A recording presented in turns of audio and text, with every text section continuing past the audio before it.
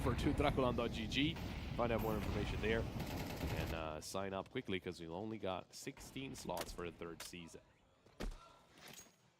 You heard the man. What are you waiting for? But now we're back at it. Basement Boys creating some difference in rounds. It's time for PassionUA to give a proper answer or just not allow Basement Boys to extend this positive outcome they have created for themselves. And JT as at the wheel of this one. He takes one, but his colleague takes the other. It is a 4-on-3 situation. Oh, the jumps there were heard. Bambosh taking a different approach there. I'm not exactly sure if he was spotted by Kvem. Potentially not. In the meantime, Nick will find a kill onto Owner. That's going to be very important. Could have been the flank that Basement Boys needed to sell a potential fake. Molly deployed. Flasher CT. Oh, Kvem was not affected by that. Trouble in a clutch situation. Will be going down to Grim. No problem for him. And that is PassionUA with their first round on the board. Highly important this round. You don't want to let them extend too much. And these 2 kills in Cave have been essential for this round win. Yesterday we were talking about Basement Boys and saying that they don't really let anything to chance. Every time you're gonna encounter one, kill one, there's going to be a refractor coming in, and they don't miss out on those. If PassionUA are going to follow the footsteps of OG, just considering everything that they have seen out of Basement Boys, what else would there be there to surprise them aside from accuracy? As Paul Bandana keeps showing, but Grim, he has infiltrated the back lines of Basement Boys, but now he has been found by Bambosh through the smoke, through the wall with a headshot. Situation kind of different right now, and it puts Basement Boys into a favorable position.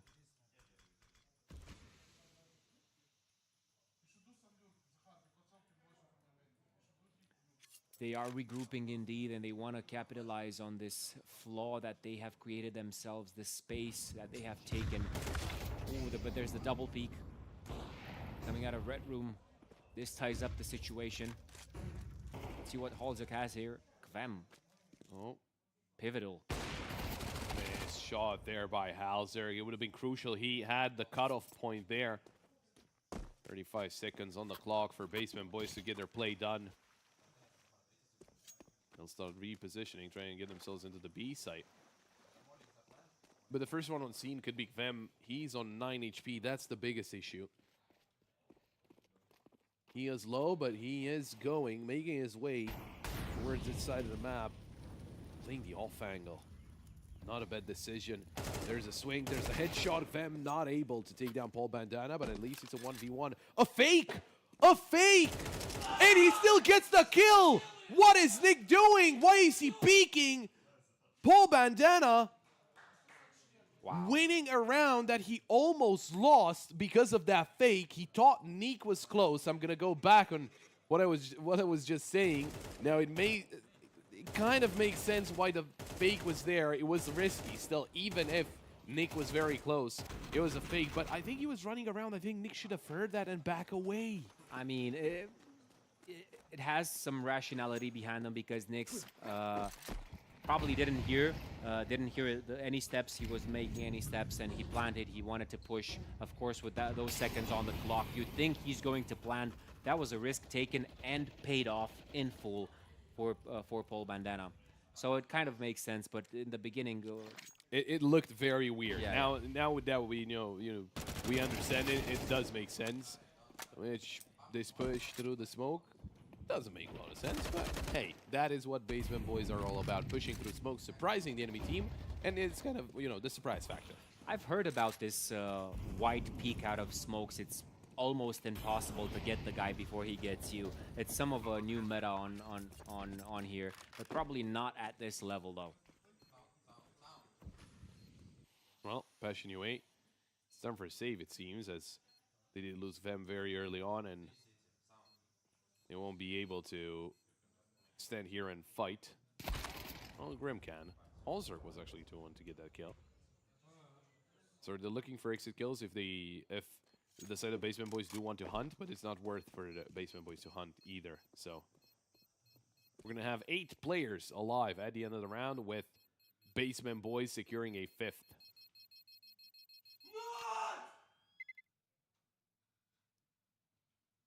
Just a simple nice.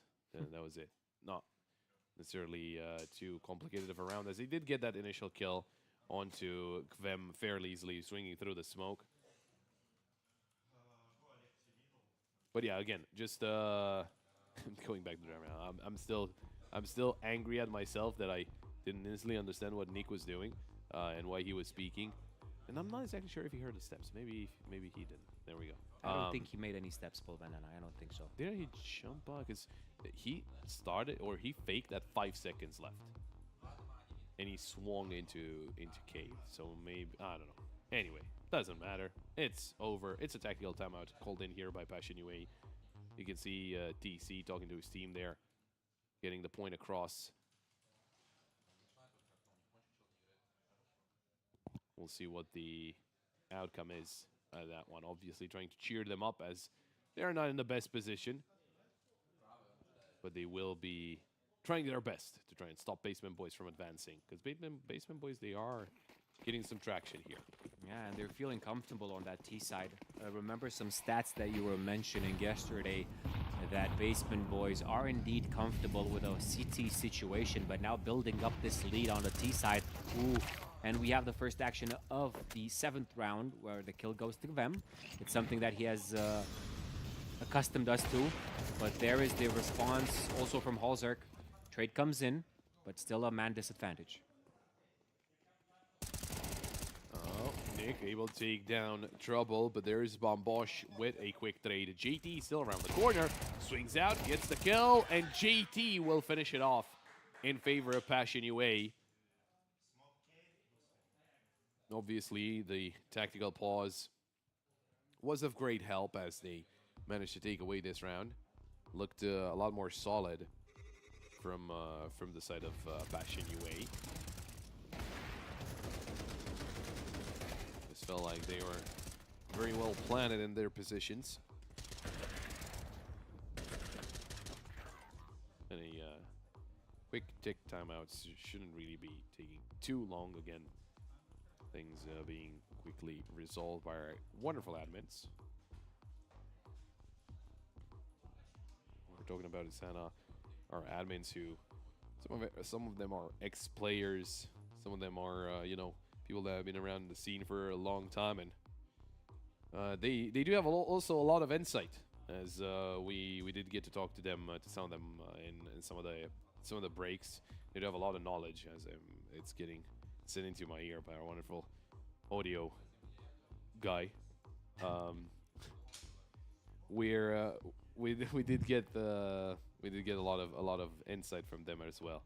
That is cool to see. You know, enjoying what you're doing, right? You're watching Counter-Strike, and you know, you're not just mindlessly watching, right? If you were a person who didn't really play a lot of CS or didn't really understand how a pro thinks and plays, you might be watching the game and you'll be like, oh, that's cool, but you know, or everyone's looking over there seeing, they could have done this better. Obviously, just keeping it themselves. But what insights did you get, bro?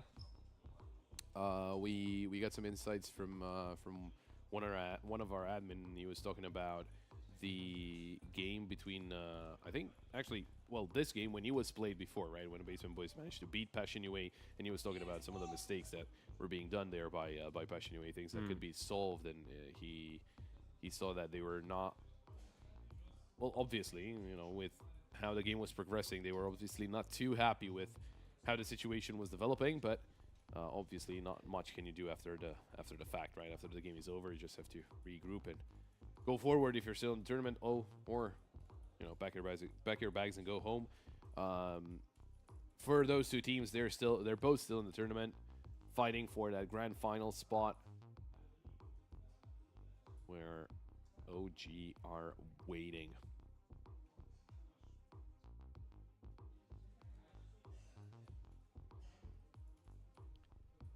Should be getting back into the game fairly quickly here. Everyone's back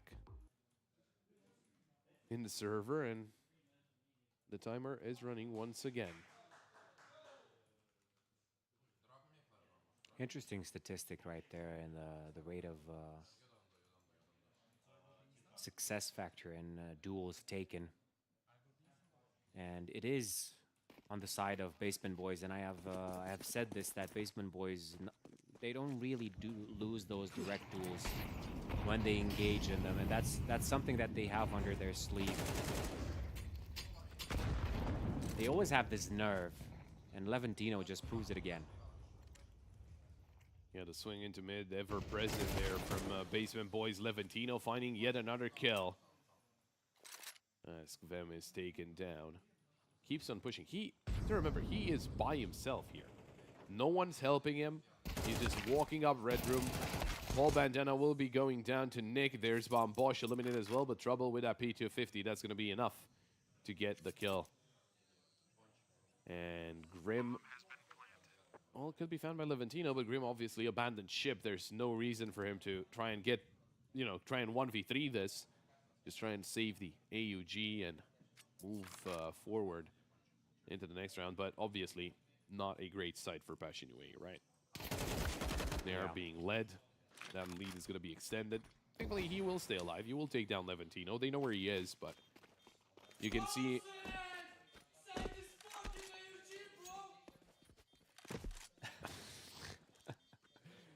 As you can see, they don't have enough money to hunt, and it's gonna be the round for Basement Boys. This is just gonna be a recurring theme. Whenever we hear them screaming, we're just gonna shut up and listen. But just for it's not on stream as well. It's just us hearing this. No, I would expect it to fully be on stream. Mr. Audio Guy is what the players are saying heard on stream as well.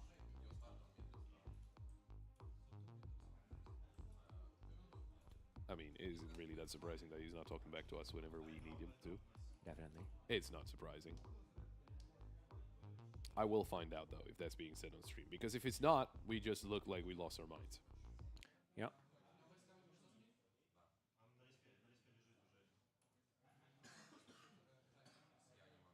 I would expect it, though. I think there's a separate mic for that.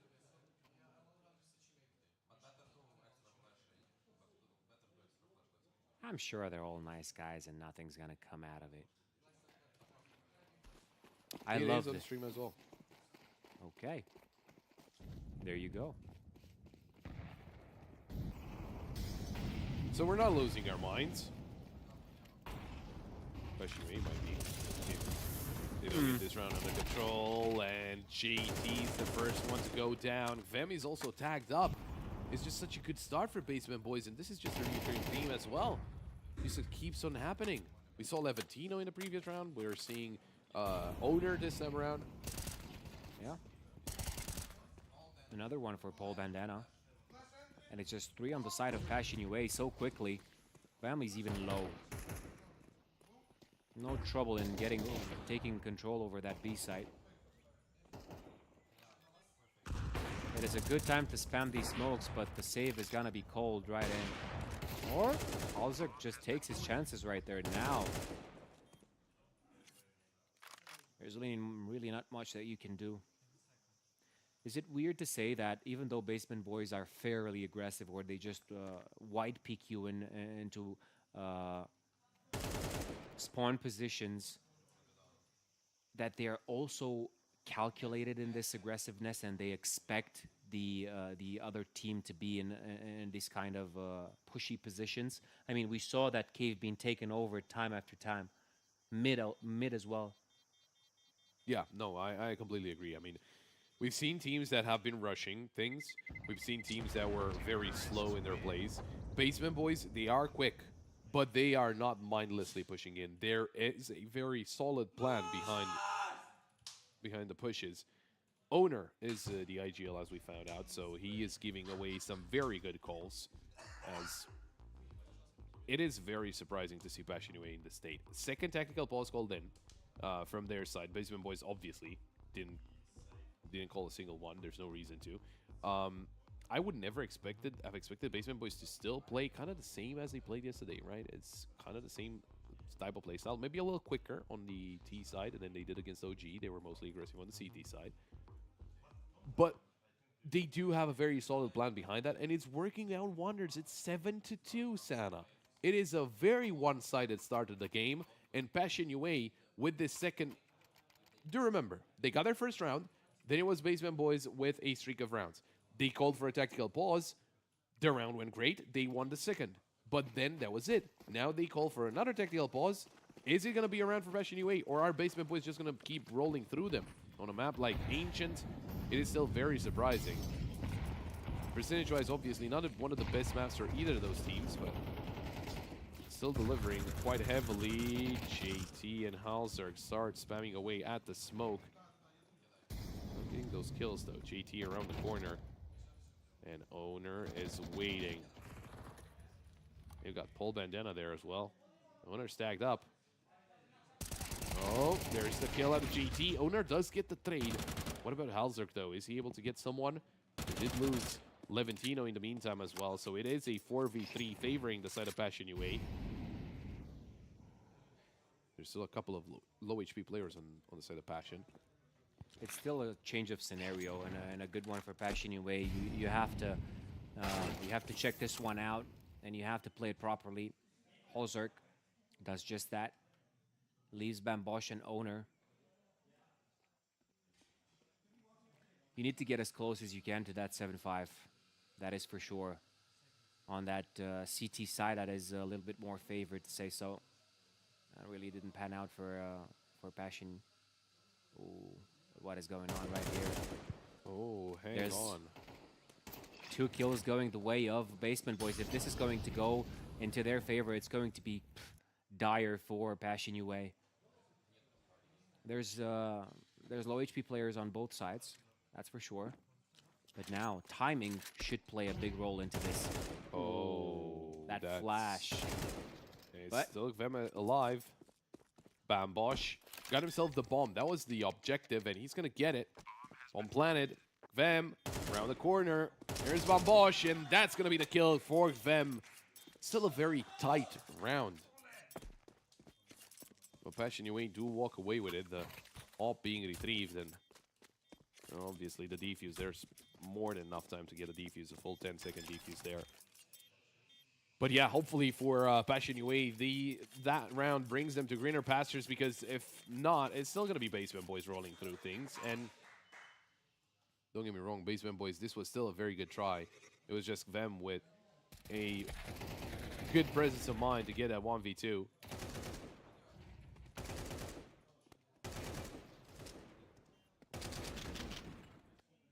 One of the rare situations where Bambosh was not very decisive in his peak. He was trying to avoid the fight instead of maybe potentially taking it, because if I'm not mistaken, Vem was a little bit tagged up, a little banged up, so he was not on full HP. We got to see for a second there team economy not looking too bad for in terms of loss bonus, obviously, for Passion UA. For Basement Boys, they just started getting that first one, brought to you by our friends BRD, Group Société Générale. It's 2 rounds left out of this first half, and Passion UA are looking to take away both of them. Halzerg, that's a good start. Takes down Trouble.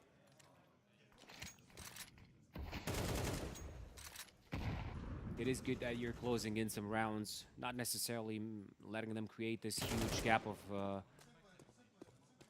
of rounds. And Basement Boys, they just seem that they have an answer for everything right now. Even though they were outnumbered in the last round, they still managed to get it into 1v1. Now they're slowing down a little bit. A minute has crossed on the board, and they're still assessing wherever they want to hit. Bomb seems to be going towards A main. Oh, Owner goes down. Leventino couldn't really help out, but they have taken control over the A site. Smoke deployed. Paul Bandana will be getting the bomb planted. Still player advantage for Passion UA. They do have a smoke that they could throw towards Donut. Vem's got it.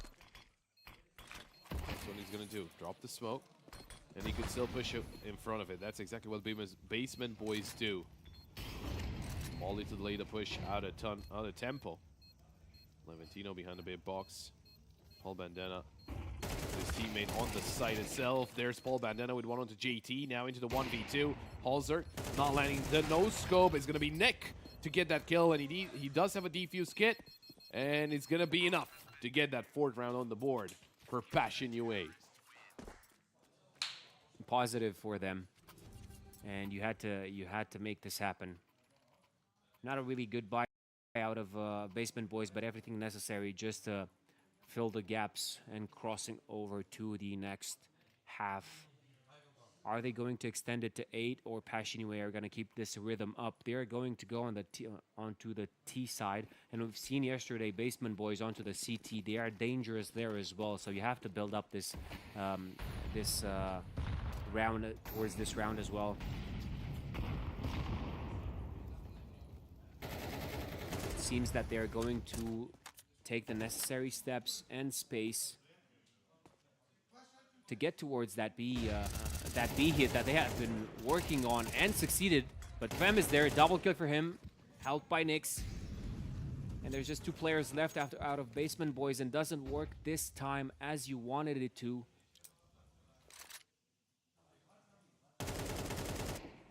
Oh, Vem, big surprise as he swings through the smoke. It's all down to trouble. Beagle in hand. Swings out into the crosshair next, and it's going to be Passion UA with a 5th round on the board. There we go, some success finding the final 3 rounds in the first half.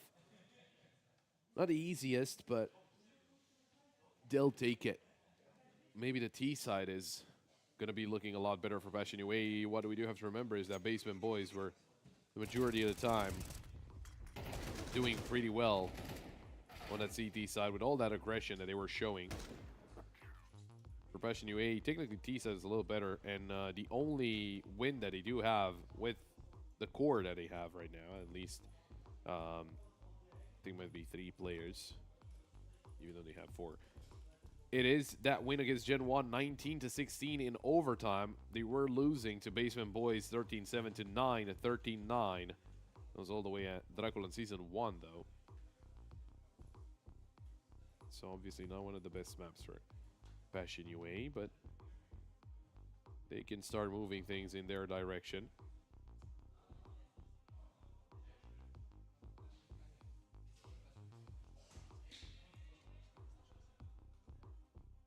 I am very curious if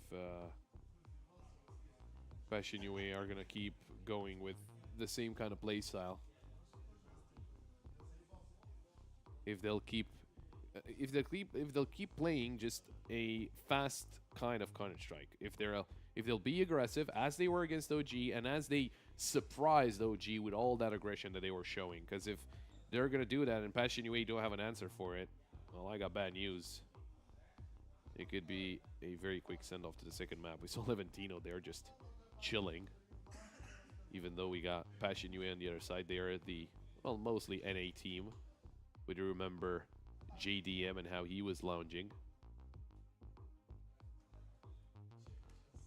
As a coach of Basement Boys. Maybe we'll get to talk to him again. Who knows, if they win. Yeah. We could get another interview with him. Yeah, he's a nice fella, pragmatic. He's a cool guy. Mm-hmm. I liked his rings. His He has rings. Ah, yeah. He The has drip. multiple. Yeah, he's very, very drippy. I always wanted to rock rings, but it always looked weird. Because I got sausages for fingers.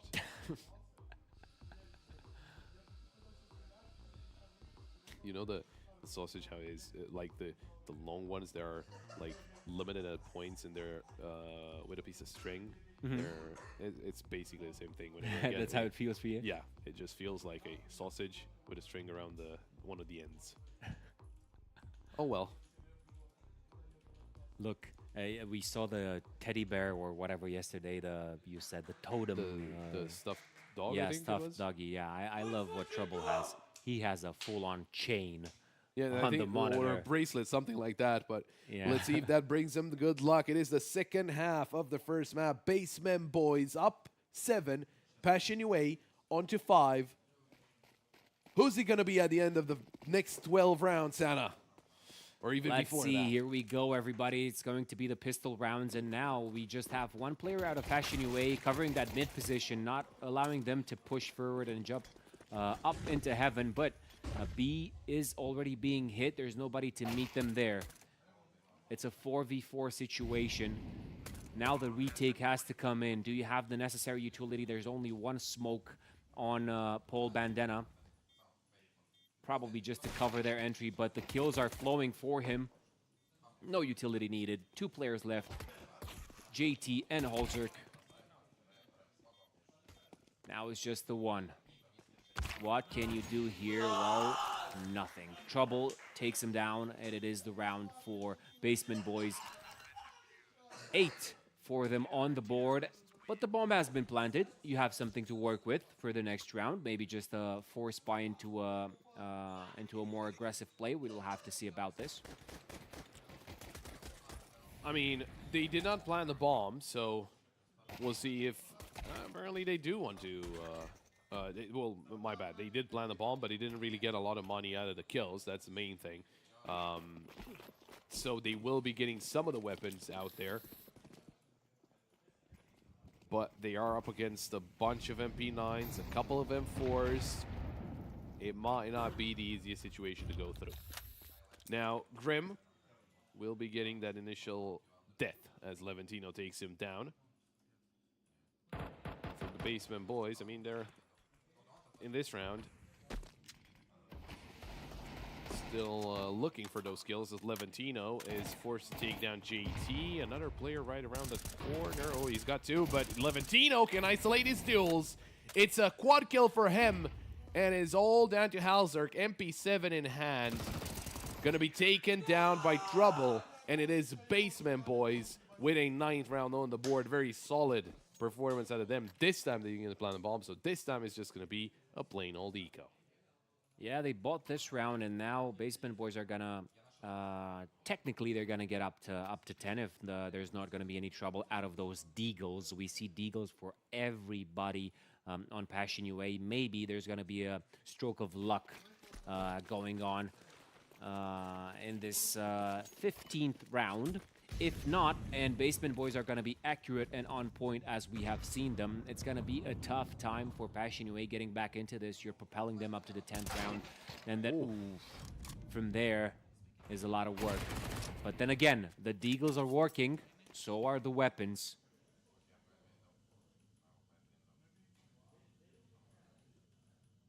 Going back in towards mid, Paul Bandana needs to be careful. It's a long-range duel. It is up against the Eagles, but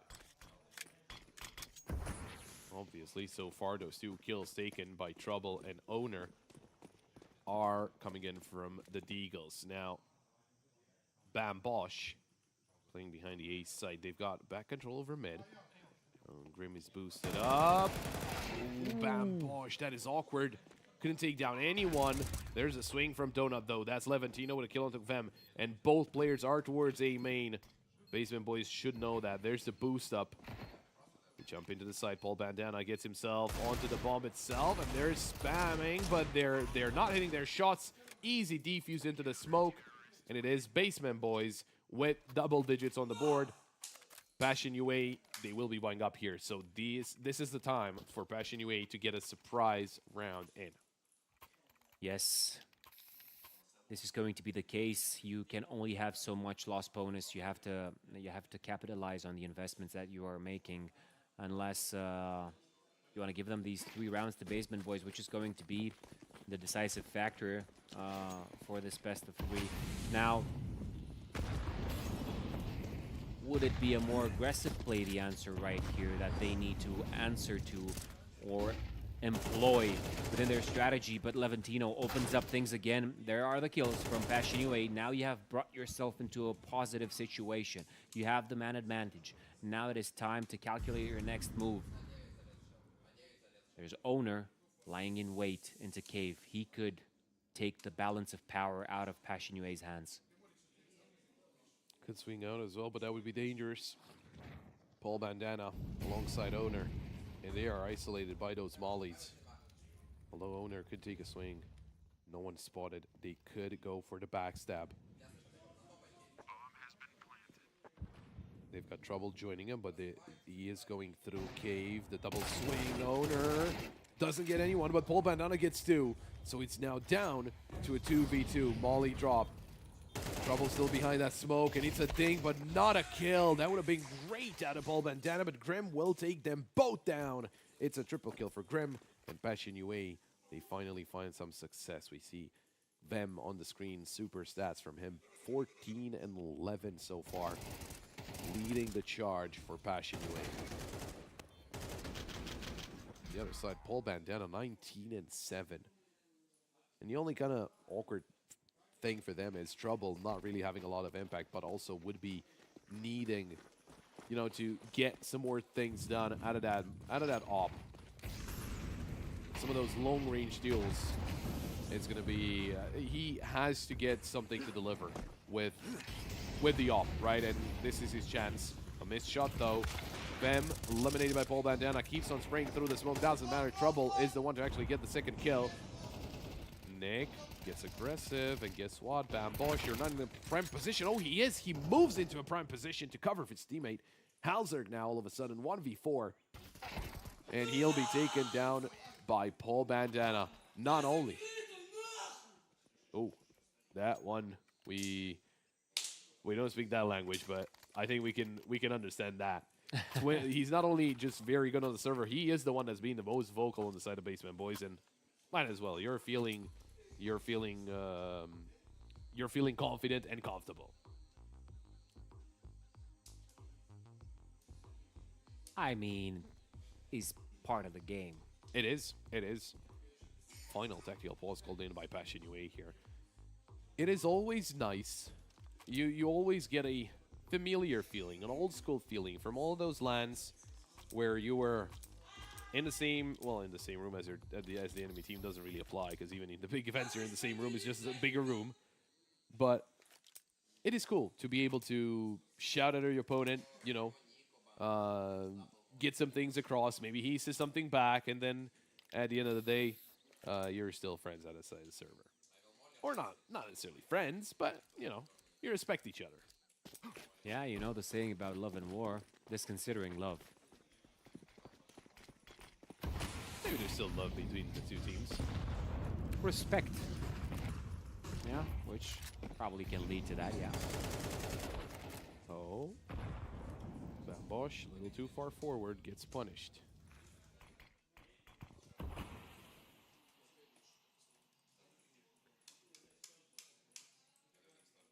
Passion UA in a tough spot. Not necessarily starting with this round. But now, Bambosh is taken down. So you have some space to work with. But you also see the movements of Basement Boys. And they're starting to gamble on different hypotheses.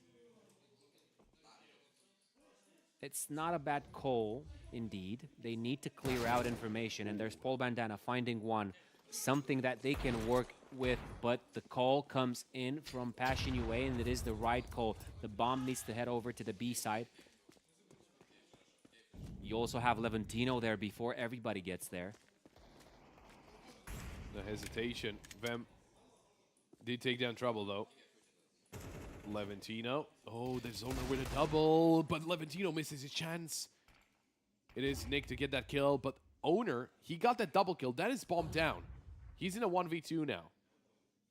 Should know where both players are. Vem will be coming in from mid. Owner hanging on to the angle, and he keeps on spraying. They're both low HP. Pistols coming out, and it's going to be Owner with a clutch. 1v4.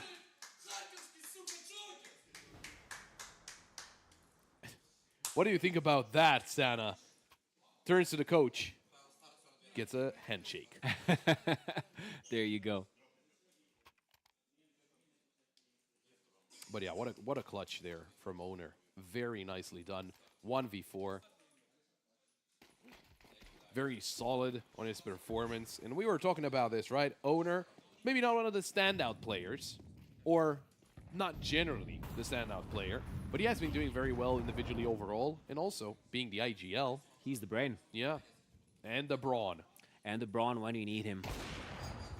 Oh, trouble in Levantino starting off this round. Right, it's already a 5v3, and Basement Boys could be on their way to reach the grand final just to get this first map out of the way, sending us over to Train. Paul Bandana with a kill onto JT, and it's Grim all alone, spotted. Not isolated. Good reposition, but Trouble reads it. 13-6, and Basement Boys, not only do they win Ancient the second time around against Passion UA, they do it even quicker. It was 13-7 last time, now it was 13-6. It seemed that there was no answer when they were on the T side from Passion UA. They managed to scramble some few rounds and won those. But all the way through, they have been building on this positive factor and then moving on to CT. That was even a more decisive play. End of the game by them. Paul Bandana shining as we were expecting him to, right? We were talking about him in the beginning of the game, and he for sure was the main highlight of some of the plays that the Basement Boys have had. Of course, with the help of the teammates, but there was no stopping to them. There were times when they were overwhelming to Passion UA, and there you go. There's the stats to go along with this. Yeah, a lot of impact from Paul Bandana, no surprise there. 23-8. Very, very impressive stuff. And this is something that we were talking in the pre-show, right, Sana? This is something about the depth of the playbook that Basement Boys have, because we've seen them against OG. I personally didn't see them whenever they played against Passion UA for the first time around, but we've seen them against OG. They had a lot of different strategies from what we saw there, right? When they played against OG, they were not that aggressive. They were not forcing the issue as much as they did today. Today, against Passion UA, they did really, really well, and that didn't really make it easy at all for Passion UA. Obviously, couldn't really do anything about it. So with that in mind, very, very impressive stuff. 2.88 KDR for Paul Bandana. I mean, just wonderful stuff out of him. And Basement Boys, they've got 1 foot in the final, just need to get the second in there. Yeah, you said something yesterday that you might find Basement Boys against OG for a second time, but we're not running out of maps here, and we're not running out of plays as well. So there's a long way to go for Basement Boys until they reach that factor. But we're gonna move on to the next map, and you said there's a depth to their plays and to their strat book. Wouldn't you find that a bit impressive, considering that the coach is one that would help you in times of synergy and cohesiveness between the players? Yeah, that would be the work of owner if you sure. Analyze it in a way like that. And props to him for doing so, facing off against these big names and delivering. But I think that they have brought something that Passion UA are working towards facing in the next one. And if we're talking about next one, we're gonna see it right after this break. Stay tuned, guys.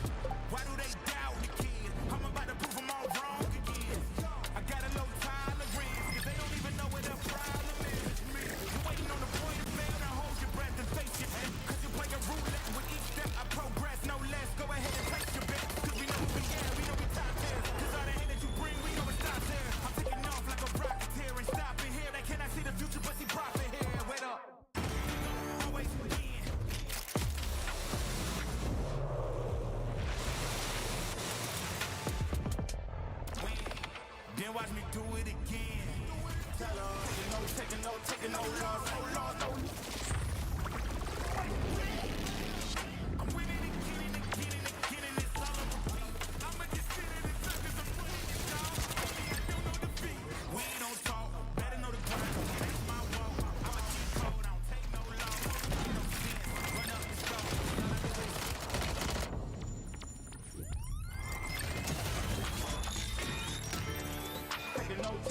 Taking no loss, ain't taking no loss. Look, I'ma always win. I ain't taking no loss, no loss, no loss. Look, I'ma always win.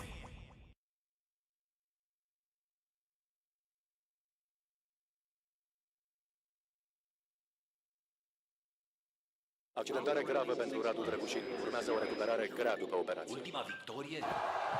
Mai poate reveni anul ăsta. Victorie. Va mai fi titular? A serious injury. Victorie? Ce este o victorie? Ceva ce ieri părea imposibil. Victorie? Forța Radu, nu te lăsa! Luptă! Luptă! Victorie? Părea imposibil. Victoriile se construiesc în vestiar și pe terenul de antrenament. Bere de Locker Room, din inima sportului. Care e victoria ta de azi? Welcome back to Game Builders, your favorite game dev podcast. Today, we're going to be looking at a brand new title by G.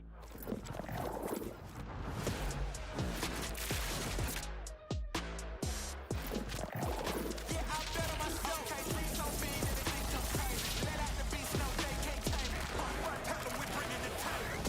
Yeah, I bet on myself.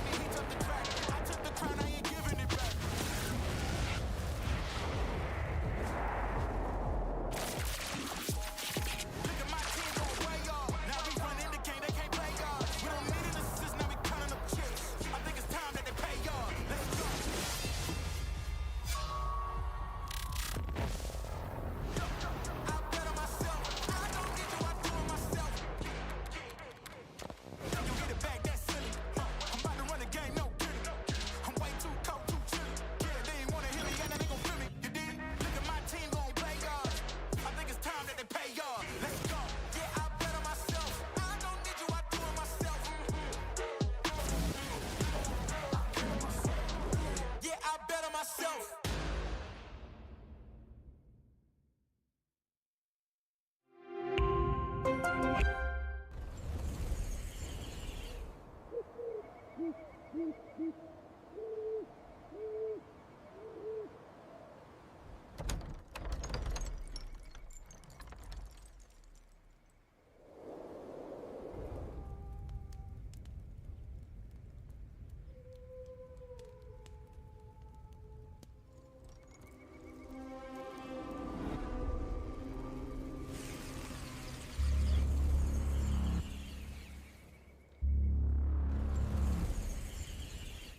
Welcome back, everybody. We are going to jump into the second map of this consolidation final, Passion UA versus Basement Boys, and we already have a win on Ancient by Basement Boys. Amazing game out of them.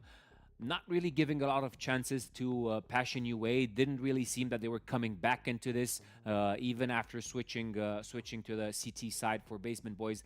But now we are going to head onto a new one. It's going to be Train on our monitors and on theirs as well. And we have seen instances of Basement Boys on Train. Also, we could check if Passion UA is holding the standard in terms of stats if we are going to go into that, and have our predictions ready considering these metrics. While Statman over here is going to check that. I would let you guys come with the predictions in the chat and whatever you think is going to happen. This one, I know still for some, Basement Boys are the surprise in these kind of duels, but these guys have been playing on another level even since they started this competition. But they are not the only ones in this heads up. We also have Passion. They have a solid chance to turn things around and to get us onto that third map and decisive map for that big final. Indeed. Passion UA technically do have the upper hand here. 56% win rate for them on Train. Basement Boys on 50%, but Passion UA do have a little bit more experience. They have 5 wins and 4 losses. Most recent loss against Zero Tenacity, but also most recent win against also Zero Tenacity. Both of them happened at this tournament, 13-10, 13-11. Very close affair for them. Although they do have some very different kind of teams that they played against, and they won and lost. They played Monty whenever they first came to DraculaN Season 1, but lost 16-13. Won against Gentlemates 13-10, but they lose against Na'Vi and Bait 13-6, 13-8 respectively. And on the other side, again, Basement Boys did play Train against OG yesterday. It was not a win. It was a fairly close affair, 13-10 for them. But they did win against Nexus and FlyQuest at this tournament, 13-7 and 13-8. So we are going to be expecting quite a good CT side out of them, as they are a little better at the CT side. T side, not so much, and it is a little bit expected considering, it is a CT side map. It's the same case for Passion UA as well. Interestingly enough, Basement Boys percentage-wise even a little better at T side than Passion UA are. But obviously, being the map pick of Passion UA, it is most expectedly going to be Basement Boys starting on that CT side, right? We are expecting to see that, and Passion UA to be on the T side. That would not be necessarily a surprise that it goes that way. And I think if Basement Boys do get away with a fairly good first half and a fairly dominant first half, then we could be seeing another second quick map out of them, just because it seems Passion UA, they have failed to adapt to what Basement Boys bring to the table. We were talking about the depth of their playbook. It was still kind of the same play style that we've seen from Basement Boys throughout the tournament. They are playing quickly, they're aggressive, they're not respecting you, and they're gonna kill you. And if you're not able to adjust a second time around after you already played against them, then that is just gonna be a very big problem to you on the server. And for Passion UA, I mean, all things considered, that wasn't really the case. They didn't really adjust. Can they adjust here? It is the second map. Passion UA on the T side, Basement Boys on the CT side. At the end of this map, Santa, we could have the second finalist if Basement Boys manage to win. Passion UA obviously could force out of us too. Let's see what happens as we are live with Train. And Passion UA do have to decide where they want to aggress, where they want to attack.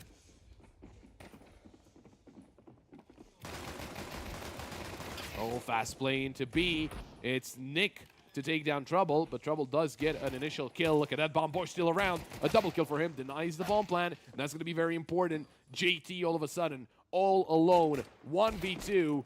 He's going to find Levantino. Just now he's in a 1v2. I did not see Levantino still alive there. He was very low HP, but Owner, he heard the steps here from JT. Paul Bandana not swinging. Going to try and help out his teammate as much as he can, but it's a dink onto Paul Bandana. Flash coming over, not affected by that JT. They'll try to regroup, try and play in better positions, try and trade each other off. It's a minute still left on the clock, even though it seems like this round has been going on for a while, and Paul Bandana will get that opening kill here, opening round, I should say, as they take the piss around. I mean, there's few that can understand that, and it is only normal. A normal start of the game for Paul Bandana, just screaming at everybody around him, especially at Passion UA after that round. You couldn't count JT out until the final moment, but they're starting positively on this train map. And on the CT, you said it, they're doing a lot better than they're doing on the T sides, but that wasn't the case on Ancient. They were doing good on T sides as well. Now, on the side of Passion UA, if you were to take into consideration everything, now they're not going to start with a decent buy into the second round. We're only going to see a full inventory onto the third. And we know about these Glocks and their success rate. I mean, the highest objective would be for you to plant the bomb. But there's the double kill from Levantino, probably the third. No, it's JT to take this tool. 2 was enough for him. There's a weapon down, 2 to be more exact. And things are starting to look interesting here.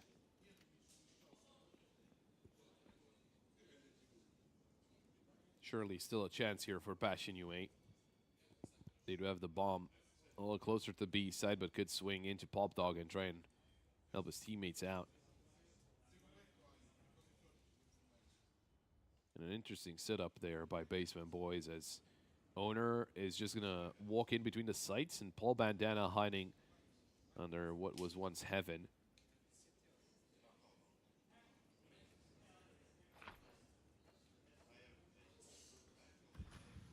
Time is ticking. Passion UA. Ooh, Grim is going to be found by Owner. What an angle. You don't have armor. That's the biggest issue. Fem will take down Paul Bandana. They swing into Khan, and look at Fem.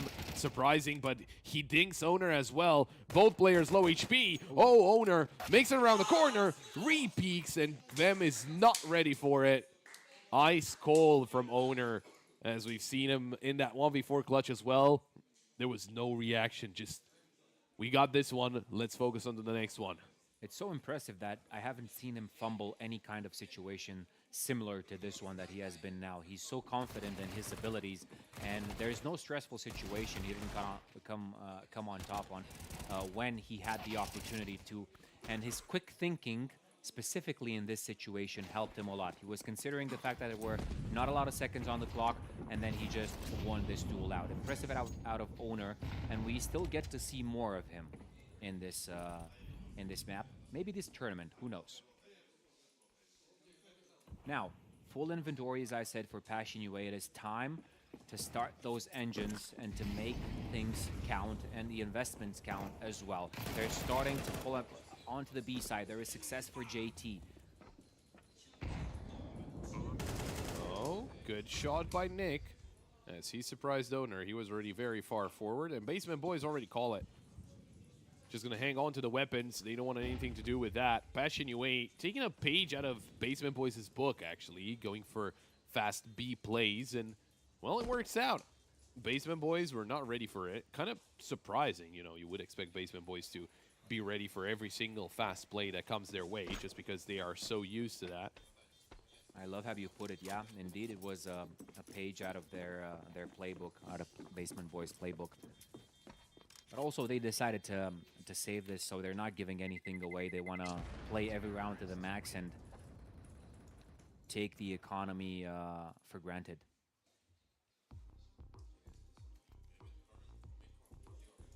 The tactical pause called in by Basement Boys, actually. The first one they They have taken the whole best of 3. They have not taken a single one in the first map. It was Passion UA who called for all of them.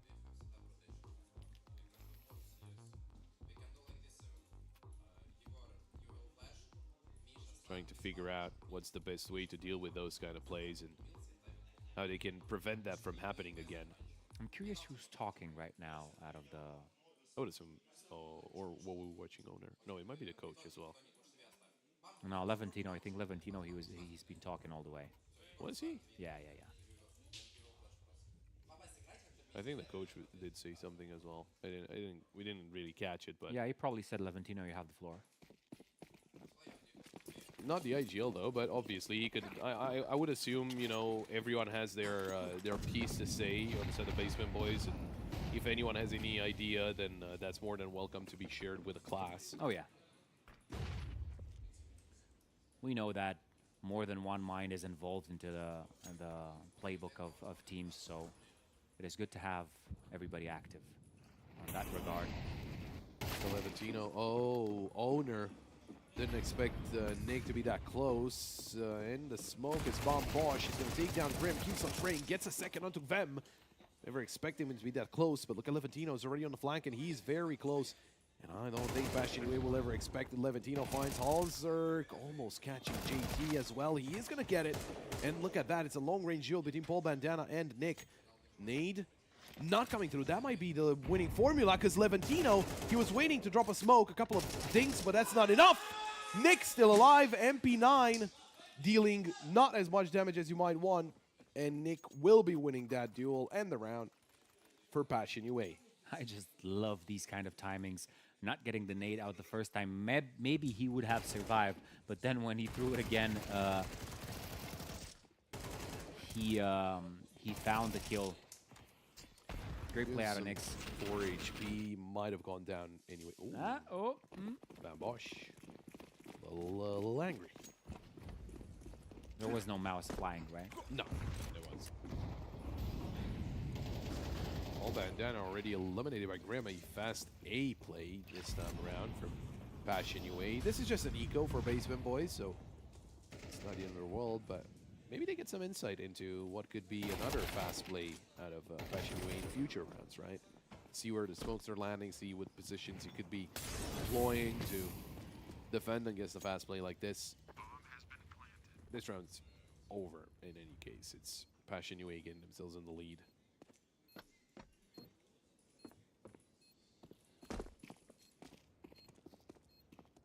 Maybe this is the adaptability that they are showing right now. Just getting into those fast-paced rounds and not really let Basement Boys think or play into their hands. I love seeing that out of Passion UA. It seemed that on Ancient it took a lot of time for them to figure out things, and now we're seeing a different side of them.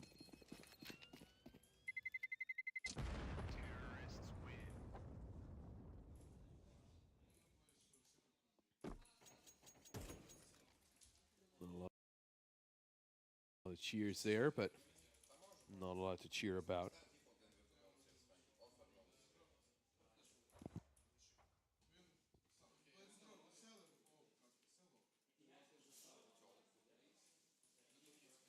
Well then, Passion UA. I believe this is going to be a lot closer than Ancient. From the looks of it so far, maybe the case, although Levantino trying to fight things out. Grim getting a double kill, looking for that third. Owner still alive, but not for long as Nick manages to get a wall bang in. Passion UA, this is very quick out of them once again. And he's working out wonders. Basement Boys don't have the time to adjust. Bombosh and Trouble. 2v3. As the bomb will be planted by Halzerk.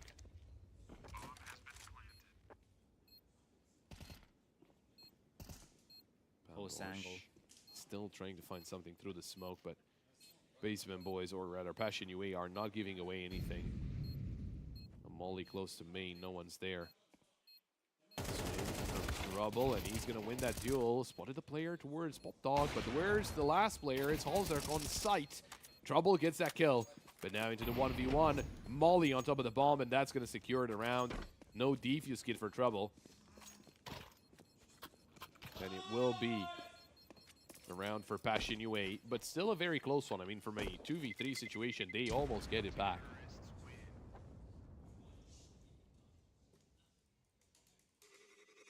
This time around seems as if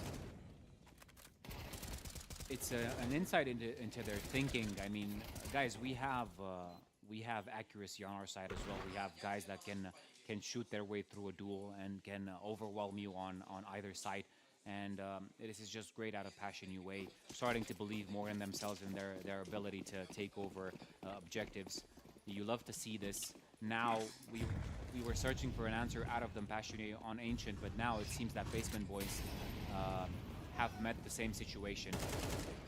Bam with the first one and the second.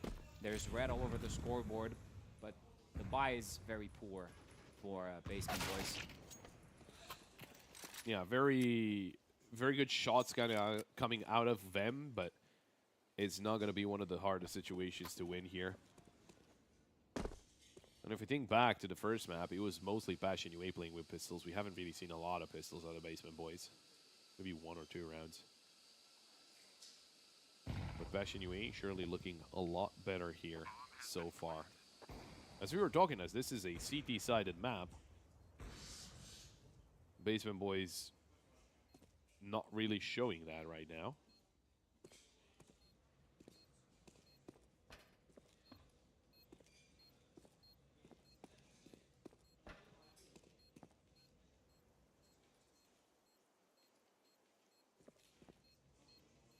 They're going to check some angles, but I don't think they'll get too far away from the bomb site itself. Not being scared of a potential quick defuse at a Bam Bosch is just, it's not really a reason to hunt all that deep.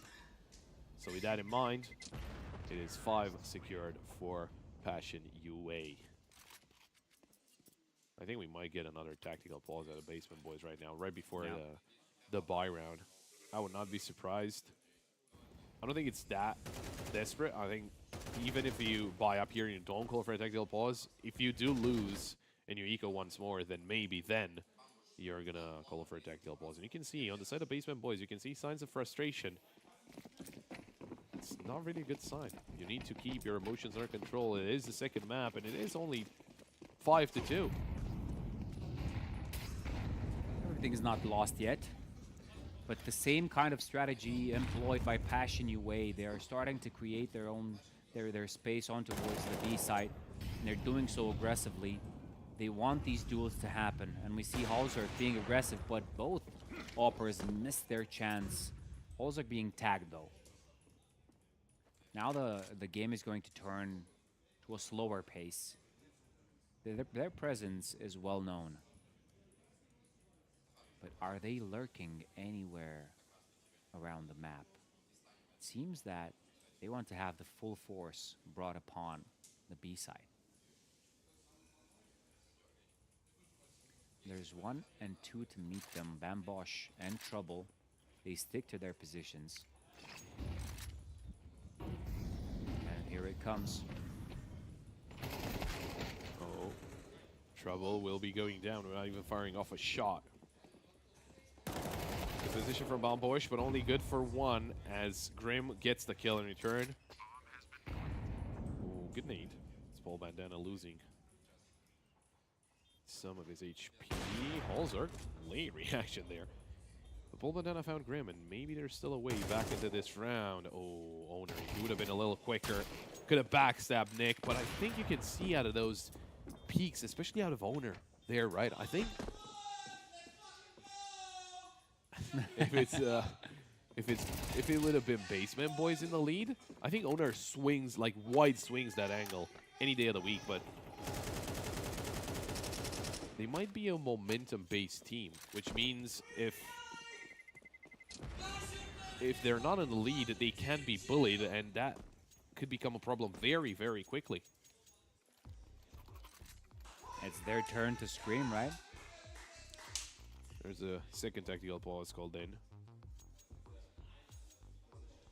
They want to fix Oh, there are problems with these ones pretty fast. They need to talk this over until this ground difference is gonna turn from relevant to huge.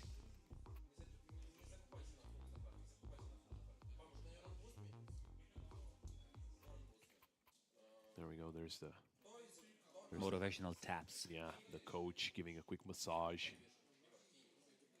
Oh yeah, some different different strategies for the massage. You know, even with the chopping, even with the you know. Are you a connoisseur? No. I'm just saying. Hey, if Trouble gets an ace this round, we know why. Yeah, maybe we have budget for that in the third season. Yeah, get yourself a masseuse. Oh, Levantino. A double kill for him. Paul Bandana will be taken down by Grim, but the majority of the players of Pesh and UA are getting themselves into that A site, or at least aggressing towards the A site initially. Trouble behind the site. There's one onto Vem and a second onto Grim. Oh my, Vem, a couple of Trouble, a couple of great kills. Wow, it works. It's Halzerk 1v3. There we go. The secret strategy, the massage to hit insane deagle shots like Trouble. There's a lot of time left for Halzerk here to get his play done. A minute left on the clock. Funny little Easter egg interaction that we had yesterday. We, whenever Passion UA had to give an interview, Halzerk was coming in, and our producer asked if Hellraisers is coming. We're about 10 years too late for that, but it was a little funny. Yeah, but what a roller coaster Hellraisers has been. Simple was there. What about Halzerk? Not a roller coaster, one that's going downhill as Basement Boys get a third. Where's the screams though? See, not yet. They're still being led. You can't really scream back if you're being led. Really? Yeah, it doesn't feel the same. Okay. If they manage to get, you know, 5 rounds or 6 rounds even on this in this first half and then get a piston round, oof, that's gonna be loud. Oh yeah. But I just love how Trouble woke up all of a sudden with those double D kills. Now they have something to fight back with concisely. He's back on the op. And there you go. Great shot out of Trouble. We were talking about how a lot more impact could come out of him with that op. Finding that initial kill is certainly great. Oh, Nick. And spotted. Van Bosch messing up his spray. And Nick opens up the B side single-handedly. Trouble will take down Vem, so it is a 3v3, but JT makes sure that they have the player advantage. JT with a second. And Trouble all of a sudden all by himself. That nade could actually help him out a little bit, but no one spotted.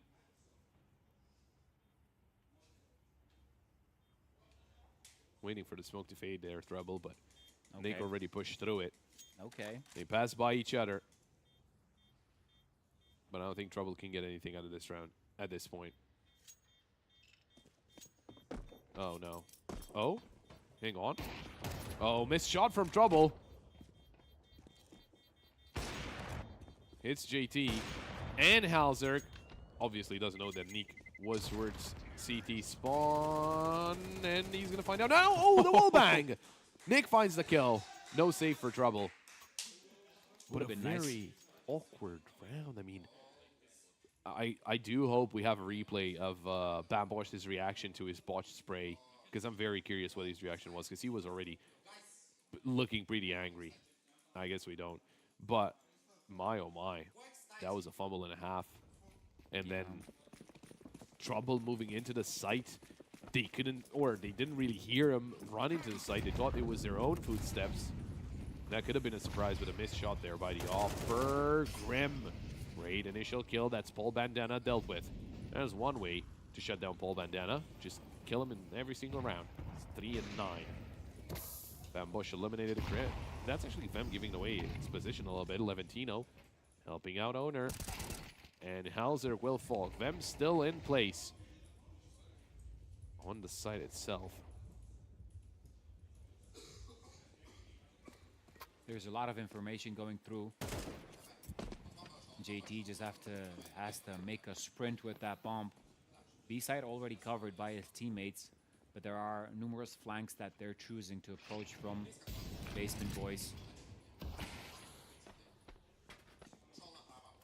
Fem is at the forefront of this after plant defense. When he's facing against the op, he gets the one, not the second. But it's JT and Nick versus Owner with an Owner on low HP, deciding to get the op onto the next round. And Passion UA, they're doing kind of the same thing that Basement Boys have been doing on Ancient. They have control over this map, and it doesn't seem to go away too soon. They have been having success on every entry that they have had these past few rounds.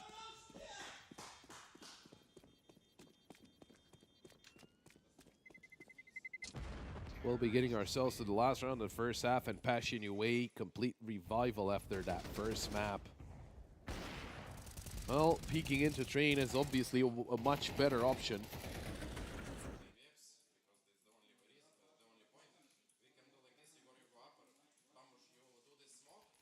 Seems like Vem is actually the one screaming back.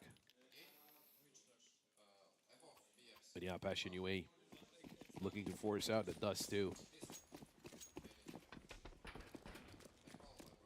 I think the scary part is that Dust 2 is certainly a map that caters to the playstyle of Basement Boys. We'll see if that extends into the game as well. Grim already with a fast play into a example. Bandana Owner with a double, and he was not hit at all. Grim will get the trade in return.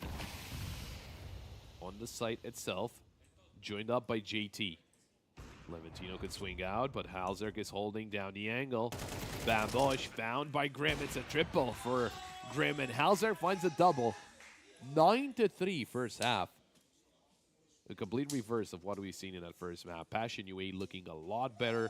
Obviously, Train being a lot of a better map for them overall, and they have been looking very confident. Was that the comeback police or just the ambulance?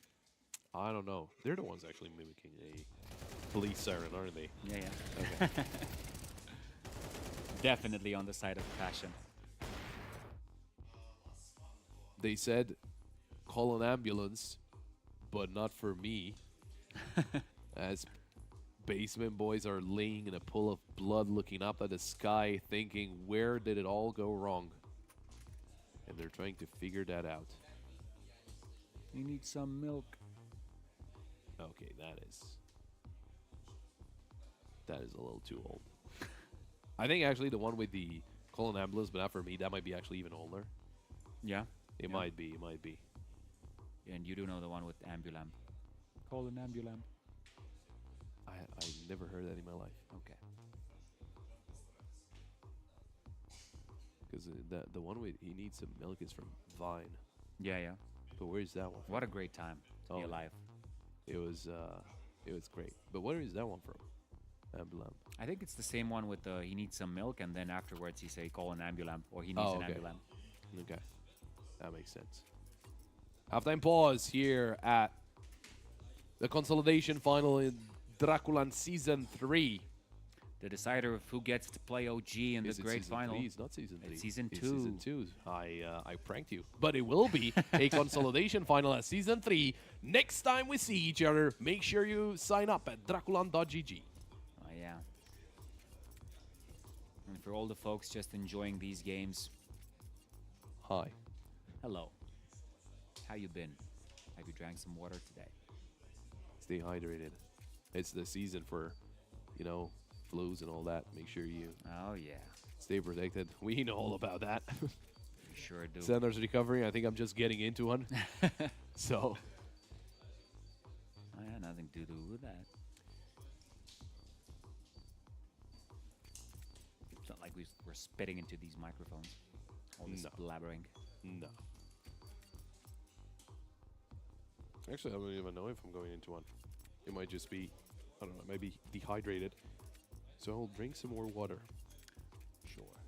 It's not water, it's Red Bull, but it's, you know, it gives you wings. So Yeah. that's going to help, right? No. The wings help. The ones that need wings right now are basement boys. Think about it like this. What if we had wings? Where are we going with this?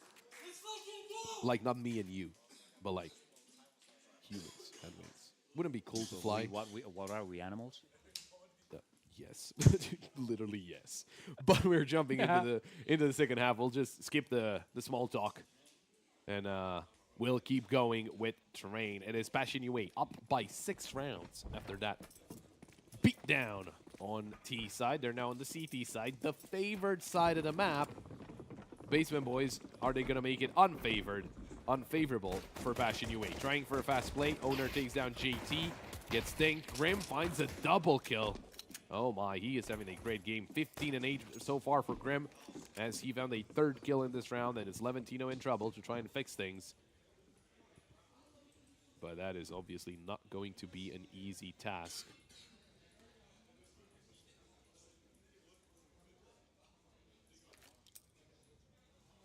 There's just the two that have a huge task indeed in front of them. If you lose this pistol round, you're just gonna prompt Passion UA towards that 10th. You haven't gotten a lot of kills. The bomb not yet planted. So what will it be for the next rounds? Unless Levantino in trouble pulls something out of the hat that will shock everybody. Is it going to be a rabbit? Probably. Oh, a double dink. That's even better. Grim will get a 4th kill in this round, going for that ace as Levantino's all alone. Here's a lot of steps around him, trying to figure everything out before swinging. Here's your time to shine. Not a lot of time left, though. 20 on the clock. Levantino sees Grim, takes him down. Instant headshot. Second player spotted. Committing to the bomb plan. Halzerk. A little too late. Bomb was already planted. He didn't see them. The dualies, long range. But it will be Halzerk to find that final kill. Passion UA. It's double digits for them. Bomb still being planted, so you have some economy to play around with.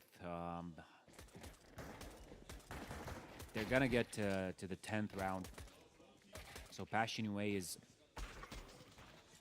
dangerous, to say the least, starting from here on out.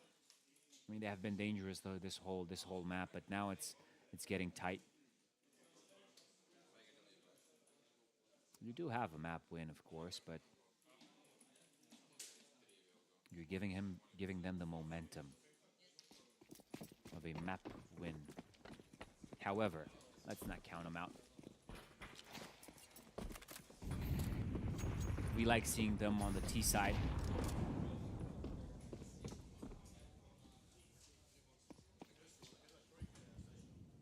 Basement boys, I thought they were going to go for a fast B split. Oh, steps being made. Single player towards B from Passion UA. There's rotation, though, from JT. Try and help out. Nick backing away as JT's spraying away, and he takes down Bosch. Owner only good for 1 as Halzerk swings and gets the kill. Trouble and Paul Bandana are both low HP. They're still able to deliver. At least Trouble is, but he will be dealt with fairly quickly right after. Levantino spotted by Nick. What an angle to find, and Paul Bandana eliminated. It's 11 for Passion UA. Basement boys, at least they get a bomb planet. If they want to force up, they can. Wouldn't be the best of buys, but at least it would be something to fight with. Try and deny Passion UA the map point onto their own map pick. Yeah, how to turn the tables.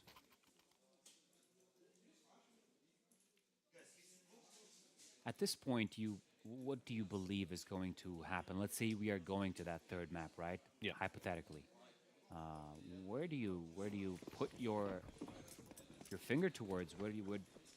Where is it going to be? Because you had a decisive ancient out of Basement Boys, and now you're having a decisive train out of Passion UA. But let's see what's going to go further on. Oh, 3 kills in a matter of seconds for Passion UA, not giving away any chance to the Basement Boys. going back to your question, to be honest, if Passion UA are able to keep it up like that and to deny Basement Boys their normal plays, it looks like they are crumbling under that, right? If it's not working out for them, they start to lose their confidence, they start to lose their focus, and that could be the biggest drawback out of every team. Trouble, what a great shot. He can get bomb planted, no issue. But he is hesitant. He thinks there's multiple players here, trying to isolate all of those duels coming in from ramp, and Halzerk will take down Trouble. It is map point for Passion UA. 9 chances to close it out here, Santa. Very one-sided second map for Passion UA. Dust 2 over the horizon. That is not far at all. Yeah, so to simply answer your question, if Passion UA do keep denying the plays, they should be able to take this away. It's 12-3, yeah, and it just takes me back to what you said. They're looking so good right now, and the momentum can be built and translated into the next map as well. But 12-3, not yet over. Maybe a Hail Mary out of the Basement Boys, but Grim just gets 2 kills. He has been insane on train. Also, the thing is for Passion UA, Dust 2, 67% win rate, best win rate out of all of the maps. Basement Boys, they only played one time Dust 2. It was against FlyQuest, and they lost it. Great shot from Halzerk. Opening things up. Owner swings out, but Halzerk's ready. Oh, my. Some very great shots out of Halzerk. And it's all down to Paul Bandana. 1v5. Keep his team into this map to disallow Dust 2 to be played. Paul Bandana. Can he take down Nick? The answer is no. It's a flawless round to end the second map. Passion UA 13-3 Basement Boys to secure a Dust 2 decider. I love this from Passion. You know, they were looking very shaky on that first map, but coming into the second one, just complete domination. Grim 20-11. Nick 17-6. I mean, everyone did their part. Short them on the lower side of the kills, but it doesn't matter. He had his impact as well. And it was a one-sided win. It was a very one-sided win. Well, yeah, there was the answer that we were looking for on this second map. Thinking that Basement Boys have started with an enormous momentum behind them and overturning every situation and statistic that we had on our hand. But now, Passion UA, they have showed their true colors, and they have dominated this train. Now we are just going to see if this is going indeed to translate onto the decisive map, and we're going to find out who's going to join OG in the great final. But how do you think Basement Boys are gonna get over this? I don't think it's going to be easy. I mean, they do have their coach, and their coach needs to have a very important talk with them, because it looked like whenever Passion UA were able to deny a lot of their plays, they were getting lost. They were, they started losing confidence. Once again, going back to that round where Owner was coming in through CT, if they were leading, he white peaks that angle any day of the week. This time, goes for the shoulder peak, goes for the shy peak, and it's not something that we expected of the Basement Boys, and it was very surprising to see it develop like that. And Passion UA took advantage of that and took the map home. And you can see the MVP, Grim, an insanely good map for him. 1.91 impact. Just very, very crucial. And all those multi-kills that he was getting and shutting down Basement Boys left and right surely helped out with his teammate as well. Just to they did get a lot of confidence out of this map. Maybe the first map after it ended, maybe they were not that happy, but now surely they can be happy, and they should know that the win could be just over the horizon. It is Dust 2 coming right up. They know how to play Dust 2. They do have a very solid Dust 2, and they're playing against Basement Boys, who only played once this tournament, and it was against FlyQuest, and they did lose against FlyQuest. Nothing to take not to take anything away from FlyQuest. They are a very good Dust 2 team, but you know, they took down Basement Boys on that map, and I think that was the only map that he managed to win against Basement Boys, because then they did lose 2-1. So Passion UA should be coming into this one with confidence. Basement Boys, well, they need to work on that. You know what's the only downside to this situation? What? Is that us as casters, I mean, I just want to see more of a head-to-head duel, like round after round, being either side taking every step towards getting the upper hand, and I really want to see a close dust. Really want to be involved into those high-risk plays and high reward as well, like we have seen from Arosdos yesterday, for example, right? Out of OG versus Basement Boys.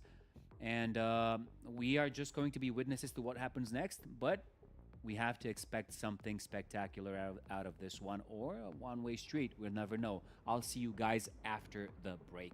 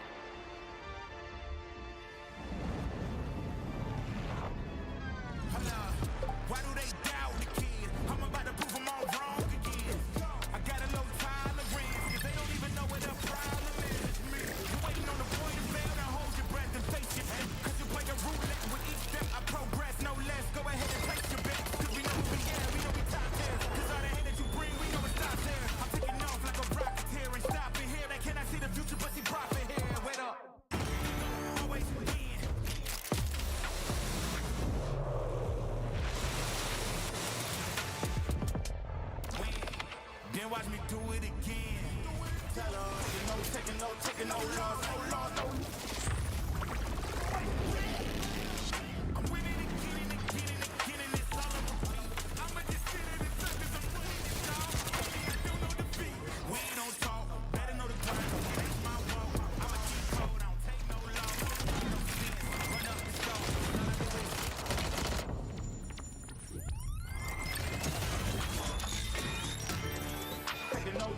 Taking no loss, ain't taking no loss. Look, I'ma always win. Taking no loss. Look, I'ma always. I'ma always win.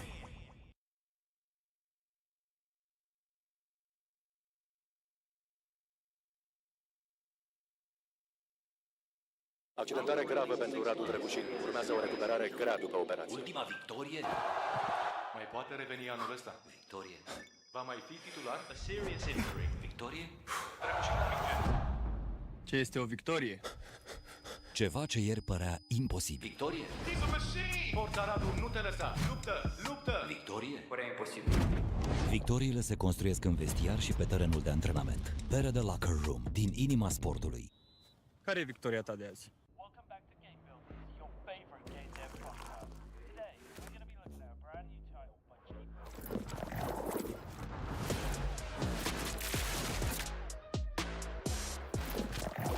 Yeah, I bet on myself. Can't be so mean and it ain't so crazy. Let out the beast, no, they can't tame it. Tell them we bringing the table. Yeah, I bet on myself.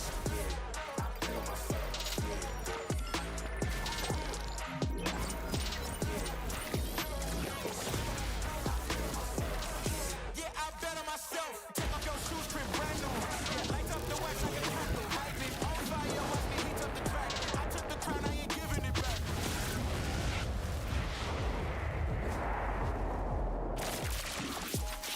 Look at my team going way off. Now we run indicate they can't play y'all. We don't need an assist, now we counting up chips. I think it's time that they pay y'all. Let's go.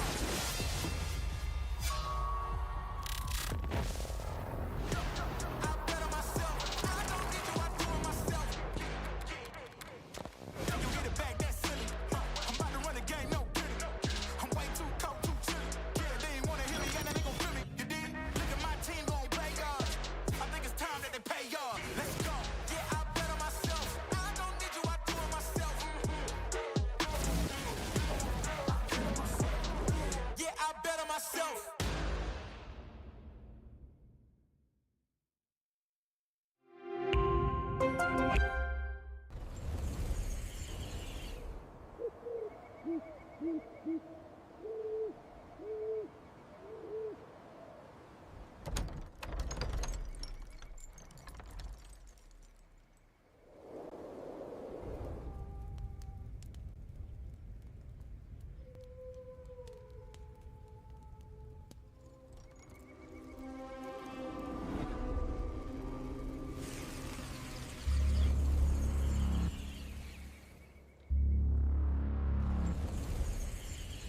We are back, getting ready for the third map of the best of three, Passion UA. Basement Boys, who is going to be facing OG in that grand final? Well, we're here to find out because we got one more map to go through. It is Dust 2. Definitely. We have to see something different. I mean, we've seen one-sided Ancient, one-sided Train. Now, I think everybody's expecting to see a tie-up game and to play for this spot in the grand final, right? Third place and the bronze wouldn't necessarily mean a lot of accomplishment for either of these teams, but it is indeed an accomplishment in itself when you have passed all of those teams to get up to this point. But I think everybody wants to get to fight for that first place, and it's definitely both Passion UA and Basement Boys as well. Now let's get over you being the stat man, as you are, of course, and based every opinion on a reasonable metric analysis. How do you think this is going to go? Well, again, the thing is, for Passion UA, this is technically their best map. In terms of win rate, 67%, maybe not, insanely high, but it's still very good. And they played it 6 times. They do have, what I can assume, 4 wins and 2 losses, and there we go. And they're a little better at the CP side, but they are on a 4-match winning streak. The thing is, all of the 4 matches that they have won were very close games. Actually, all of the matches they have played in the past 3 months were very close games. They started all the way back in Big when against Big when they were still Complexity, 16-13 in overtime. They played against Bait, lost 13-11, but then they started winning, and those all happened at DraculaN Season 2. They won 16-14 against Mana, 13-11 against Zero to Nasty, 13-10 against Gen 1, and then 13-10 against Zero to Nasty again. So they are used to winning this map. While as Basement Boys, they did play this map once against FlyQuest, and they lost that match. It was the map that they did lose against FlyQuest, because obviously they did win right after 2-1. But, you know, I think it's not a lot of things that we can base our analysis on the side of Basement Boys by them only playing once and losing to FlyQuest, which is not that hard, not that, you know, surprising in itself, because FlyQuest are a very good map, or a very good team on that map. They're a very good team on Dust too. But at the same time, they did, you know, fare fairly well, right? It was not a one-sided affair. It was disputed, and you know, ended as a 13-9. Not as close, but not as far either. So I think they could make a good impression here. Obviously, Passion UA, they're fired up because they did just win 13-3 on their own map pick, and they will be confident in Dust 2 as well. But Passion UA leaving Dust 2 up for grabs certainly means something. Their last ban was Overpass. So Basement Boys banned out Overpass just so they can play Dust 2 as the decider. I don't think they haven't played Overpass at all in this tournament, and technically Overpass would have been a little bit of a worse map for Passion UA. Played it 3 times, won it only once, so that could have been direction to go for. But obviously, Basement Boys favoring Dust 2 much more than Overpass, and why not, right? It is kind of a map that could give them a slight edge, just because playing fast and being effective with your rushes could be one of the reasons why Basement Boys were looking that good throughout the tournament. That's basically what they were basing their strategies on, and Dust 2 could offer up that. It is a pug-friendly map, not necessarily that they're playing as a pug, but, you know, with rushes and everything that could happen into a pug, obviously Basement Boys are doing that, but a lot better than you would see out of a simple pickup group, and they are looking very strong with all of their you know, aggressive plays and plays that do have some depth behind them, right? Yeah, for sure. And now we have seen statistics even before having Ancient, having Train as well, being either's pick and winning on them. It was pretty impressive nonetheless. However, now you mentioned that this one could be a shooter's paradise and an all-purpose paradise, and now I'm looking forward to a head-to-head between Trouble and Halzark, see who gets it. But we are getting into this. Couple of seconds left, and we're going to start the final map out of this consolidation final. And who is it going to be? Who is it going to join OG in the grand final? Here we go. Pistol round. CT side for Passion UA and T side for Basement Boys.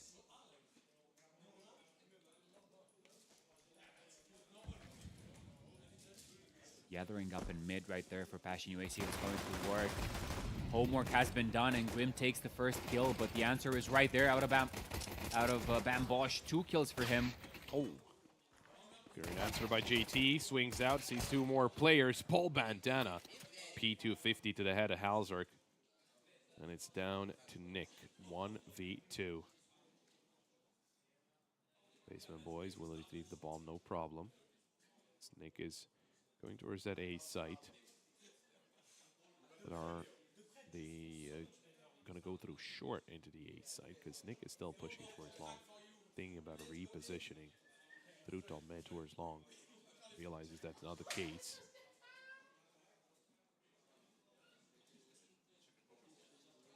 Basement Boys will be making their way towards B instead. The right call in this situation. Although they know that Nick is not there, but they're going to find out pretty quickly. If Nick can get one of them on the cross, oh, they do have a couple of smokes still. That is going to be a big problem. Might be a silver lining that Basement Boys do not have any armor. It's spotted for Paul Bandana, not hit though. Quick headshot would have been very important, and it will be Owner that swings from below Nick, gets the headshot, and that is the pistol round in the bag for Passion UA. No, for Basement Boys, actually. Well, I got confused. I am confused now.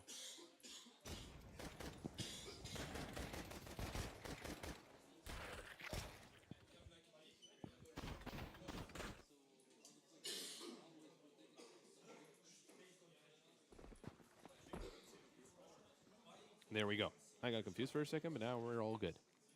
It was a slight error on the HUD.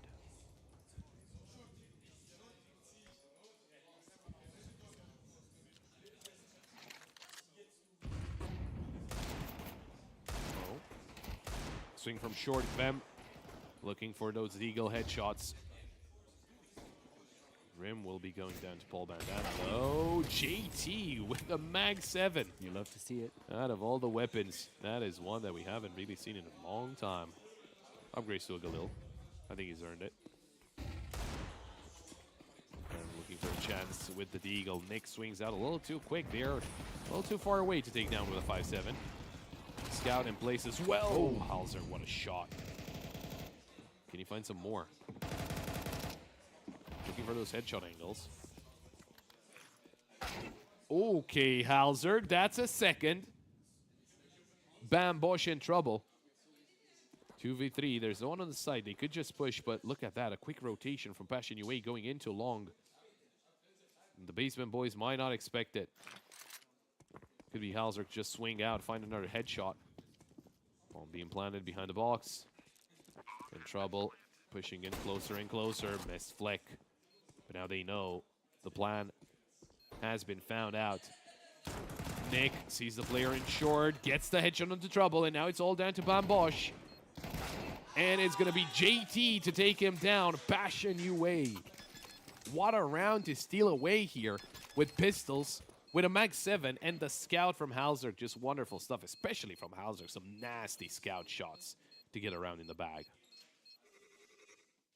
Great rotation out of Passion UA, and Halzer just hitting those shots with the Scout. Bringing impact, starting this map. We said in the beginning that it's going to be an Opera's playground, and it starts to be so for Halzer. 1-1 on the board, and situation is changing. There's no money for Basement Boys. All in favor of Passion UA right now, and they have upgraded a bunch, even having the AK out of Bambosh.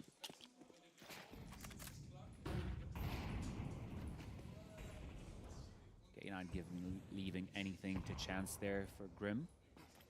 Riding to the peak, but Levantino, he hears this jump. Only there are 2 players holding this. Them opening things up. And they have been spotted. Only a Deagle in the hands of Paul Bandana if we are to consider any damage, serious damage to be had from the Basement Boys. Now they're just stalling for time, maybe trying to find something that they can get something out of, possibly a weapon. That would be ideal. Not even talking about a bomb plant yet. They seem to have everything covered.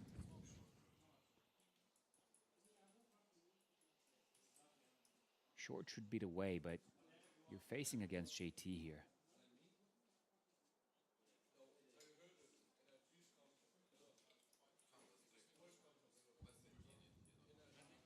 Waiting for the smoke release to start fading so they can start pushing. Oh, JT going down to the Glock.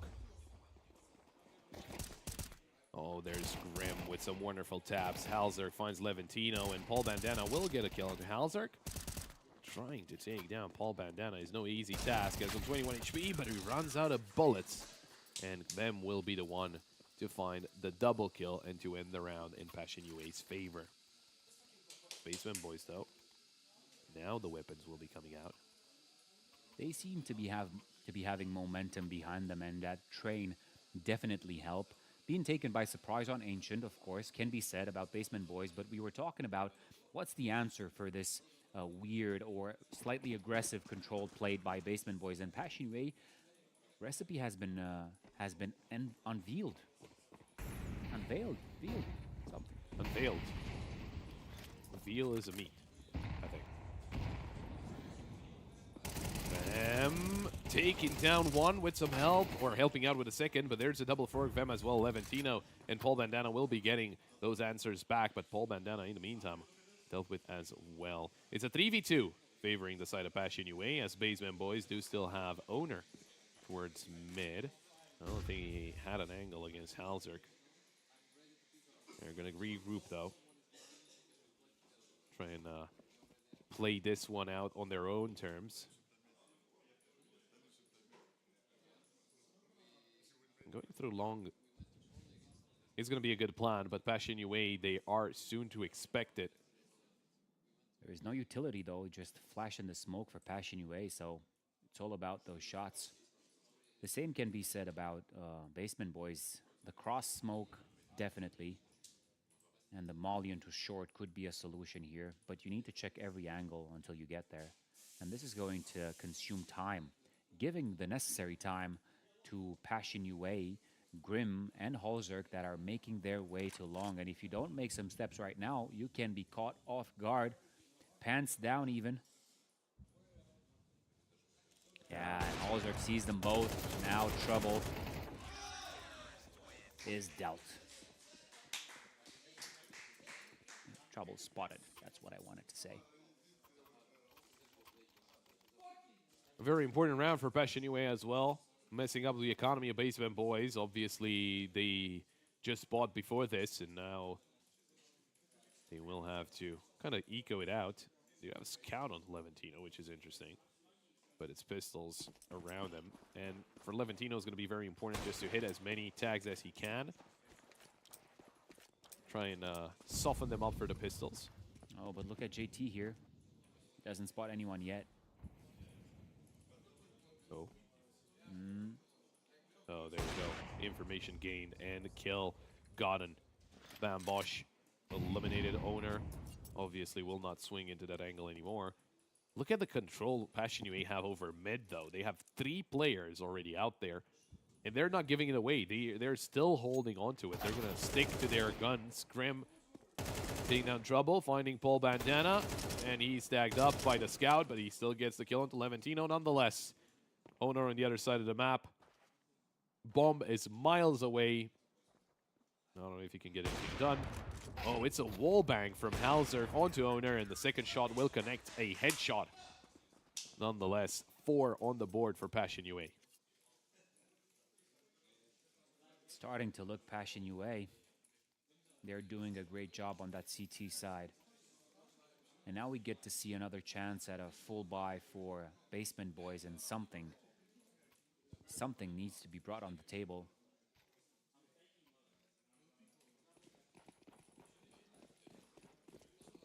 For sure, there is hunger to win something here. And all the effort that has been built on Ancient hasn't gone away. Ooh. Halzerk again. Good start.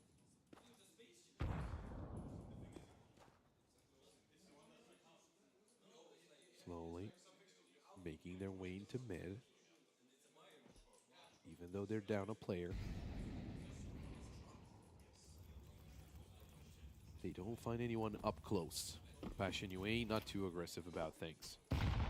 Good nade. Shaving off some more HP off of Basement Boys.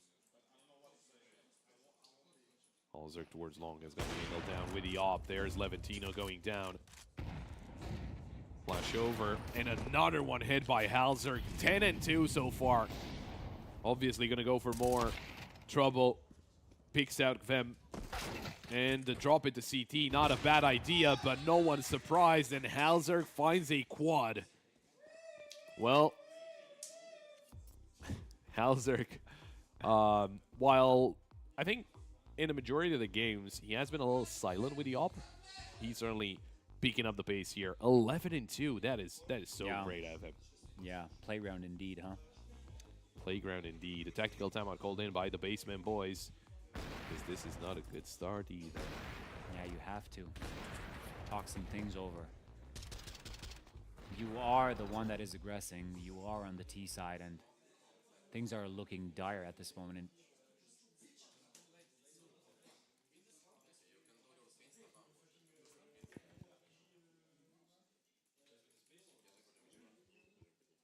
What can you get done here? What would be the best approach?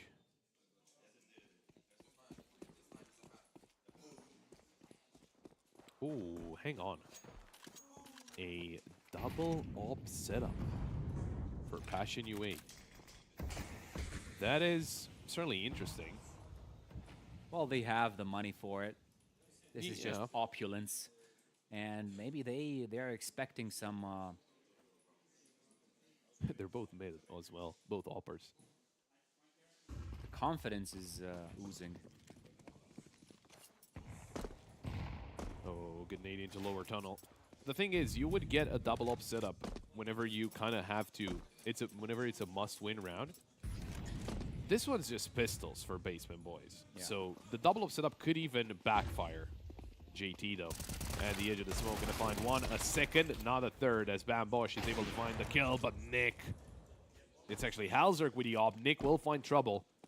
And it seems like they should be able to survive. Grim finding that last kill at 6 for Passion UA. Wow. Yeah, it could have backfired, but it hasn't. So they'll be feeling happy with it, and obviously they'll take it into the next round as well. Yeah, it didn't cross my mind that Basement Boys are going to be speechless or just without an answer to everything that's been unfolding onto the map. But still, it is a very good CT side. Very, very good CT side out of Passion UA so far. It's 6-1. Another opportunity at changing these odds for Basement Boys and the op for trouble. He has been silent indeed. This is slightly successful. Nobody's going to fall out of this long push. It doesn't seem to be the direction. They have to play into the minds of Passion UA. You need to change something. The direction you're going to is also pushed up by 2 players, but Paul Bandana takes the one and trouble with the second. This is definitely different. Oh, but Grim and Halzerk just bring it right back. Oh, what a shot from Levantino. Halzerk, he was ready. He was locked in onto the angle. But this one might be a little too late, because Grim, oh, he's blinded up, turned away by that flash. Still able to take down Levantino. Oh, needs to be careful about that nade, Vem. Utility thrown. Grim already on site, but unable to eliminate Owner. And Vem swings through the smoke. Missed shot from the second op. And it is Basement Boys with a second round secured. Took them a little bit, but maybe there's some life being inspired back into them. We heard Paul Bandana. A little excitement there from him. Nothing too much, though. And it feels like they are a team fueled by momentum, a team fueled by the heat of the moment. And, well, the moment is kind of cold right now, but we'll see what they can change about that. Rushing into lower and peak towards top mid as well. Alvin is just very confident. I mean, 13-3, who would it be, right? Yeah. But he has been taking a lot of initiative. He has been aggressive on the CT side with success, nonetheless. And now he is in a similar position right here. But Basement Boys, they are way more careful now of how they go about it.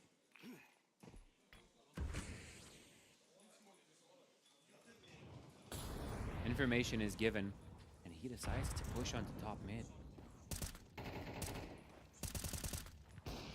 He's coming away. In the meantime, Halzerk finds a kill for top mid, and another from Halzerk. Great reaction onto Levantino as well. Look at that, Fem. He's not afraid of anything. He's taking the fight against Trouble as well, and he's going to find the kill onto Trouble. Passion UA, they look like Basement Boys. They push into mid. They take those duels. I really like this playstyle from Passion UA because I think they understood after that first map. Basement Boys, obviously, they're gonna have to set up for those fast plays. Just don't allow him to do that. Definitely. Just push into them. Just annoy them, and get them caught out of position. Don't respect them because they don't respect us with their plays, and they're playing quick. Let's do the same, see if it works. Not only it works out wonders. Yeah, it started working on train a little bit at some point, and they just changed the pace, Passion UA, and everything was working great for them. And now it's the same thing around, and they just seem to have all this control. Look at the smoke, missed smoke right there, which prompts the kill for Halzerk. Nothing is going the way of Basement Boys right now. Oh my, Grim. He was not ready for that deagle. In the meantime, Halzerk is taken down by Leventino. But it's still a 4v3 favoring Passion UA. Owner, very low HP. Leventino able to find another kill, but there's the AUG out of Grim. Keeps the player advantage in favor of Passion UA. Nick still being careful about mid. Someone could try and sneak by. That obviously would be Bam Bosch. But a safer play would be to join his teammate, try and overtake the B site together. That is the plan they're going for. B is open at the moment, so they could get at least a bomb plan out of this. Seems to be the objective.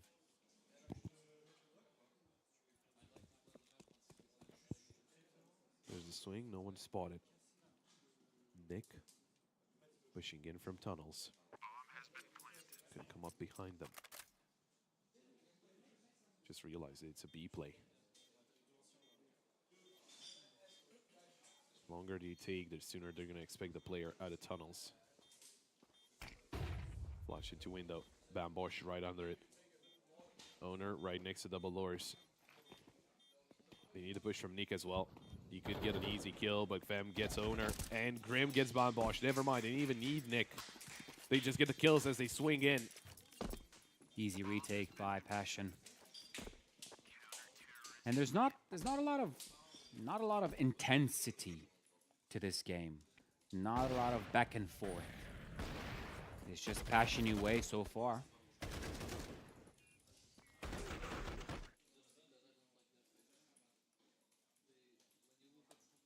Things need to change in a matter of with urgency, actually, for Basement Boys.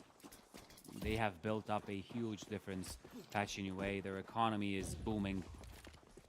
And now you have another opportunity. Weapons for everybody. They're pushing through the smoke. Okay, that seems to be a relatively good thing. 3-on-3 situation. On par with what you have been given. Rotation comes through, and there's Halzerk onto the site. They do have a player going back towards Suicide. That's Owner. That could come in through mid, in towards short. Leventino. Oh, he was spotted for sure. But they're going to re-aggress towards short, making sure that no one's coming in to that side of the map. There is a molly in the hands of trouble. And that molly's out. Vem finds one. Able to get away with his life. Guess what? If Leventino peeks, Halzerk is waiting for him. And an easy shot for Halzerk. Owner now. The bomb is dropped towards long in a 1v3 situation. And he cannot see anyone at this point. We'll see Nick, but the spray doesn't connect. 30 seconds on the clock. He has to try and get something done here, or maybe save for the last round of the first half, but I think he might have enough money, because they're on 3,400 loss bonus, obviously. Yeah, nothing seems to work. But do you want to risk going down before the time ends? Gets the op and gets out of there. So there we go. Basement Boys will not be getting anything out of this one. Apart from 3 kills, not the round itself. Passion UA 9 secure for them, and they'll be looking for 10. A very dominating first half, and you can only imagine what happened on Ancient. Yeah. How come it was such a dominant performance from Basement Boys on Ancient? that's theirs. Nobody can take that away. But I think the reset and the fact that they came in with fresh mindsets into that next map train and having success on it made a huge difference for Passion UA. And they have they had their things prepared. Oh, we just saw a missed shot right there out of Hauser. And we see something interesting in Fenn's hands. That is crazy. That is a Scar. A Scar 20 for the final round of the first half. Yeah.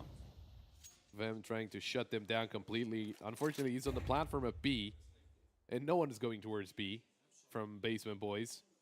A couple of very good first kills from Halzerk and JT. There's no unwritten rule about the Scar, right? The autos. Oh, great shot. I mean, this is just any other weapon. Yeah. Yep. Halzerk.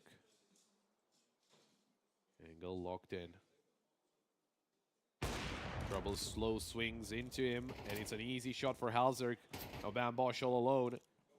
Now Halzerk basing out some shots, but they do get a ding. Bam Bosch basically on 1 HP, and Nick will take him down 10-2, double digits in the first half. And Basement Boys, well, this is a beatdown for them. Passion UA are leading heavily, and there's no issue on their side. Just, I mean, if Halzerk is on a roll, it's very hard to stop him. 21-4 in the first half for Halzerk. Yeah, he's running the show so far, and he has been very aggressive in that mid positioning. He was pushing top mid, catching people by surprise, getting double kills, one in top mid, one in lower. He was everywhere in this first half. Unlike Trouble extremely silent. I mean, everybody on the side of Basement Boys has been silent, but Trouble especially. Nothing seemed to work. He was slow on his peaks. He didn't get the upper hand. I don't think I've seen any dinks onto the double doors in mid. Nothing was really going their way, and you can't take it away from Passion. The train, starting with train, everything was just going well for them. Now, if they're going to win the pistols here, you start banging on that nail, and it's going to be probably the last nail in the coffin.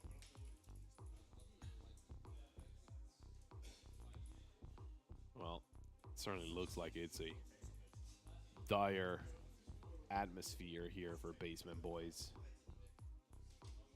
You could also say grim.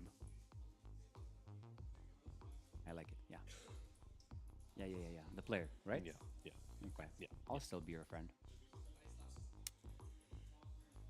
I mean, at the end of the day, even if it ends quickly in favor of Passion UA, I think it's a lot of commiserations to Basement Boys. But I don't think let's not talk about it like that, because it's not over just yet.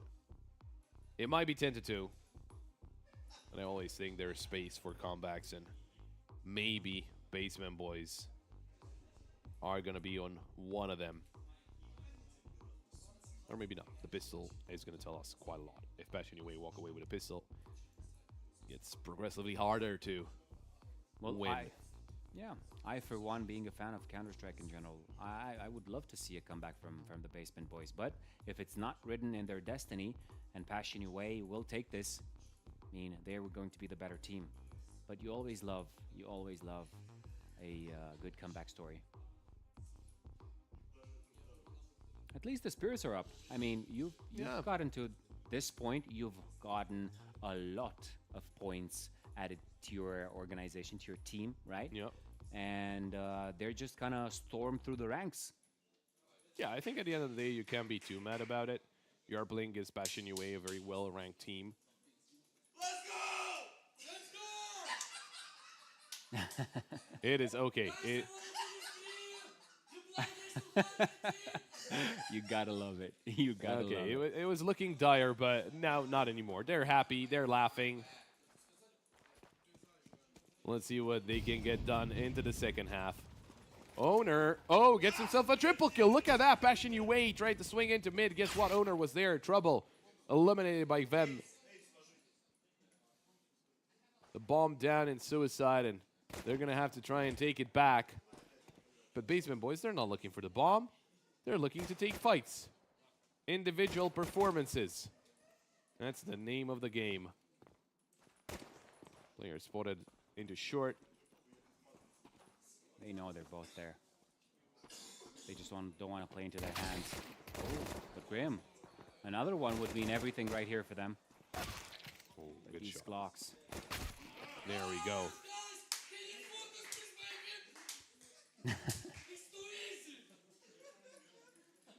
I couldn't hear. I think it's a little too low for us, and I couldn't hear exactly what he was saying. But I think something about try to take mid again or something like. I don't know. Who knows? maybe I thought it was English. That's why I was saying that. I couldn't hear them exactly. But yeah, I don't know. Piss around in the bag for the Basement Boys. Fashion UA surely not as greeny and all that as Basement Boys are, because obviously they're focused, locked in. Not saying Basement Boys are not locked in, but there's always place for a little laugh. Makes everything happier. Mowing down the pistols, Vem and JT will find a kill each. Is that going to be all, though? Or can they take off some more heads? Deal some more damage. Okay, Vem, what a great shot. JT gets a deagle. He gets a shot at it as well. Oh, JT. Okay. It's a 1v1. Bambosh, you need to be careful. You can't really stay put against the deagle of JT. A missed shot, and it will be Basement Boys to win that round. But how close was that, Santa? Wow. Wow. Just to have this play and pushing onto mid. Maybe it did have something to do with mid right there. But Owner going with such confidence, even though he was spotted in mid pushing, following through with each and every player there. What a scary situation to be in. Bambosh is not having it, that's for sure. And here you see the competitive side of each player. Some are choosing to be positive, some are choosing to keep being locked in. Everybody's locked in, but sometimes you just have to have fun. Levantino's having plenty right here. Ooh, but Halzer, not enough though. Kills are coming in, flowing onto the kill feed by the Basement Boys. And it's 10-5. This could be the beginning of something.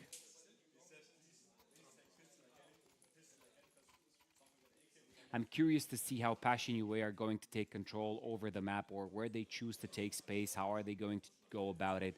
Who's going to lurk those weird angles, and who's going to flank? Something that we have seen them do constantly on that CT side. Now again, another instance. Oh my god. Okay. Nyx with the 1D on Owner. Just put him to sleep instantly.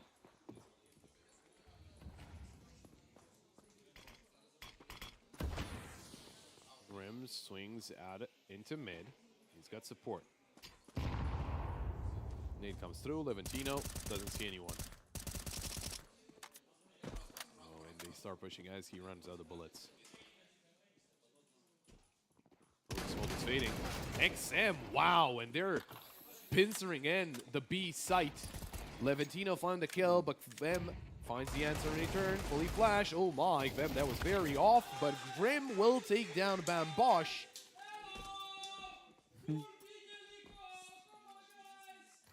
That is Passion UA winning the round, and somehow Basement Boys screaming back at them. I don't know exactly what they're saying, but That would be funny to say. If were you eco too? yeah, but it's they just Yeah, they had yeah. weapons. They had weapons. Maybe full they're weapons. they're screaming. We had eco too, or something. I don't know. I don't know what the screamer about, but it's only good fun. Oh, and a shot from Halzer onto Owner. They don't play around. That is a CZ. I haven't seen a CZ in a long time. Bring back the CZ, huh? Oh yeah, the old school CZ, the Fnatic CZ. Levantino passed by. Halzerg already rounding the corner into short. Could start looking into this direction. Trouble, great headshot onto Halzerg. Can they get the kill in return though? Or get a bomb planted? One or the other. One will be planted for short. Nick finding Paul Dana. Levantino around the corner. Weapon retrieve. 3v3. Round still open. Okay, Trouble. He heard the majority of the steps. how are you going to approach this? We haven't seen the shifts of movement, but Vem at the forefront of this defense. Post plant looking good in the end for Kvem. Very good out of Passion UA holding their own here, and they just made it to map and match point. Only one round away for them to get into that big final against OG. 7 chances to Seven. to do so. Yes. Something, Basement Boys, something. Yeah. Oh. Okay. Great shot out of trouble. Takes down Grim. First thing in the round. There's still a couple of MP9s, a 5.7, 4. Not the best of buys there out of the Basement Boys, but hey. They're looking to take the fight to Passion UA, not wait for them to push in. As Trouble swung into lower tunnel, gets a tag onto JT, gets out of there. And that tag onto JT surely will be very helpful whenever they decide to push into one of the sides. Because the MP9 and the 5.7 will happily take that kill away.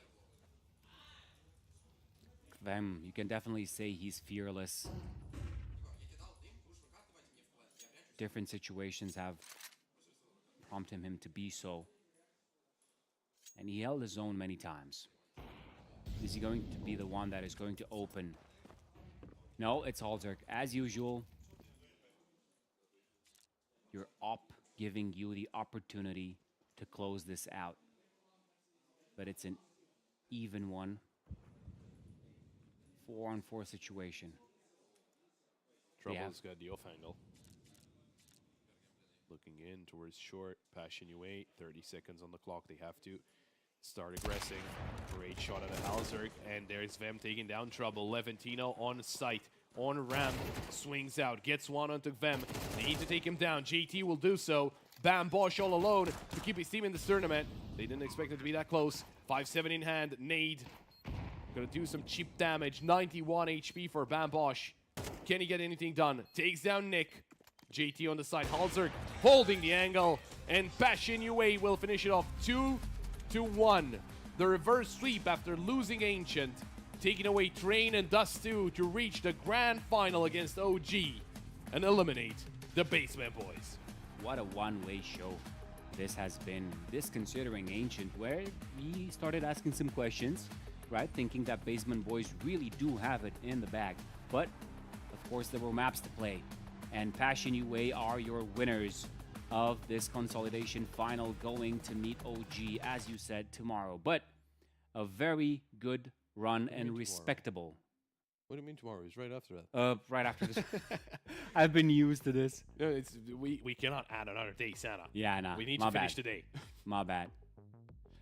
I just wanted to give also the flowers to the Basement Boys that have had a respectful run and a great run so far. You have work tomorrow. Yes, I do. Just adding insult to injury. Poking the bear. Well, I mean, definitely we were expecting some more intense firepower out of this, but after that Ancient, and that was a one-sided map against Passion by Basement Boys, but then they just take it away. Passion UA through this man right here, that has been incredible. Halzerg taking the MVP of Dust, and not only, he has been amazing at opening things up for his team and just delivering whenever you needed him. And you can say that in this head-to-head with the Trouble, he has had the upper hand. But now you can see the stats for him. Yeah, just amazing stuff there out of Halzerg. I mean, again, he has been fairly silent for the games that we've seen him in. But in this one, especially in Dust 2, he was a beast. beast. He was unbeatable. 27-9 at the end of the game. I mean, just wonderful stuff out of him. And Grim was up there. Vem was doing a very good job as well. JT and Nick, I mean, it was a 13-5. It was just JT and Nick didn't really get the chance to fire off a lot of shots. And you can see the KDR there as well. Just crazy, crazy stuff out of Halzerk and out of Passion UA as well. To be that mentally strong, lose the first map, and then move into the second, sweep the floor with Basement Boys, and then into the third one, do the same thing, end it as a 2-1, send them packing, and secure your spot in the grand final. This is, if Passion UA are playing the same way against OG, I don't see an easy game for OG in that grand final. Yeah, definitely. But just have a quick reminder. Indeed, OG 2-0'd Basement Boys. So the level of difficulty probably is going to be a little bit higher. But these are teams that are doing their homeworks and have extensive teams behind them as well. So I'm really excited for the final. Too bad we're not going to be here at the desk commentating everything and giving our own opinions. But we are going to have to pick the brain. We're going to pick the brains of both loser and winner in this consolidation final, and we're going to start with the loser. Not just yet, in a couple of moments. But if you were to take away something out of this lower bracket final, to say so, what would you take? Well, to be honest, what we've seen from Basement Boys again, their playstyle was insanely good. When they were able to surprise, as soon as the enemy team understood what they're trying to do, it got a lot easier to counter them. And I think that is something that they need to take away as well. Try and, remember that and try and deepen your play style and also your playbook so that whenever it comes down to, them overpowering you because they're not allowing you to set up everything and all that, find a way around it. Because if you can find a way around, I mean, Basement Boys, again, commiserations to them. They have been playing insanely well throughout this whole tournament. Yes. They took down FlyQuest. They forced them into the lower bracket. They forced Passion UA into the lower bracket with a 2-0. They won against Nexus in the playoffs as well. And they lost to OG, and then they lost to Passion UA. Again, some very big names in the scene. Yes. Some very important names in the scene. And I say that they should still be happy with the result that they got. And they should be looking forward to more and more tournaments because right now they are a hot team. Yeah, we've seen their attitude towards the end. I think probably they knew that the strength was fading for them, right? But they were happy all the way. They were screaming until the last moment, right? And now we get to hear from them in this interview. Hi guys, I'm here with Bol Bandana from Basement Boys. Unfortunately just lost 1-2 to Passion UA and you're out of the tournament in third place. If someone had offered you third place before you came to this event, would that be a good result for you? I would say that this guy is crazy, he would say, but for me, to be honest, we didn't even expect from us to beat FlyQuest, Passion UA 2-0, Nexus, yeah, we done really bad, really good work, I mean, and I think we're gonna keep it up, and in the next LAN we have in Prague, in Czech Republic, in October, I guess, so we're gonna try to do our best again. Okay, so that was my next question. Was there anything coming up for you guys? Is that the only thing you've got coming up, or is there more on the horizon as well? I mean, everybody came here with a champion mentality. We wanted to win. We understood our power because before the LAN we couldn't we hardly were winning some tier 5 tournaments, but right now we have a lot of confidence, so we're gonna keep hard work. That's good, that's good. I have one question for you. Towards the sort of end of map 2, things got quite shouty between the two teams. Was that based on anything, or was that just in the moment bit of fun? I mean, I think it's 95% it's just trash talk about us. It's nothing special, we're just getting fun, enjoy the game. But I was really toxic towards Nix. He was typing me some shit on Ancient last game before we won them 2-0. So I was trying to blame him a bit. All right, well there's the story on that, guys.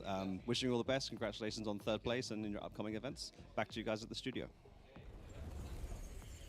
Thank you very much once again, Messioso, for all the great interviews that we got with you. And obviously, we will get to talk to someone from Passion as well. Obviously, they will be slowly getting ready for the grand final, but they will be kind of an extended break, I would say. I mean, it should be about, I think, an hour, to say the least, probably something like that. So Yeah. they will have plenty of time to figure it out and how to approach the side of OG. But yeah, we heard it from them. Let's hear it from. We got TC here. TC, congratulations on the win. Congratulations on reaching the grand final. How did it feel from behind the players, right? Because you guys started off first map was not really all that great. Then you guys came back. What was going on there? We're used to it by now, right? The slow starts we've been getting on the maps and yeah, just in general. But I mean, yesterday was really nice for us, even though the games were really close. We talked about some stuff before the match, and like we're just keeping the team vibe and the atmosphere and the fight that we're showing from our side. Like really impressed me yesterday. Like I was really proud of how we were able to stay in this game. Like no matter what, like we had insane clutches and like just big energy and big hype from everyone. So it was really good. And today again was just a slow start, which at least by now is nothing new to us. And honestly, we just made a lot of mistakes on Ancient, and yeah, we easily bounced back on the next two maps. We just had to change up the approach a little bit. Were Basement Boys the enemy, the opponent that you were expecting them to be? I mean, I don't think they're the enemy that anyone was expecting them to be coming into this tournament, right? Like, I'm sure whoever had them first, I think it was FlyQuest, was probably thinking for a free win, right? So I mean, I think they came here and they impressed everyone. So I mean, really well done to them. I think. I mean, they jumped up so many points on the VRS. Like, you know, they really did a good job for themselves as like a breakout event, right? So I think they impressed everyone here. They even in the first match that we played against them, I mean, even then, like we made a lot of mistakes, and you know, it was like our game that we threw away. Like a lot of the post plants and stuff, like starting on Nuke, we just played them horribly. But you know, they're playing really well. They shoot really hard. So yeah, I think they've impressed everyone, and they look like a solid team. No, for sure. It was one of the main things that we saw in their playstyle is that they were very quick with their plays. They were very aggressive. And was that something that you guys kind of like for the plan against them? Was that something that you guys took into consideration, try and not let them set up? Because that's what it felt seeing in from here on Ancient and Dust too. It seems like that's how you got them. Pretty much. You know, they have a lot of first timing plays, but if you don't let them execute those first timing plays, or if you're just one step ahead of them, then it makes your life a lot easier, right? Like, I mean, they have some good first timing pops and so on. So if you don't allow them to execute them, it makes your life a little bit easier.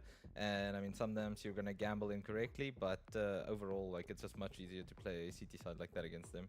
Right. Yep. A last fun one out of me before you go. Who was the ambulance all throughout those decisive rounds? I think it was Grim actually. Grim? I think Grim was doing the ambulance. I think it was Grim or Whole Circle. It could have been both of them even, because I think we had the same thing yesterday as well. So I think both of them were calling the ambulance. we had a fun time with that. But thank you so much, TC. Good luck in the grand final, and the best of luck to the boys as well. Awesome. Thank you guys. Cheers. Thank you. Well, we heard it from the man. We heard from TC. From our information, we will get to spend a little bit with also the coach of Basement Boys, with Kearney. To find out. We did get a few words with him. You know, a couple of games ago, and we'll get to find out exactly what his thoughts are. Because obviously, I think it's a very interesting dynamic. You know, and we'll get to ask him this as soon as we are ready. I'm just trying to find out if we are ready. We are ready. He is on the screen. Hello, Kearney. How's it going? Nice to meet you. Commiserations. Well, it wasn't the best of results, but how did it feel from your side? Because we talked to you. You told us that you were more on the morale side. And how did it feel for you? Like, to be honest, after we moved and passed through the fly quest, I just told guys, you did more than we expected. So just relax, enjoy CS, and play the LAN. Like, after that, you will have 1 week of vacation and enjoy CS like before the vacation. Yeah. Such kind of like that. And we just keep that vibes. Yeah, it's a little bit of tired. Because like first days we became some kind of sensation of this tournament. And today we saw like our enemies prepared for us as well. That's such a kind of respect. If somebody told me like a few months ago, like, teams like Passion UA or OG will prepare for you, I would even couldn't believe. But today and this week, my boys show even not the best performance, because they even can do better, and we know how to upgrade our game, and pretty sure that next DraculaN we will show something new. Well, that is great, because we were impressed as well as everybody that was watching this, right? And just seeing big names like this come against you and preparing for everything just says a lot. Now, maybe if you were to say something to the people that you have gained as fans so far in this tournament and so forth, you are here to stay, right? What are some big plans that they should expect out of you? We will play CS, sure to do our best, and we are glad to bring new names and new emotions and new kind of Cinderella story to an esports. No, yeah, for sure. And I wanted to quickly ask, basically. We just talked to TC. Obviously, it was kind of the strategies that they were going for is that they were shutting down your players very early on. And was that at any point any issues with morale where people were getting a little angry? Because that's what we saw on the camera. Was that at any point one of the issues? Like, of course, all of us are people, and they're young boys, like 20 years old. All of us were 20 years old. And the train was, you know, a little bit of struggling for us and frustrating. And only in the middle of Dust 2, we find out that kind of vibe. You may saw it like after the side changing, like it was a little bit of laughing. But as I told before, we tied a little bit, and I think that's a good time to relax, enjoy the grand finals as a viewers, and prepare for the next tournaments. All right. Congratulations on this third place, Kearney, and to the boys as well. You have some rest now and prepare for what's coming, and we're going to see you at DraculaN 3, yeah? Yes, of course. Definitely. Thank you so much, and congratulations again. Congratulations. Bye, guys. Well, he confirmed it this time. We had to get it again because he said last time they're going to be here again, and he confirmed it. So again, if they're not here, we're going to be very angry. Well, we're not. I just love the fist bump. He's the only one that fist bump us. Yeah, the rest just say bye and they leave. Yeah, he's a cool guy. Yeah, he is. Well, you have to give it to them. Third place, and yeah, he said it. At some point, they were the sensation of the tournament, and just becoming from this big surprise to something established, teams preparing for you, and now you have to maintain the standard. You know, people are going to be aware of the capabilities that you have within the team, and this actually helps them as an organization, as a team overall, and we'd love to see them even more. Now, you know who's in the final. You know the results. Do you want to see it? Just wait after the break.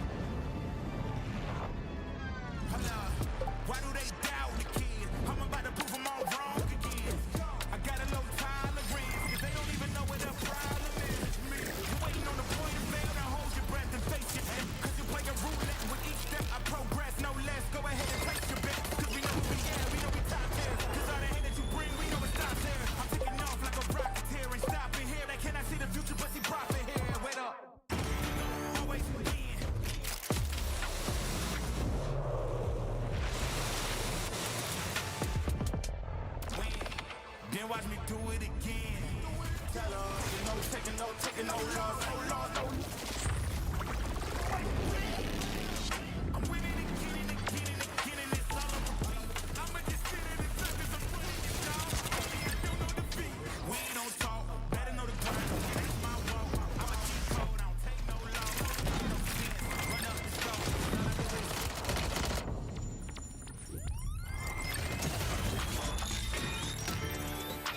I do is taking no loss, ain't taking no loss. Look, I'ma always win. I ain't taking no loss, no loss, no loss. Look, I'ma always win.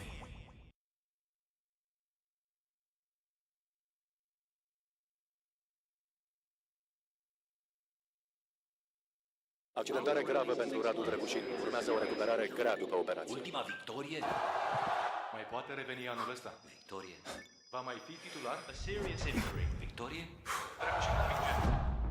Ce este o victorie? Ceva ce ieri părea imposibil. Victorie? Forța Radu, nu te lăsa! Luptă! Luptă! Victorie? Părea imposibil. Victoriile se construiesc în vestiar și pe terenul de antrenament. Pere de Locker Room, din inima sportului. Care e victoria ta de azi? Welcome back to Game Builders, your favorite game dev podcast. Today, we're going to be looking at a brand new title by Jake.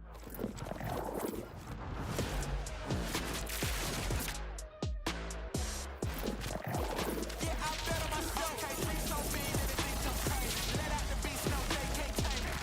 Tell them we bringing the table. Yeah, I bet on myself. Yeah,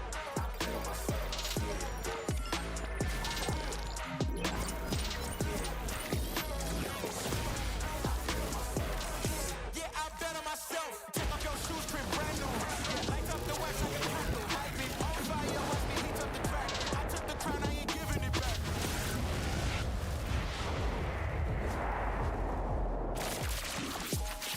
Look at my team going way off. Now we running the game, they can't play y'all. We don't need an assist, now we counting up chips. I think it's time that they pay y'all. Let's go.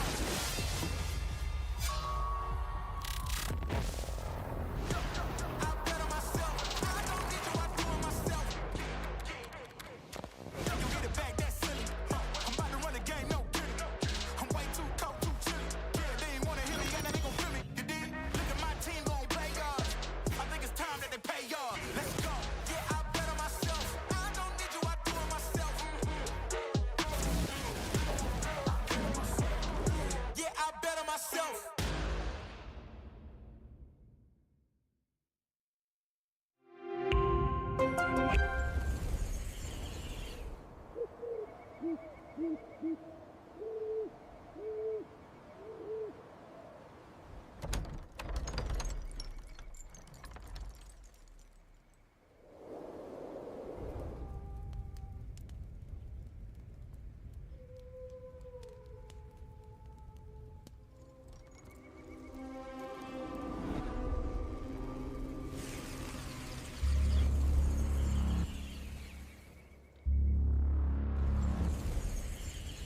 The night has reigned. The wait is over. We are here with the grand finals right in front of Dracula's castle. It's been an amazing LAN event that we've been part of, and this second season has given us more and more.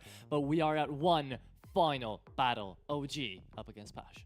Absolutely. It's been a long and exciting journey so far throughout the last 5 days, Atro, and I honestly can't wait to get into it. Obviously, there's still around, let's say, 20, 15 minutes before the grand final kicks off, but it is a really important event for a lot of those teams. We've had some amazing stories, right? We've had so many Cinderella runs. We had the Basement Boys making it into the top 3, starting this event as a non-rated VRS team, and still being able to come out around the number 80 in the VRS ranking, which is absolutely wild from them. Taking down FlyQuest, taking down Passion without dropping a map. Unfortunately, could not repeat the miracle in the consolidation final. We had Gen 1 with MBK, with Misuto, with Joko, with Wasing, with a lot of familiar faces and some new talent being introduced from the French-speaking scene as well, making it into the playoffs and having a really good performance. We had a couple disappointment stories as well. FlyQuest, primarily the fact that they couldn't make it past a lot of teams that they should probably be taken down a lot easier. The likes of Ecstatic as well going down without the grand final day, or before the grand final day, sorry. So there is a lot to be looking forward to, but only 2 teams have been able to survive throughout those 5 ferocious days of competition. And those 2 teams are 2 of the teams that need this win the most. Passion UA on one hand, nearly or narrowly making it into the major because obviously of being part of that VRS in North America, looking to strengthen up their positions going into the most important event of the year for that new iteration of the team. And on the other side, we've got OG, who are not yet booked into the major, but a win here would open up just a minor possibility for him to be able to squeeze in the last second. Yeah, a narrow avenue indeed to come through out here from OG, and I'm sure the players themselves know it more than us. But coming into this one, it is going to be such a final stretch, such a final hurdle coming through. It's the cramming session of the VRS system, as I think a lot of people have put it out here before the major, right? You're looking on down to the deadline of the 6th of October, and until then, OG are going to have this LAN and this best of 3 grand final to go through to try to get their spot in there, alongside the Riga event, alongside maybe, who knows, Philadelphia. That's kind of the only things that are remaining out here in favor of OG. And for Passion, well, they're looking at this, and I think that's it.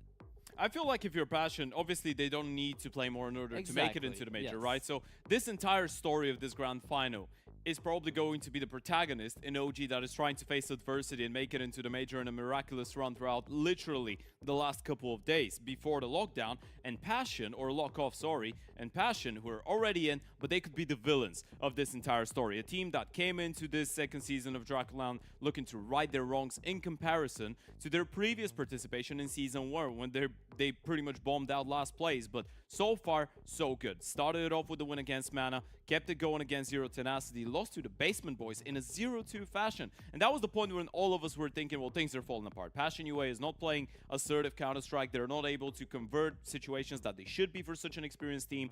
But then they started bouncing back. A 2-1 over Gen 1, a 2-1 over Zero Tenacity, and another 2-1 against the Basement Boys. Passion are coming into this one against OG fired up.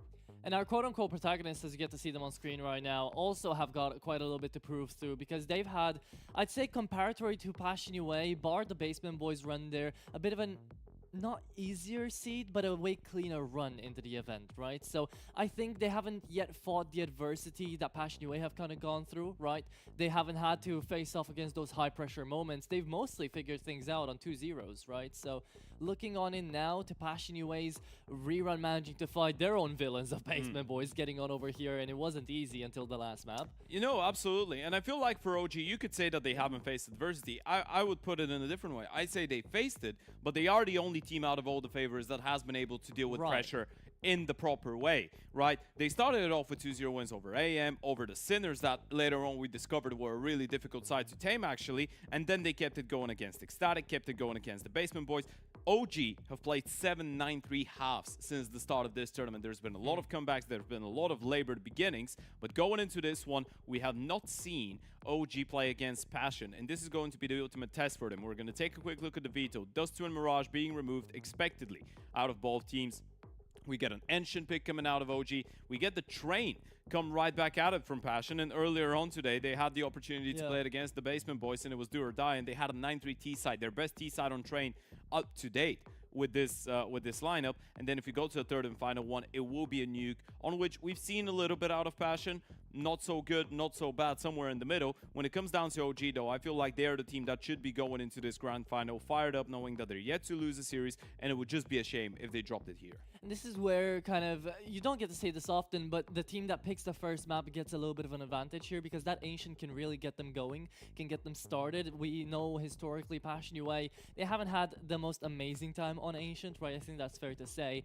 And not necessarily expecting that they will be able to start on the strong foot. There's a lot of opportunity here for maybe an upset. Who knows on the first map? But the main idea here is that OG could be starting things out in a really good fashion, which would propel them to kind of stunt Passion's UA already good run that they've had today up against the Basement Boys into maybe not necessarily a runt, but a bit of a problem situation for that map too. I think the best way to put this entire series is that we've got the Okay. two teams that have proven to be the most difficult to take down. Not the most difficult to beat per se on a map or two, but the most difficult teams to eliminate out of the tournament. Obviously for Passion, they haven't lost a single game, and then you're looking at the side, or for OG, they haven't lost a single game, then you're looking at the side of Passion. Even today against the Basement Boys, they had a really slow start. A 6-13 on map 1, they had to regather themselves, face adversity as we said already, and come back stronger on a map that has had some difficulties on the T side so far. With that being said, though, this pre-game is going to be a little bit more special this time around, Atro. The reason this game is going to be a little bit more special is because we're actually doing pre-game interviews with representatives of both Passion and OG's coaching staffs. We've got Luca here, Munster, who's the assistant coach for Passion UA, has been with the organization even prior to the acquisition of the North American, let's say, core of the team. Luca, first things first, welcome to the studio. Do you like it? Yeah, feels nice to be here as a finalist and not last place as last time, so thank you. This is one of the first things we wanted to ask you about, actually. You guys have had a little bit of time now to play a couple more officials, practice properly. The DraculaN Season 1 was actually your first proper tournament on LAN that you played with the lineup. What are the main differences between Passion UA back then and Passion UA right now? I think it's just obvious. We just have more prac under our belts, like more reps as a team. I know people say like it's not that big of a change, but it is actually when you're a star player, like completely changes. You have to integrate them in your system. We also like added a bunch of stuff like that me and TC brought over. So yeah, like it's a more well-versed team in general. Yeah, well, Oliel indeed. We did get to see it out here today, and throughout the days, we've seen them be getting better and better. But I want to bring forth a little bit of a different narrative for everybody watching at home. This is a Romanian tournament. You are last Romanian into the server right now that can actually help his team get the dub out here. So how does it feel getting into the second DraculaN, having a much better performance, and now actually getting to look at that trophy? Feels great because of the revenges that I had to do, like for Basement Boys, for Zero Tenacity.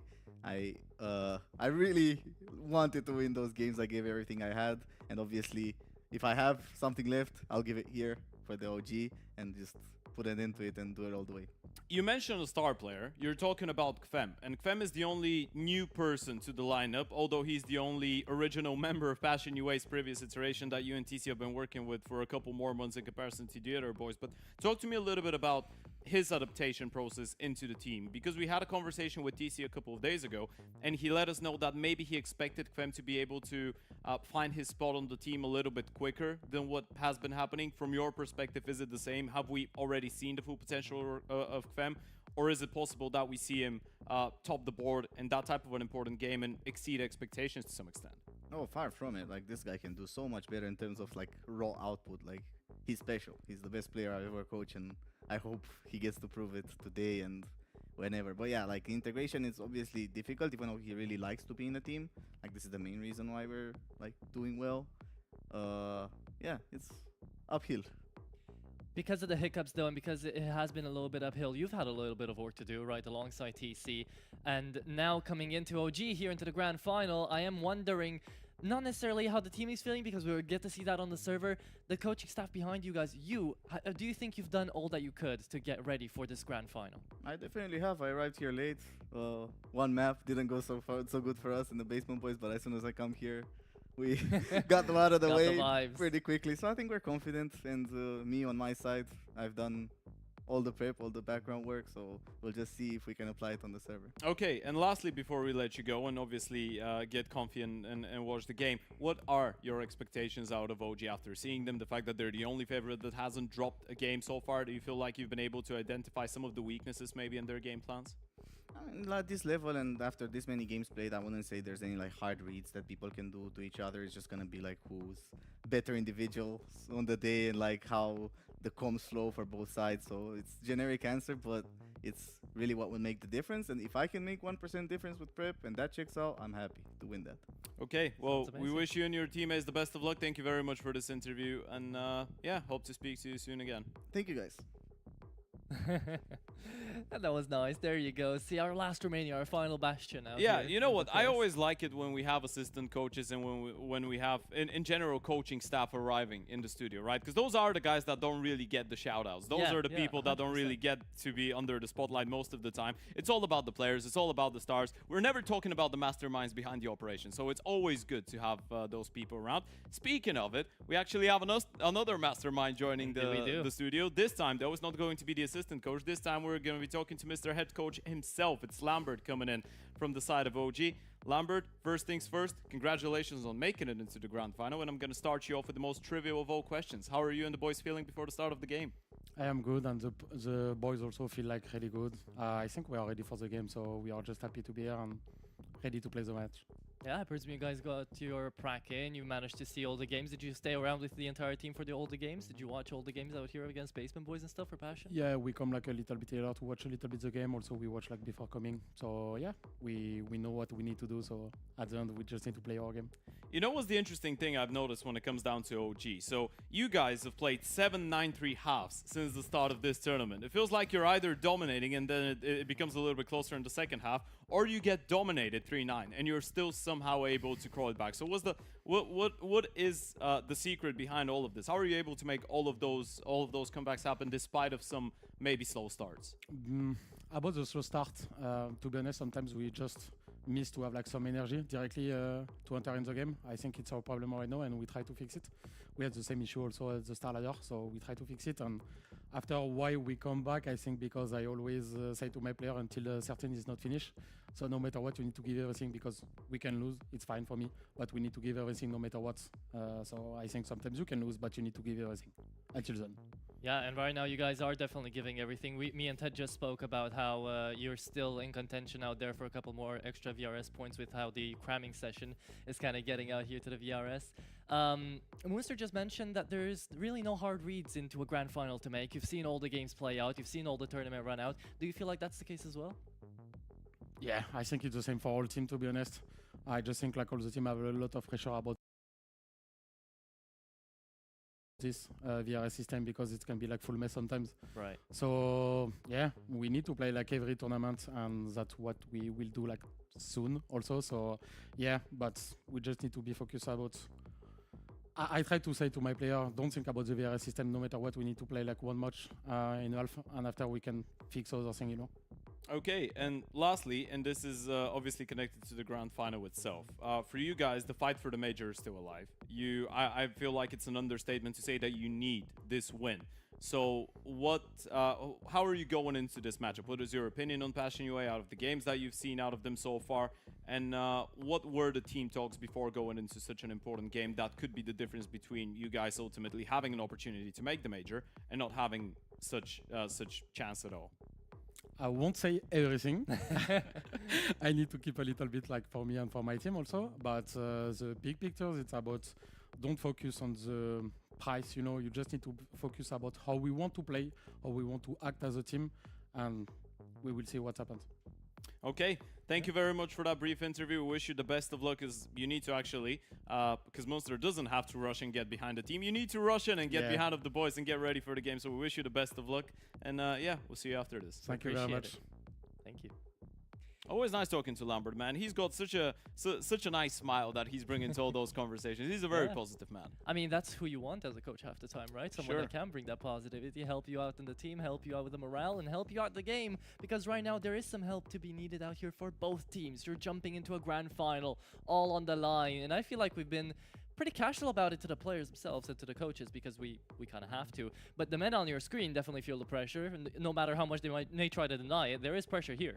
Yeah, there is pressure there, but I don't feel like there should be any type of pressure for this man on our screens right now in particular. OG individually have been stepping it up so much. OG have been bringing in an entirely different level of play, consistency-wise, from the individuals, in terms of the skill ceilings as well, you're looking at guys like Adam B, you're looking at guys like Nikudos, you're looking at guys like Spook. All three of them averaging a 120 rating since the start of this tournament. And Adam is the 4th highest rated player in the event. J, Bowen, Altix, and Misuto were the top 3, but unfortunately they're already out of the event, right? So that means that Adam, Nikudos, and Spook, the highest rated players of this tournament that are still in the server, are on one side of it.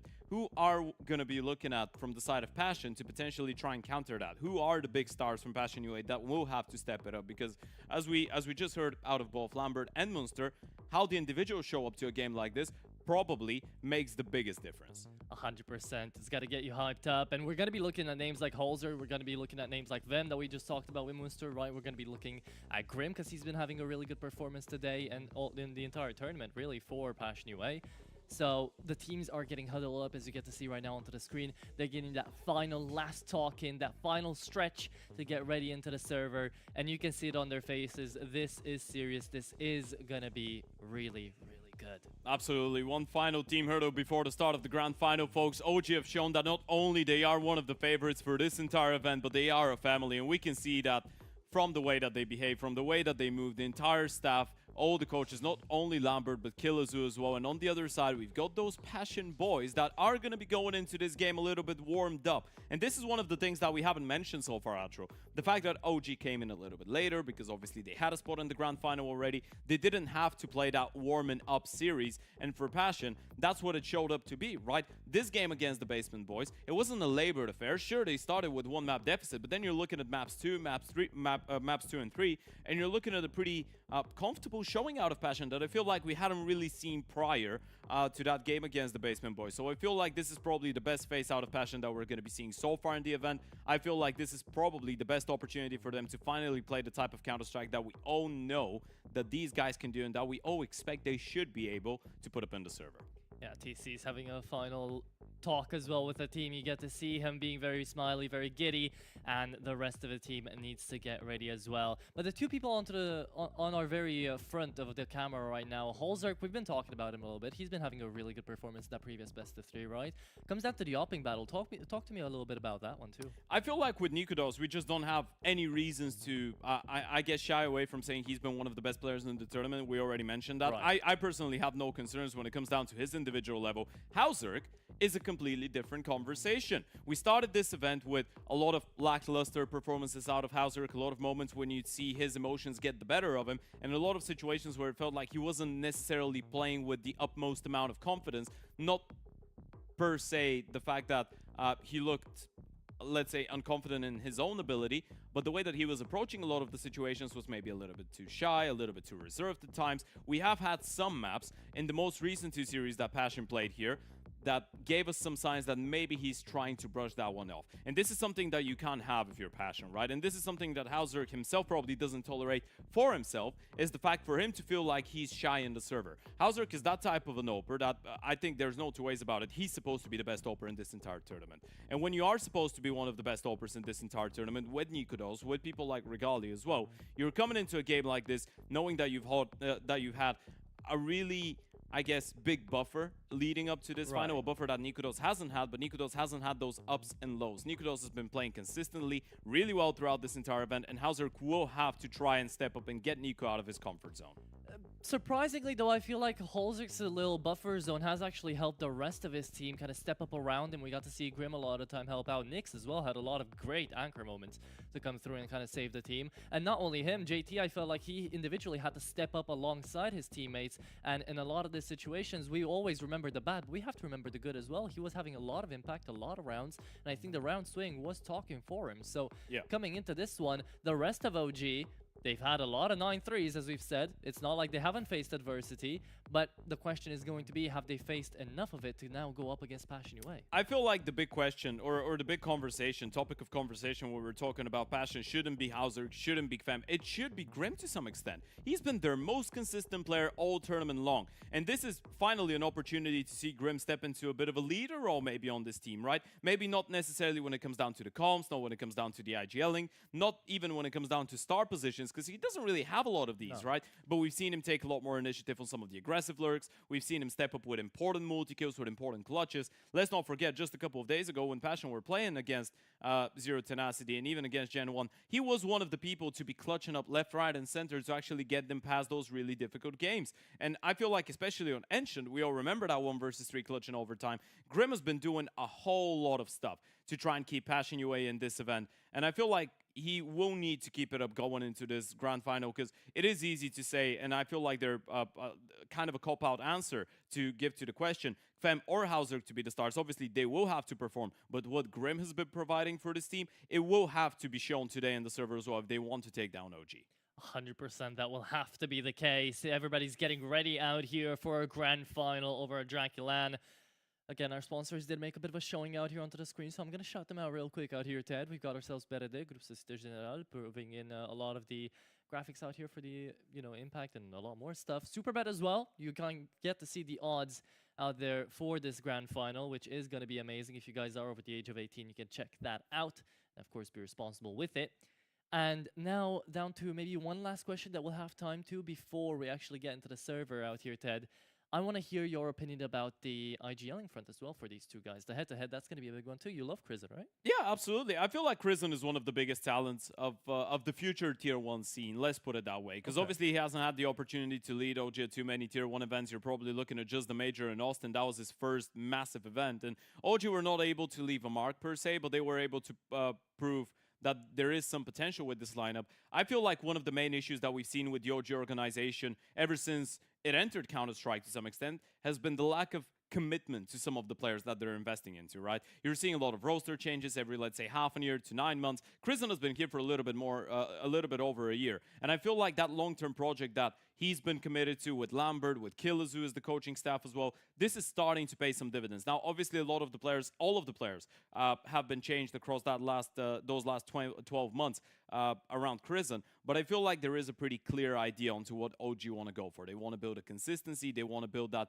image of Crizzen being the captain of this team. And I feel like his proactivity as an in-game leader, the fact that now he's sacrificing even more to allow people like Arrows, those who's been a lot more aggressive, by the way, in the space-taking department since the start of the tournament, in comparison to usual, alongside Adam being Spook, those guys are getting a lot more room to breathe because of Crizzen taking some of the hits. On the other side, we've seen JT be in situations where he was the hero, right? Maybe not when you look at a scoreboard. He's not going to be up there with 30 bomb or 35 kills or nothing crazy, but he has been providing really impactful multi-kills and important rounds for his team. And in a lot of the situations, he's been the one, because we mentioned the word buffer already, he's been the one giving his teammates that time buffer to actually wake up individually and start having that frag impact by getting some of those multi-kills, right? And we saw a great example of that yesterday when JT, especially on Ancient, was able to find a lot of impact. And then later on into the game, we started seeing other people like Fem, like Grim, like Hauser step up even more.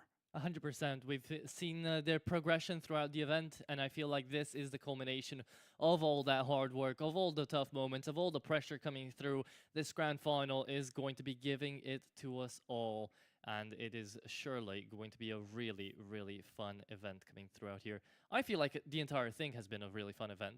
I'm really glad that we'll be able to actually give that trophy away to one team out here after this. Yeah, absolutely. And there's a lot of history behind it as well, right? Yeah.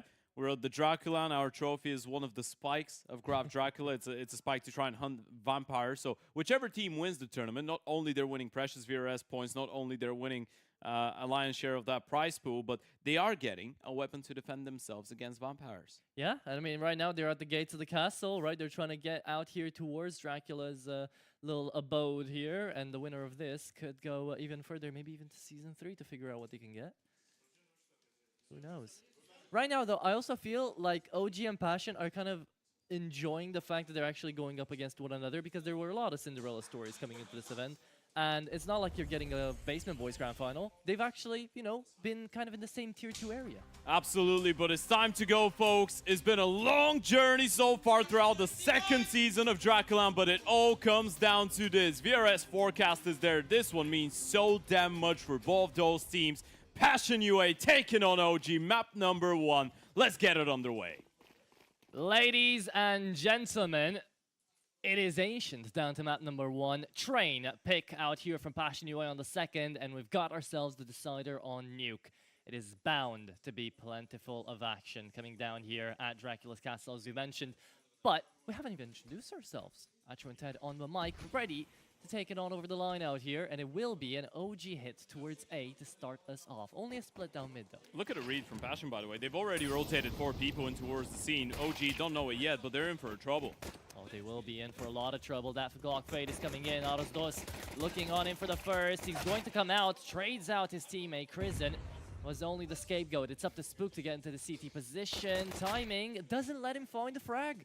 JT amazing, and the flags coming through. Yeah, Passion are playing this absolutely perfectly. The macro's just out there, and the pistol is one. Yeah, Nico, a 1 versus 3 clutch.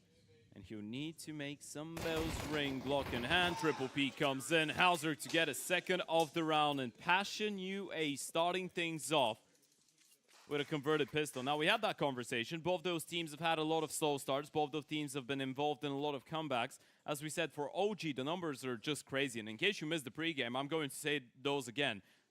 9-3 halves, 7 of them so far for the side of OG. We had 1 11-1 half, 1 2-10 half. There's been a lot of slow starts out of both those teams and a lot of comebacks involved. So what we've seen is great energy and a lot of resilience.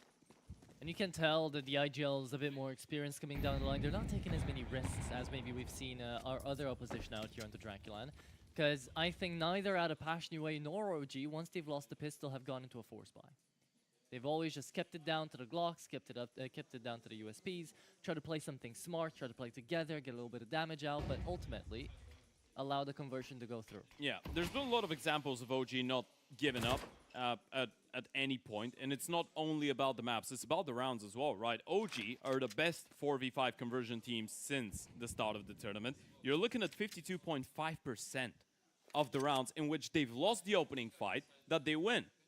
So for OG, more often than not, when they lose the first person, they actually convert a round, which is absolutely crazy. Of course, a lot of it comes in from the CT side, and I guess it's not really shocking to say they have been the best CT-sided team so far in this entire tournament.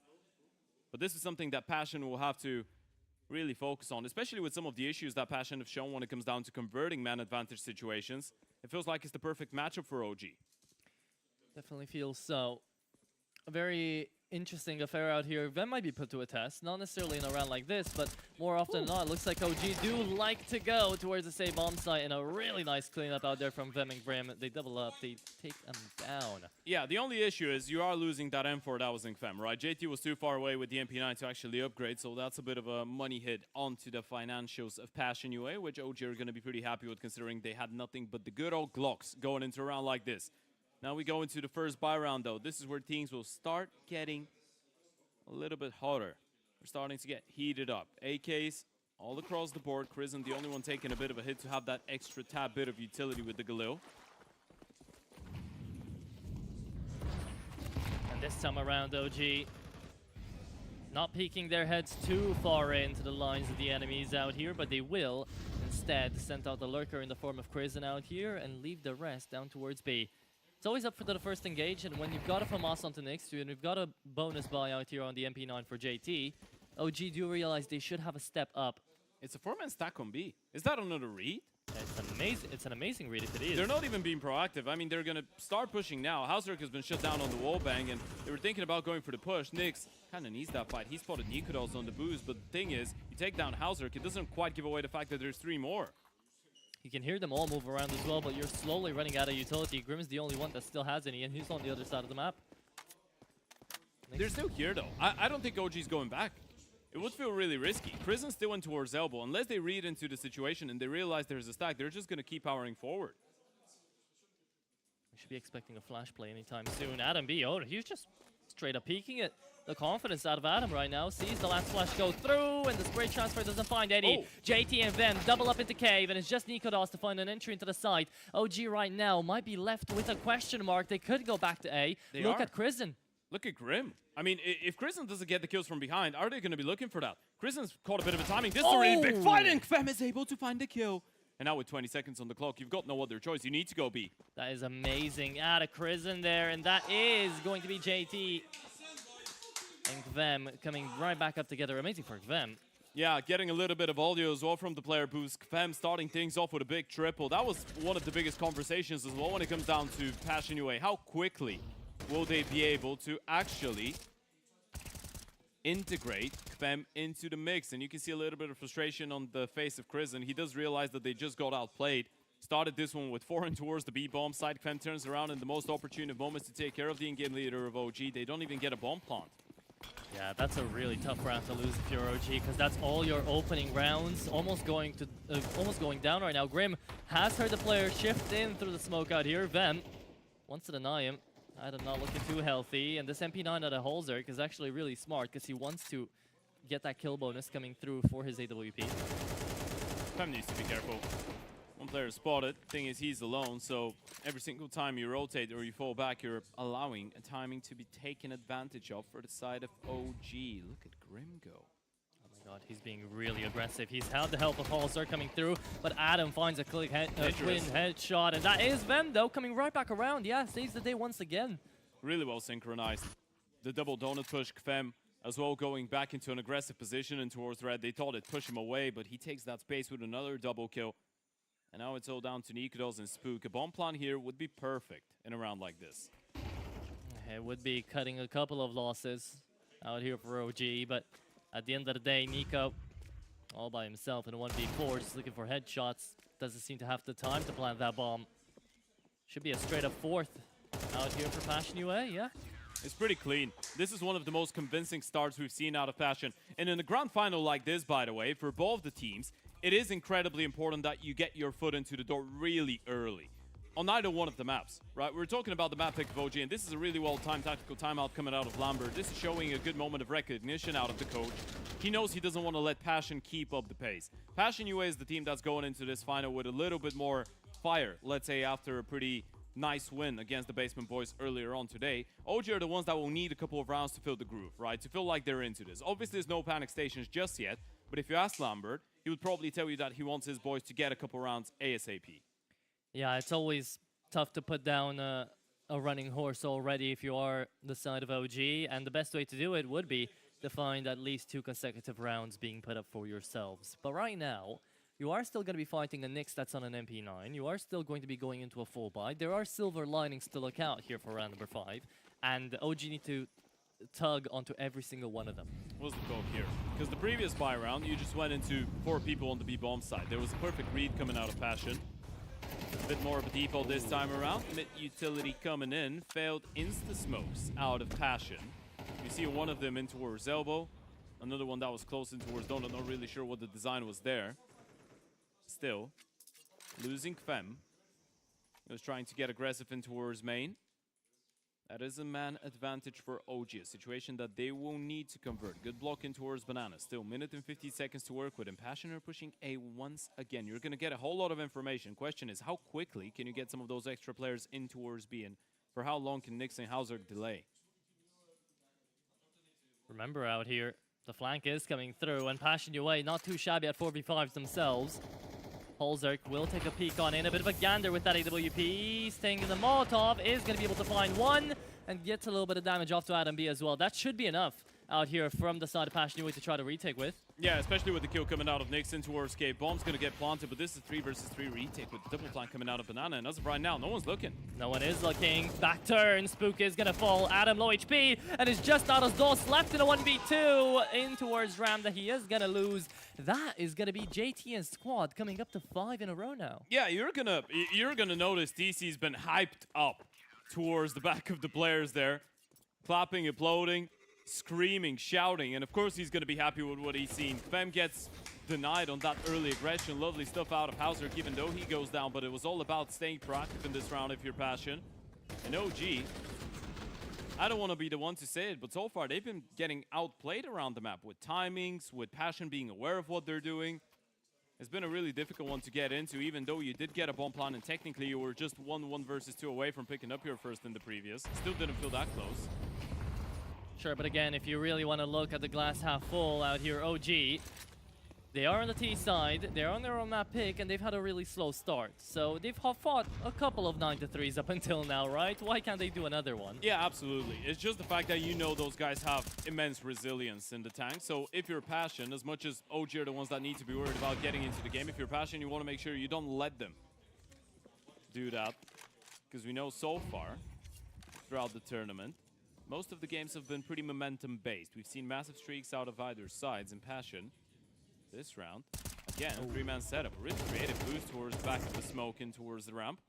Fem will collect the kudos, and Spook is able to find one, make it a double in return, but JD's got one as well.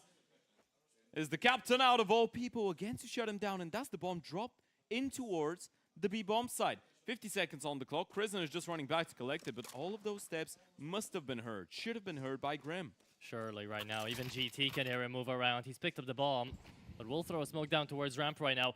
It's the captain and the star player coming up alive right now for Passion UA. If those two guys weren't hitting as hard as they are, OG would have been in contention for these rounds so far. That's a bit of a weird one, right? Because Krisen will have to gather up the bomb. He's already done that, and rejoin with Arrowsdos, who's found himself with a lot of space in towards A. Thing is, Passion are aware of the possibility. Shadow spotted. Hauserk's ready. That's the easiest shot of his life. That's huge right now coming up for Passion. It's a 1v3 coming out of the IGL himself. Yet to put a kill on the board, by the way, here for OG. And with 10 seconds remaining, there's just no way he can get it through. That should be the round following up out here for Passion UA. Yeah, just running him down with the All Grim. 3 survive, and I don't want to be the bearer of bad news, OG, but you might want another tactical timeout after this one, because it hasn't only been difficult to win rounds, but even getting the bomb plants. They've gotten 1 bomb plant over the course of the first 6 rounds.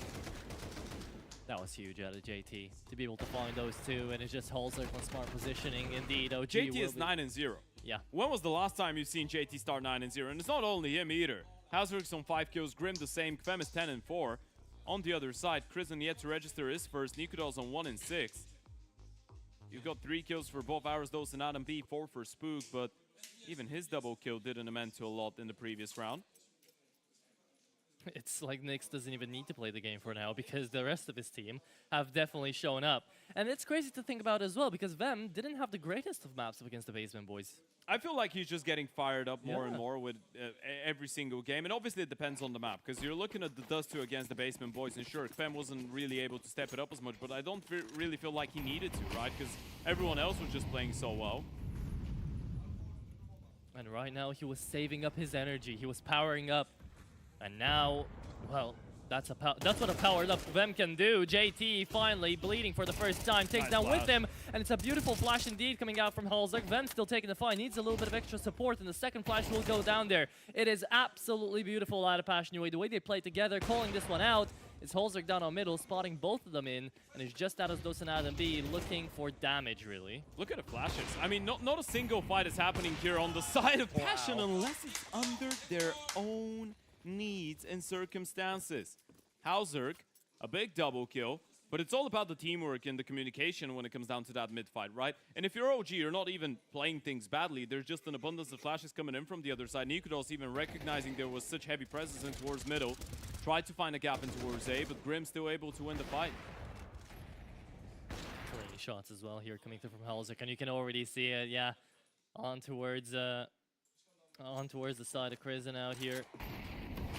They're just not landing as they should be. It's not the start they wanted, that's 100%, but it's 7-0 up right now. Grim is starting to feel a little bit of confidence. Pushes up in towards elbow. And Holzerk could again another opener. Where'd he get that one from? Out in towards main. Just pushing. Yeah, Grim is sticking around. At least they were able to punish Hauserk for it. Thing is, with Diopper going so aggressive, you don't really know how many players could be behind him, and they still have full control in towards middle and towards the lane. You've just got Spook trying to hold on to some of that space map control in towards blue. Setting up for a mid retake. Look at Grim. Oh my god, Grim. He's got 2 more teammates coming up. There's no way right now. These guys are playing it so well. Grim good for 2, but Adam B comes right back around. Almost saves the day, but it's not over yet. Nyx, the one who hasn't had to play the game for so long right now in these 8 rounds, now will have to step up. It's a 1v2 and half HP onto Adam. Do they make noise? That's the one question. Do they use any of that utility in towards B? Nick might be able to cut off the bomb or find a really good timing to get in towards cave. This is still dangerous. And he's going down the ramp. He's looking for Adam. This is the 1v1. You've heard the smoke already. I think he realizes it. The bomb has not been planted. Adam's waiting as well. They're going to gather up. They want to re-clear it together. And Adam B is able to find the kill. A massive round coming out of Adam B.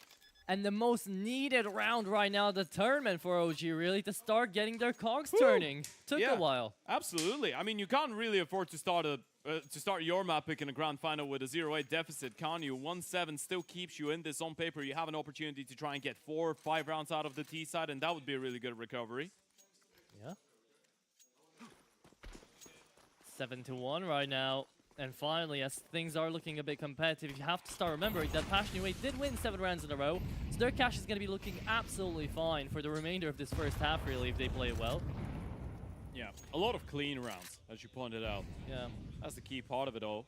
But OG are still trying to get into it, and as we know, we can never count those guys out. Interesting switch out here from Holzerk and Grim, actually, to leave the AUG down out onto the anchor, and Holzerk taking up Donut now. Grim has been a bit of an Orc menace, playing it across different maps, by the way, not only on Ancient. He's been rocking it on Dusty, rocking it on Train as well. Just one of those guys, man. Grim is just a chill dude that likes his Orc. He's one of the only guys I see him doing it. And it's working. If it wasn't working... In this entire event, I don't think we've had a player that plays the Orc as much as Grim does. I don't think I've seen anyone else play the AUG. Nope. Maybe someone that's fought against Passion UA and picked it up from the ground. Holzerk, he's in a tough bind right now. Needs a little bit of help from that AUG that we've been talking about. Holzerk, maybe he doesn't. Combat upping all the way to Sunday. Oh, okay. Good utility to come right back around here. 45 seconds. OG will be looking towards that B-bomb site. The bomb's still going B, yeah. Yeah. And this is actually a great bait around because Passion have dropped the B-bomb site. However, they're coming right back onto middle. They could be winning out these fights. And Nyx, that's an amazing 2-piece to make this 4v2 happen. I mean, the bomb is going to get planted, right? And Kvem spotted out one player, but... Oh, actually, this go down to Nikodos. This is a big kill. Yeah, but look at him. He's on 15 HP. How much can he really do on that left? Yeah, Arosdos is going to have to do the majority of the heavy lifting, and Nikodos is going to take first point of contact down in towards the ramp. JT, big fight coming up. If Nico's able to get away with this kill, though, they might be able to turn it around. Arosdos going 1-for-1 might not be good enough. Low HP Nikodos needs to go absolutely nuclear in the 1 versus 2 clutch, and he knows where both those CTs are coming from, but they're just going to run him down. They just need one bullet to connect, and it's going to be right through the skull. 8 rounds on the CT side of Ancient for Passion UA. If I was an OG right now, I would be shivering. Not because it's cold right there in their room, but because that's a 12-2 JT, 11-6 Vem, 8-3 Grim, and a 9-4 Holzerk in 9 rounds. Yeah, absolutely. And even Nyx was able to bring in massive impact with the double kill in towards middle in this round. It feels like everything's working out for Passion and barely anything working out for OG. You had that previous round, but it doesn't really amount to anything unless you're able to chain them up consecutively after one another, and they weren't able to. It was a good quad kill out of Adam B, but you need a little bit more. Yeah, and right now it can't just be 3 players. Krisen yet to put up his first frag. Nikodos hasn't gotten the opportunity to pick up a scope yet either. It's round number 10. We have only so many rounds remaining on this T side. If you are OG, I'm starting to get a little bit worried. You definitely are. Aggressive mid play coming out of Prison, though. He's taking a lot of that space. And right now, Passion, I was going to say, don't really look aware of the possibility. Look at Kvem, though. He's got his eyes set on red. He knows because Grim has pushed up into Donut. He's actually cleared out main before he did that. Well, cleared it out, looked into it. Didn't see anyone, so does have a little bit of time to watch. Passion. This 3-man setup should be going quite huge, actually. Here. Yeah, and we've seen that over the course of the last couple of days as well, right? On multiple occasions, Passion have been trying to cheat their way into a 3-man stack. And towards that B-bomb side on Ancient, feels like it's been one of the weaker points, so you're re-strengthening with Hauser being here as well. Over spotted, fires the first shot. It's just about the information for Spook, though. Now you've seen Hauser, you should know what type of a setup they're running with, and that's massive. That is huge. Adam needs to run into the bomb site now. Holzerk looking to deny, but they've taken so much time to the ramp. They're just letting Holzerk pick them apart, and it's not going to happen. Finally, a missed shot out of the upper, and that should be the round as well. Back turn, JT getting overrun, not getting taken down, though. Grim on mid, and if JT could have found another, that's Spook on 2 huge kills through walls there. Yeah, absolutely. The wall bank's just saving OG in this round, and Grim, I feel like he's just going to be saving. You hold on to your gun here, you know you're pretty much set until the end of the half, especially with the bank that JT has been able to accumulate so far. And Grim is good financially, but this is a massive second round out of OG, and I don't want to be the one to say it, but it feels like they just needed a little bit of good fortune to go their way. Massive kills coming out of Spook. First the one onto Nyx, then the second one onto JT and Cave. And a mid shot coming out of Hauser for the first time, it feels like so far this map. OG with a great punish in towards that B-bomb side. Ted, I feel like the script writers are working a little bit overtime right now because we might just be 9-3. going into another 9-3, yeah. Yeah. It feels like 9-3 is the new 11-4 after CSGO, obviously. Because it's still a score that you can always come back in, right? In CSGO, Right. you get an 11-4. It felt like you were really comfortable. You were set to win the map, run away with it. That's what 9-3 feels like. But they're both incredibly risky. You lose a pistol round, you lose a couple of conversions, and then suddenly it's a competitive game. Look at that once again. Spook just taking down Nyx without even seeing him, and then a second kill as well onto JT. Look at him just turning around, wondering, where am I going to be shot from? Through the wall was the answer.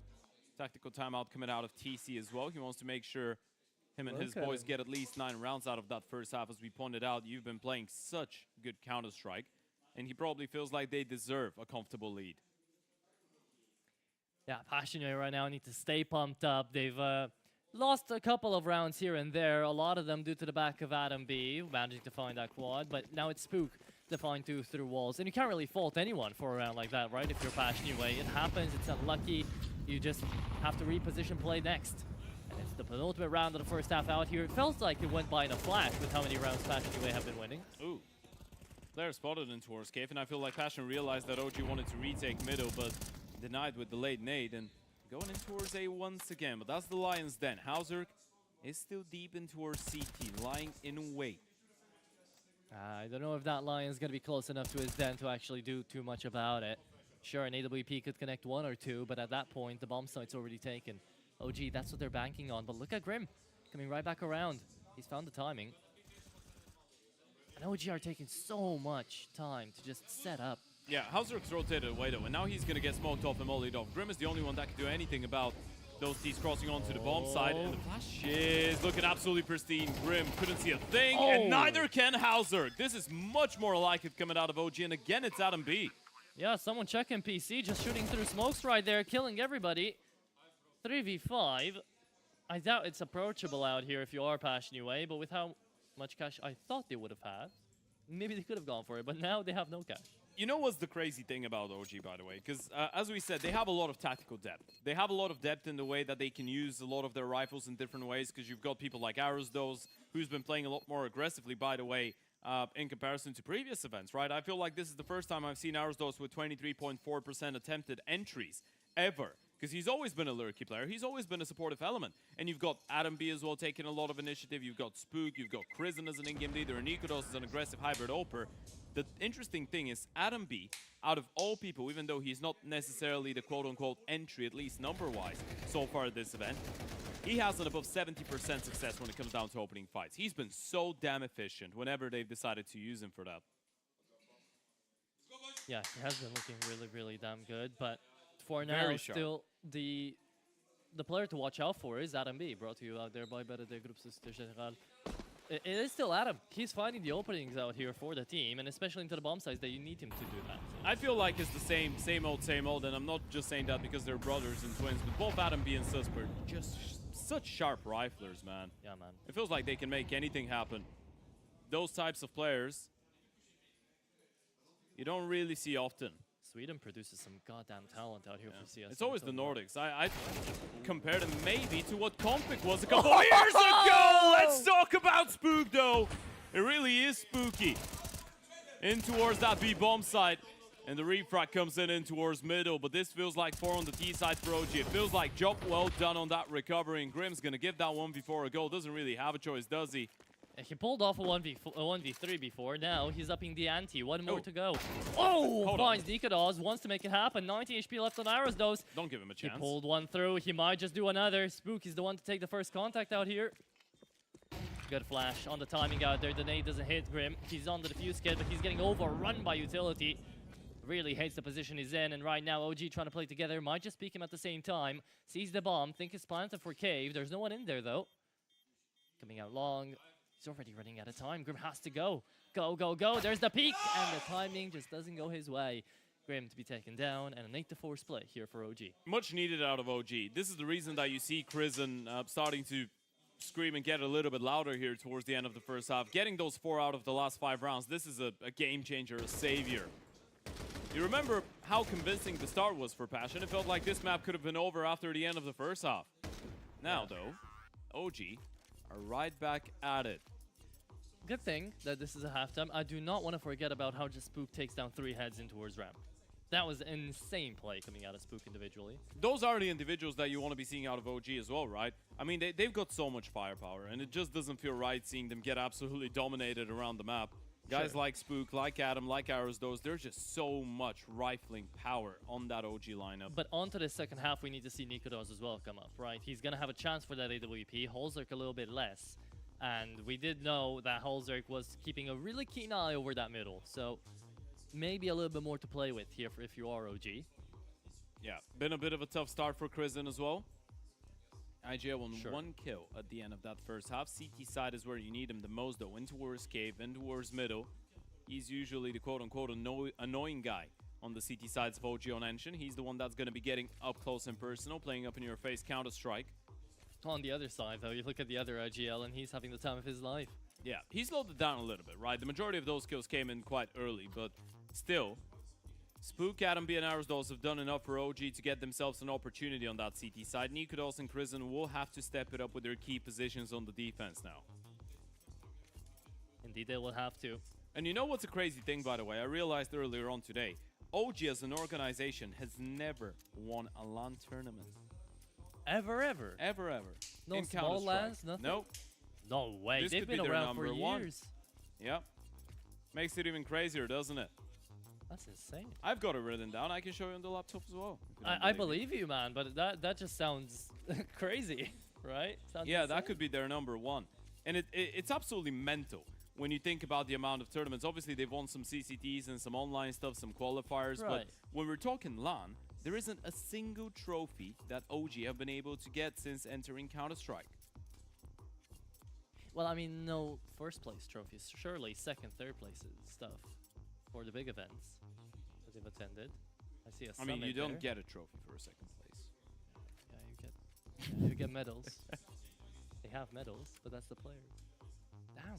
Yeah, I never really expected you're that looking, to come you're looking at a couple close calls. I mean, they haven't even played a grand final, man, and that's the crazy part. This is the first grand final for this Counter-Strike division, for the organization, and they entered Counter-Strike 5 years ago.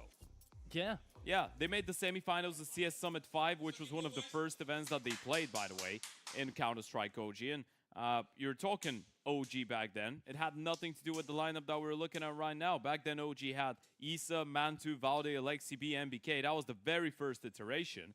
And then you're looking at semifinals of the Blast Premier Spring Final 2022. You're looking at semifinal of the Blast Premier World Final 2022. But throughout the last couple of years, there hasn't really been a lot of these. Thunderpick World Championship, 4th place in 2024. That's wild, yeah. And you know, that's just how much this means out here for OG. Sure, it's a small tournament, it's a small land, but it still will be a nice trophy to add to the addition out there if they can manage to pull it through. Passion UA aren't trying to make it look easy right now. 4v5 into the pistol, into the A-bomb side we go, and the bomb is going temple. They're not trying to plant this on A. They want to play. They want to play for this. They want to go for fights. And Adam will be able to shut down Hauser. That's the bomb dropped. And now that becomes a little bit more tricky. Grim will find one in response, but Krizen's still in towards red, and they're starting to get her up. I feel like Krizen, or Grim, sorry, has realized that he wants to get the hell out of there. He does. Smoke it down to CT. Now you have to be worried about Donut. But they've all walked out of there already, so the Molotov comes through, a fight will break out, and Krizen wanting to deny the bomb. It's still gonna go down. JT on the trade back around. This is all falling apart. Domino effect could come through. Passion. They don't know about the boost. Didn't see him. They should have no idea. Yeah, they're always gonna check this, right? You're looking on over towards Ada. Oh, that's Spook coming in and checking indeed. Takes down 2, and it's just Nyx left in the 1v3 that he does not manage to get through. What a pistol out of Spook. Yeah, you were wondering who's supposed to be the star of OG. Well, there's your answer. A massive quad coming out of Spook. And they keep on coming back time after time again.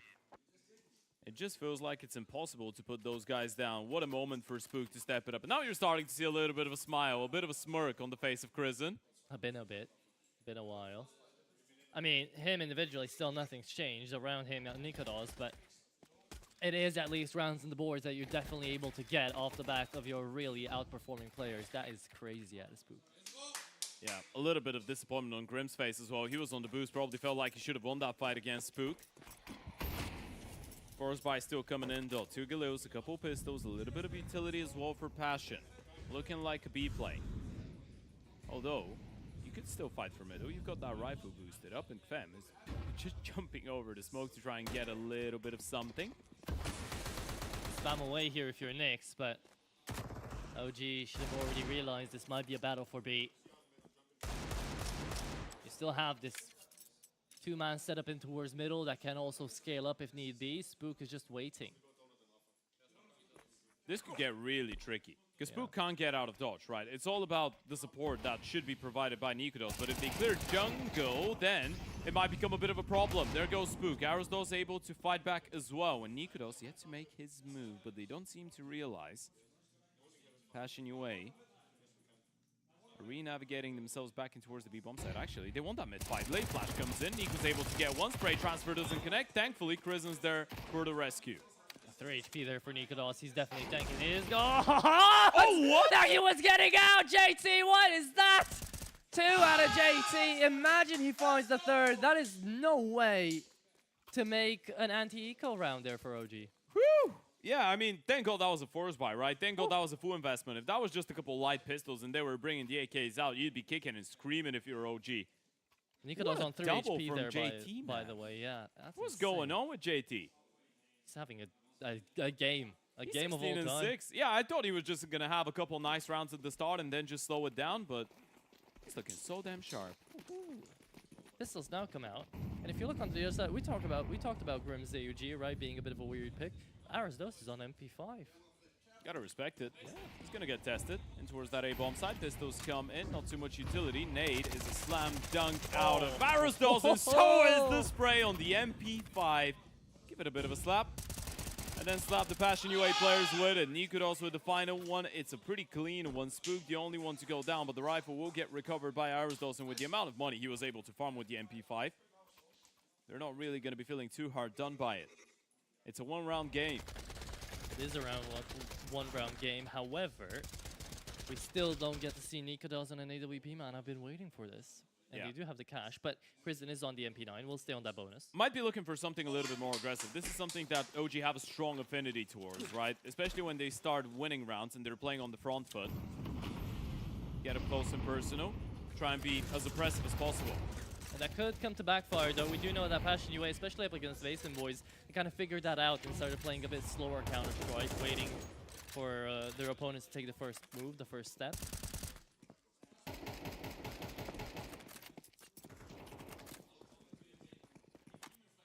That's a bit of an issue, though, right? Because you've expanded so much utility if you're OG to try and get into a favorable fight in towards middle, and Passion didn't really give you anything. Good news is the T's don't really have all the nadage in the world either. Retaking middle, though, was an obvious possibility. Eyes on A main. Nyx has got a good position. Flash is going to go too deep to blind him. Spray is messy. Still able to find the first one. Almost the second. Spook. Low on HP. Got to be careful. They're just pressing forward. One player rotating in towards CT. That's going to be Nikodos, but his teammate is already dead. Nikodos needs to step it up, but Fem is going absolutely berserk. There's one more in towards Temple. That's going to be Adam. Are they ready for him to be that close? Answer is no. It's best C. They line up, but Hauser still gets the kill somehow. Krizen, last man standing in a 1v3, but look at the HP values there. Halzerk and Grim together, they make 8 HP. He's going to run. He has no idea about that. Oh, what type of a round that is. It's just save so unlucky if you're OG, by the way. If you're Adam B, you feel like you probably should have gotten a second. Yeah. Look at the HP. Grim down to 1, Hauser down to 7. They still have 3 alive, though. And I mean, apparently it doesn't stop Grim from thinking about hunting. Yeah, Krizen is going to come through here. Spot out the one healthy dude, by the way, in the lot. And he's not going to be able to take him down. Should be going down to the bomb, though. And will. Yeah, that's a rifle to be recovered for Krizen. That is an AK. Doesn't fill you up with confidence, the fact that you can't even get that kill. Obviously, the MP9 could be pretty treacherous, long range, but it hasn't really been the cleanest individual showing out of the in-game leader so far. Same for Nikodos. Such a labored round, though. The sprays were all over the place into this one. Halzerk, Nyx, even Adam B to a certain extent out there. Yeah. See, the frustration is coming up into your face, and it's realizable. You understand it. Yeah, and that was a big double kill out of Fem, by the way. That's what you need him for, not only to open up the bomb site, sometimes middle of the round, he might need to get some of those multi-kills. Good nade on to Spook. Doesn't do too much damage, but a decent amount. We're going to see the return of the MP5, this time in the hands of Krizen. As OG Need to have that step up, as you mentioned, right? They need to push in that pedal and be a bit more assertive towards these extremities. He's missed the timing on the first one. We'll see the second, but he doesn't really know how close Fem is, and that might be a bit of a surprise. Burning towards the back of Donut, Arsdos providing necessary support. And Arsdos will be able to double up and double down. Nikodos with another one. This one is falling apart for Passion. Slowly but surely, the defense looking really good for the side of OG. Play. Really nice team play coming through out here for OG into Donut. That is exactly what you want to see. And you get to hear the Passion come out of Passion's enemies. OG, they've done a really good job coming in together, crunching down on Donut, and now another one-round game. Yeah, we're not forgetting about the fact that this was a 7-0 in favor of Passion, are we? Yeah. And there's another tactical timeout coming out of TC. Now the pressure is going to be on his side of the camp because Passion have had a phenomenal start.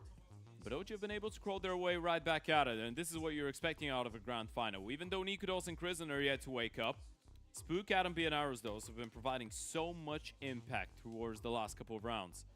And on the other side has been a bit more of a team effort, I guess you could say, for Passion. Nick's the only one slacking a little bit, but everybody else seems to be providing the same amount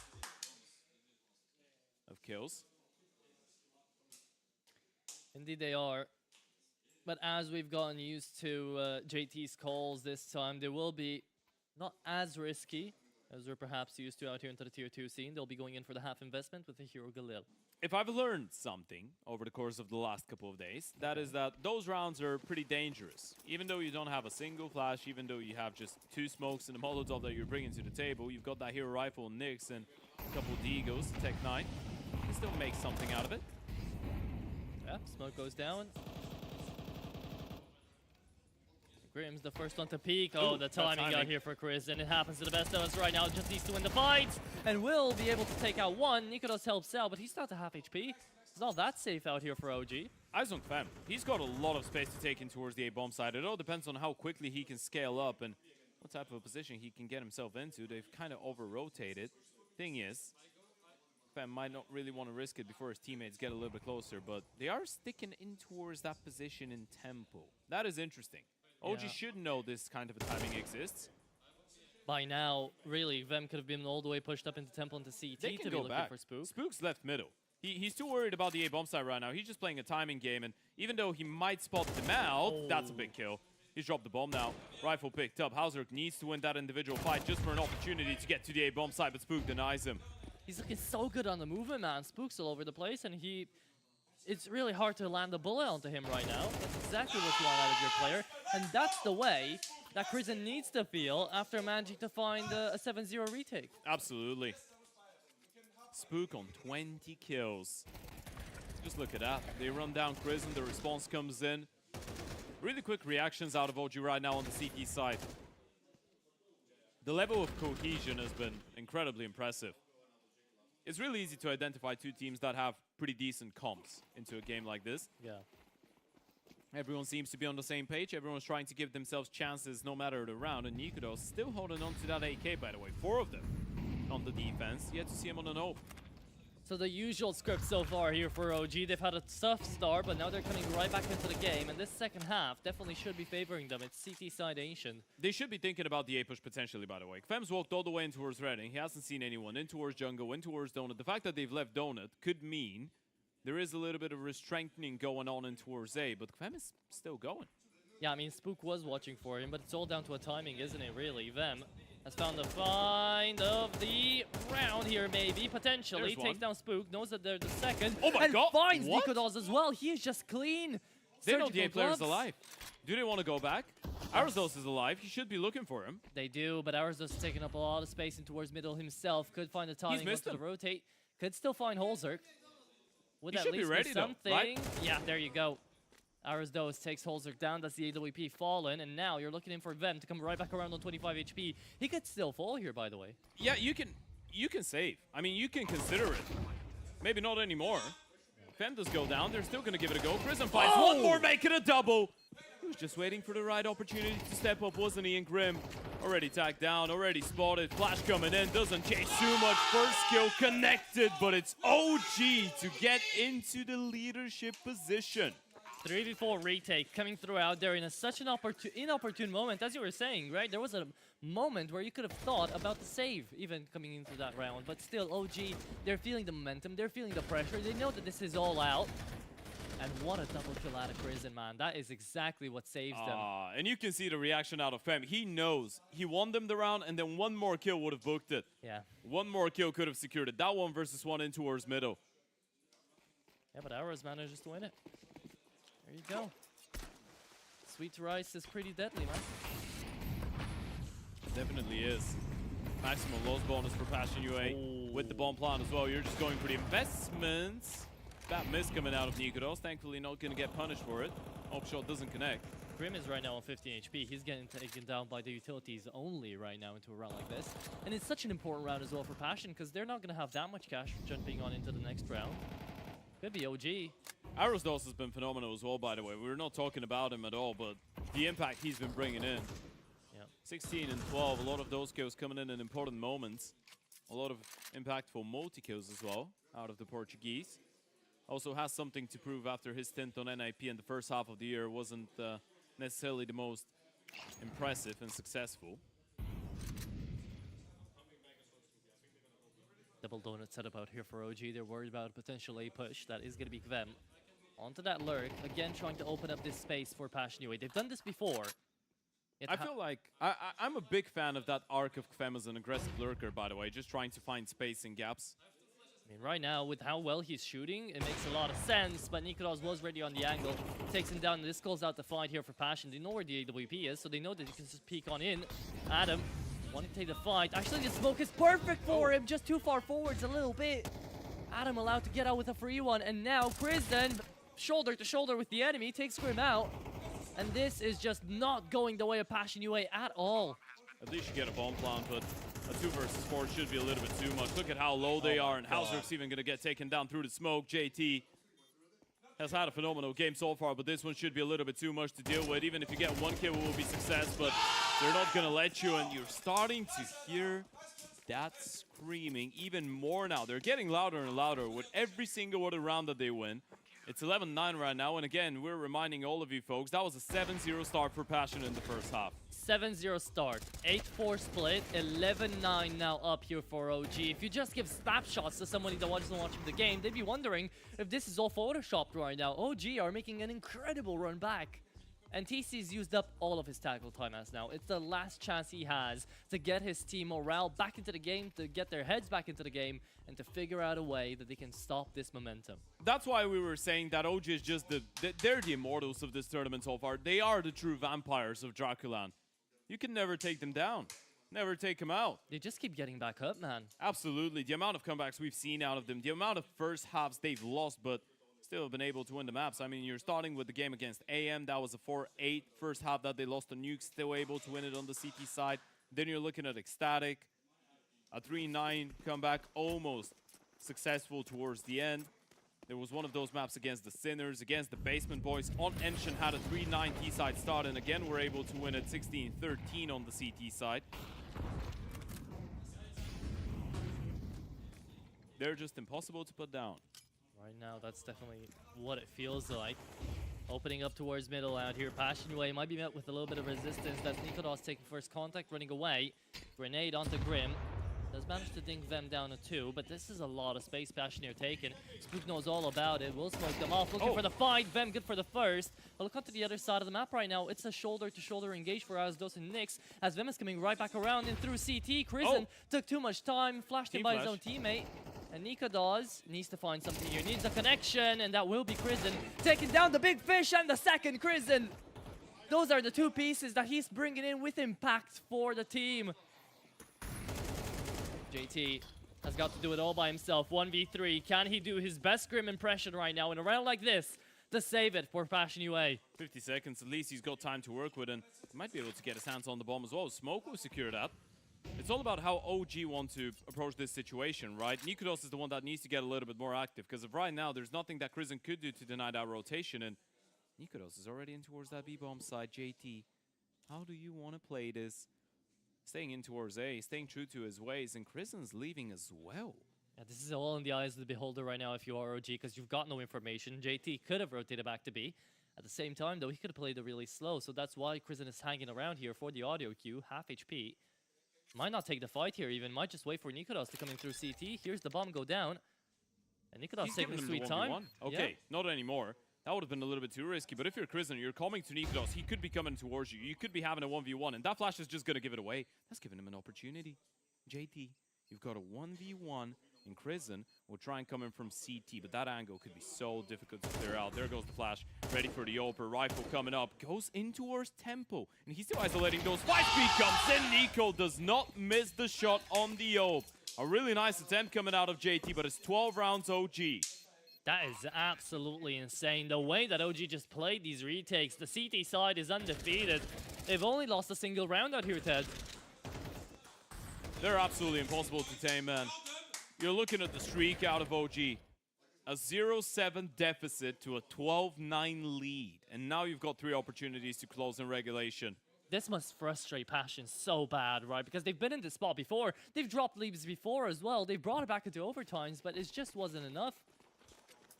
That was a big one out of Crizin as well. He's been having a really difficult first map individually, but that double kill towards CT spawn was everything. That's the second time he does that, by the way. So the impact's coming through left and right here for Crizin.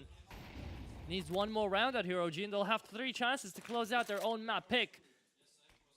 The comeback story out here. It feels like more and more teams are starting to adapt this rhythm, but OG are doing it undefeated so far in the best of 3s, and looking on down to mid, it will be Vem getting traded. Spook has been looking so good finally.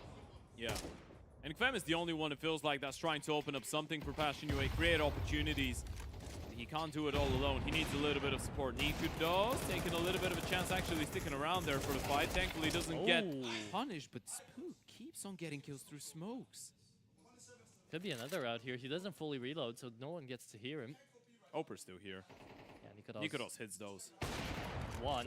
Does he hit the second? Yes, he does! That is huge here for OG, as Holzek's the last man standing, and it's OG to bring it back from the depths of hell out here. Dracula's pleased, and so are OG, 39.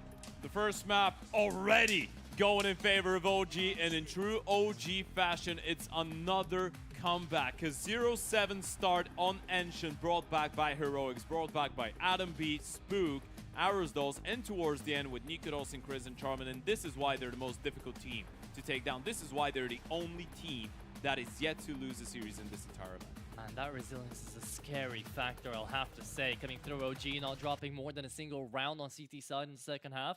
I mean, a lot of teams would have just fallen by the wayside. You're not fighting just anyone. You're fighting Passion UA right now that were feeling quite locked in. That you did get to see, you know, Grim put up a good performance, but Vem had 20 and 18. JT as well, 20 and 13 coming throughout here. You're going to give the MVP, of course, to Spook because he was able to shut them down so many times, but it must feel so tough out here for Vem and JT. Yeah, absolutely. But even on the T side, Spook was an absolute monster, right? Just talking about him, the one round where he gets 2 kills on the wall banks in towards B, he was the one reason, well, one of the reasons that they were able to even get those 4 rounds in the first place. And if that was a 9-3 half, if that was a 10-2 half, maybe you wouldn't have even gotten the chance to show us what you did show us towards the end on the CT side. So, yeah, we're seeing one of the big stars of OG step up in a massive way, 22 and 14 for Spook. And going into map number 2, this is the type of a performance you'd want to see out of him again. Yeah, absolutely insane. I mean, Spook definitely was expected out of him, but I feel like it was expected a little bit more out of people like Adam B, out of Nikodos, out of Arrowsdolls. So the fact that Spook comes through right now and shows up is absolutely huge here for OG. And that just means that there's more left in the tank here for OG, right? Next map up, think about it. It's going to be that train. You're not expecting too much out of OG, but with how that game started, we weren't expecting anything anyway. They're going to be starting on the CT side as well, right? It's going to be a lot easier to try and transfer some of that momentum from map 1 over to map 2. But if we're talking about the perspective of Passion UA, you are going to be feeling a little bit frustrated. But then in the same time, Ancient has been a little bit underwhelming for them in the past couple of days. And this is not the first time, let's not forget, when Passion have found themselves in this situation. Earlier today, the same thing happened to them, again on Ancient. You could even argue that it was even more painful against the Basement Boys because they couldn't even started off that well. They had to fight their way back, and they couldn't even win near those 9 rounds. So I feel like if you're Passion, you're definitely going to be a little bit frustrated. You probably feel like you had a solid enough game plan and a good enough start to convert the map, but it's all about staying focused going into that second map. And if you're OG, you're just hoping to show us more of the same going into that train, folks. That was map 1 out of the grand final. We still have 1 more at least, if not 2, if of course Passion are able to bring it back. We're going for a quick break, and we're going to be right back in just a couple of minutes.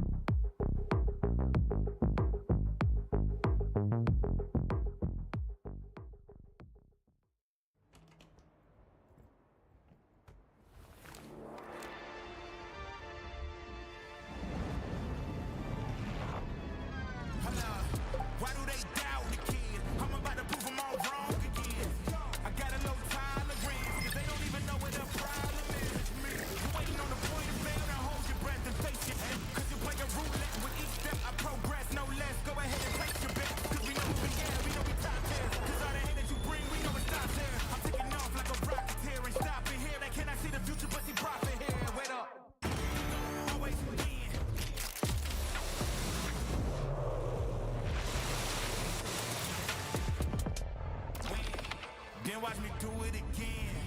Tell her, taking no loss, no loss, no.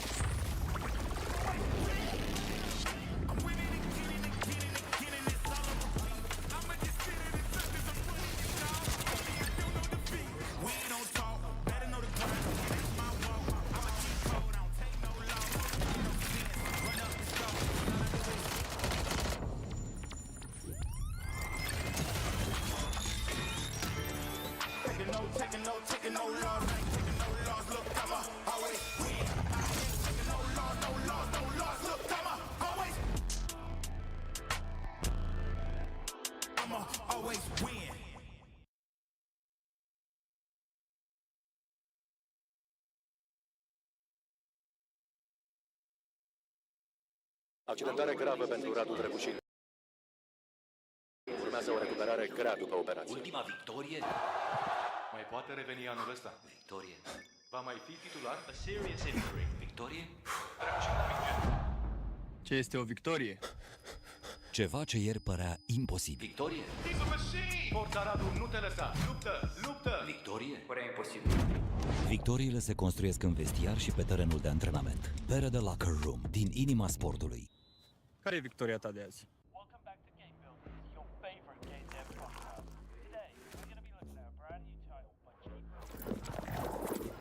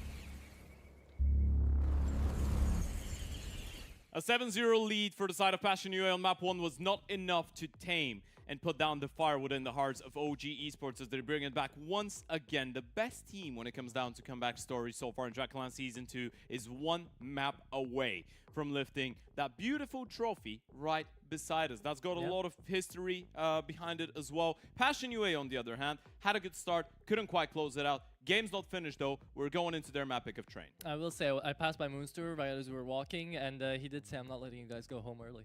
Yeah, we're going for all the 3 maps, and that's the idea that we're hoping out here if you're a Passion UA fan. The one that you're not really looking forward to if you're an OG fan, though. No, absolutely not. If you're OG, you're going into this one knowing that you're starting on the CT side on a map that is notorious to be a little bit difficult for Passion to get into, right? That was not the case earlier on today against the Basement Boys, though, so this could be a good sign. Could be, could be. I mean, if you're looking off the back of previous results, sure. But right now, Passion UA feel like a different team.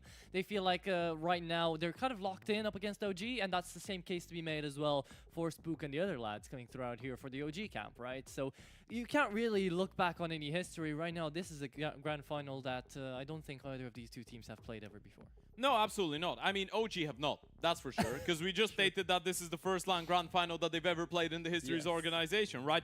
When we're talking about Passion UA, though, there's a lot more experience there, right? Both for the organization and for the players that just arrived from Complexity around a month ago, right? If you're looking at Passion UA as an org, TC, Munster, and KFEM did win the Glitch Masters 2025 in July. When you're looking at the other guys, you'd have to go as far back as 2024 to the ESL Challenger Jönköping, where they were able to get their last LAN trophy. But we're talking about a bunch of really experienced individuals, right? We're talking about a bunch of players that have been under those circumstances before. They've been in similar situations. OG are the ones that have not been in that situation where they're just one map away from winning a trophy, right? And winning an event is the most difficult part of it all. And we shouldn't be forgetting, this is OG's start to the journey of getting acquainted with what it feels like to be playing LAN Counter-Strike, right? One of the first big LANs they played, well, the first massive LAN they played with this iteration, and that was before Aris Dos was brought into the table, was the Major in Austin.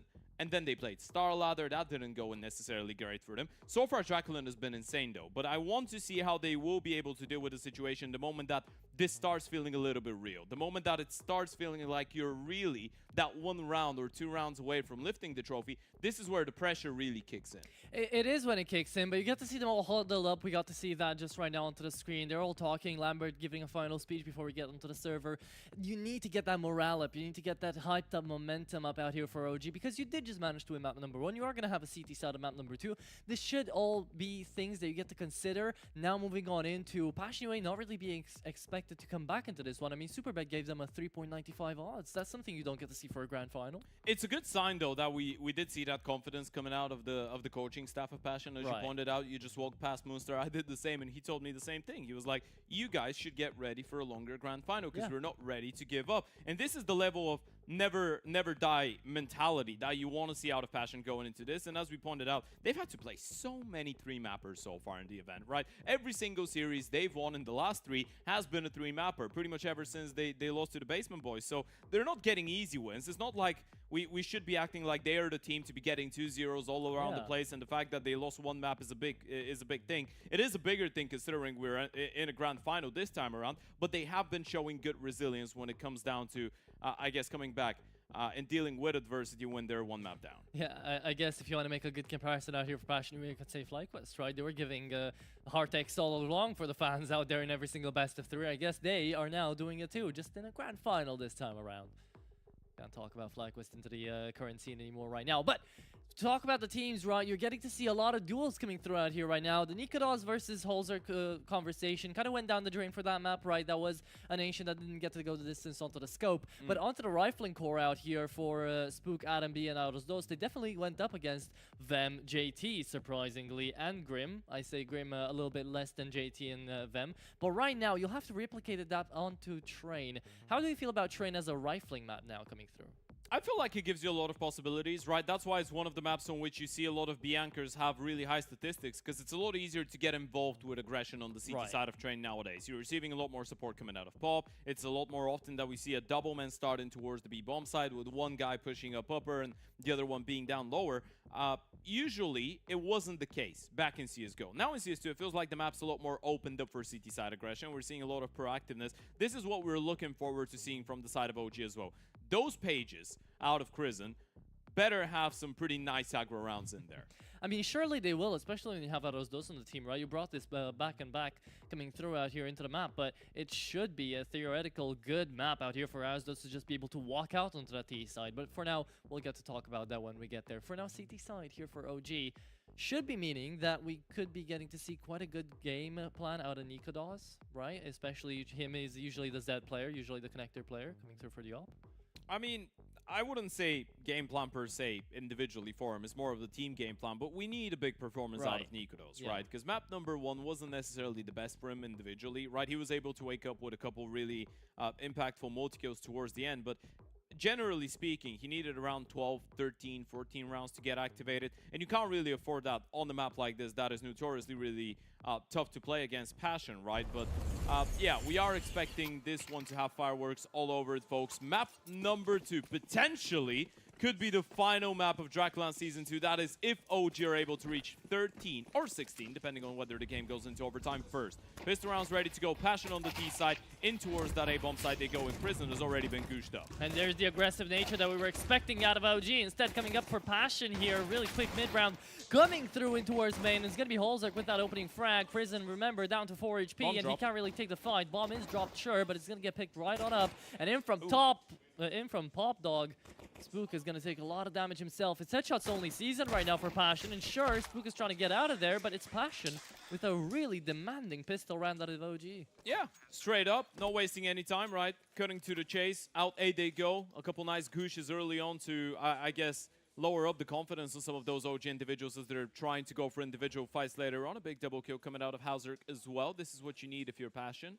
A good old nice start on the T side of Train. When it comes down to OG, it hasn't necessarily been the most successful maps. I mean, they won it against the Basement Boys in the 13-10 fashion, but you're looking prior to that game, they were in a streak of 5 consecutive losses. Parivision, Bedboom, Big, NIP, Ecstatic, all of them pretty good Train teams, but definitely not the best of maps for OG. Look at a 4-man walk-up Ivy right now. Trying to come in behind, get a You little bit of call it a damage walk-up, through. I call it a sprint. Oh, it's an absolute jog, let me tell you what. And it is going to be the USPs sorry? damaging way too much. 3K and upgrades now coming through for OG. You've planted the bomb, sure, but how did you royally mess that up? Grim and JT coming right back up to the chase. It's Aros left in a 1v1 out here. There's no way that Aros gets a chance here. He gets a look in and will go back. It's the AK of Grim to win it out. But how did that round get into a 1v1? Oh boy, nearly threw this one into the toilet here and flushed it if you're Passion UA. Yeah, there's going to be a bit of a smile on the face of Grim after that. I don't think he's going to be too happy. It felt like it was a little bit rushed the way that they wanted to do with the pistols. 3 people just swinging in towards main, lining up a little bit, and Prison coming in with a kill in towards that A-bomb side as well. That one gets a little bit scrappy. Pretty expensive of a round for Passion, if you ask me. Hugely expensive, man. I think anyone could say that. You lose 4 guns, sure you plant the bomb, but it's the small victories out here. OG now going into the full buy. They'll be feeling really confident in taking these fights up into electrical, up in towards main. Big fine. It's 1, sure, but it's straightened out immediately. Down towards still the bomb side out here. It will be Crazen and Adam coming in together, lining on up into the X files and looking on out. Grim and Holzerk left in a 2v4, making a 2-on-3. It's down to Crazen really to hold down this bomb side until he gets a little bit of support. Passion UA could run out here. B. They could go B, and that's exactly what they'll do. Grim, amazing pickups out of him. That's so weird now. I mean, they have a bunch of flashes they're going to throw in towards Z. No smokes, no molotovs. Grim, good position, able to find the first one. Crazen will have to try and step it up, but Grim's got it under lock and key. What an ace out of Grim. He gets all 5 of them. I think that is the most impactful ace Grim has had this entire tournament right now coming through, and that is going to be getting Passion UA the momentum they so desperately needed and deserved, especially after a round where you almost lose 2 full USPs. That's a full buy coming through from OG. It's been such a quick start to that T side as well out of Passion, by the way. Yeah. It feels like we've been on train for, what, 2-3 minutes, and they've already picked up 3 rounds. Every single round has been a straight-up A-rush. 100%. And that one might not be any different. A little bit of utility coming in. That one goes both ways. And the aggression will continue out here for Passion UA until it doesn't work out anymore, I guess. OG, they'll have to figure out a way to start maybe stacking up onto a bomb site, maybe try to play together. At this point, oh, Passion, they have slowed it down. That's how you're conditioning OG though, right? You hit the same bomb site repetitively, and it's every single time really successful. So the moment that you want to switch it up, OG might be a little bit behind with the memo. And they're still all here, actually. They have read into it correctly because Passion UA are right back up to the chase into the A-bomb side. JT got for 257s doing their jobs, but not enough. It's Aros left in a 1v3.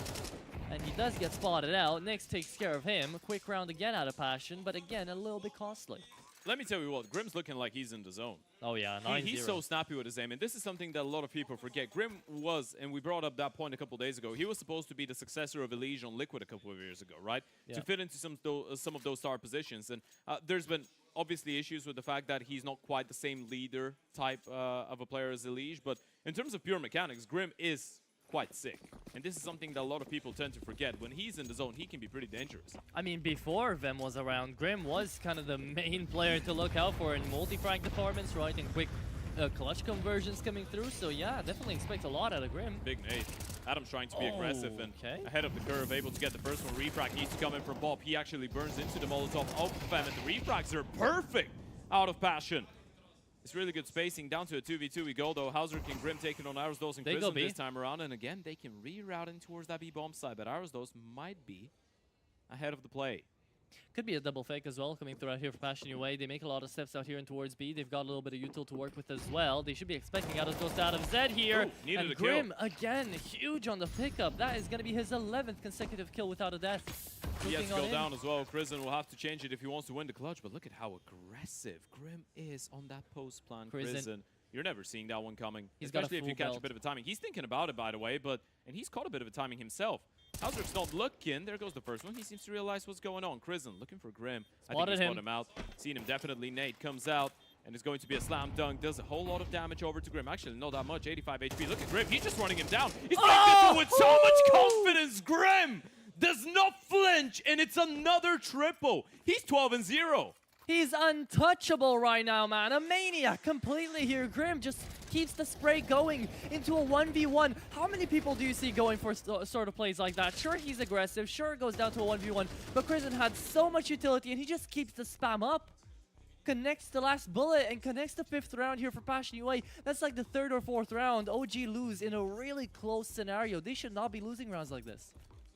And this is the T side of Train as well, right? This is not Ancient. It's not going to be as easy to come back into this one. Passion are already probably quite happy with the amount of rounds they've been able to gather, and the map just started. That is absolutely insane right now. OG. I think it was last bullet as well out of Grim, by the way, if I'm not mistaken. Last or second to last. That was a crazy commitment. And I feel like that's why Crimson was a little bit frustrated, right? Because obviously you think that Grim won't run out of bullets. You don't think he's going to commit fully to the spray. You feel like, okay, he's going to burst a couple bullets, then he's going to try and reset and hit the tap. I'm going to wait for him to stop shooting, and while he's readjusting, I'll try to go for the swing, but he never stopped. Yeah, exactly. That's what I'm saying. He was absolutely insane for going for it, but he did land it. So now they're rushing B. Sure. After all the A rounds. And you're only going to have Eros Dose here, but it's only a half investment, right? So the Deagle, not expected to do too much in the holding department. We'll be looking for headshots. Look at that quick walk. They know there's just pistols on the other side, and Eros Dose should be a dead man walking. There's no way he gets anything done. JT takes him out, and that should be the round. I mean, there should be no way for OG to get into this one. Of course, they got just a bit of a half-buy going on for them, so it doesn't hurt that much to try and get a couple exit kills, but this is a 6-0 start already on the T side.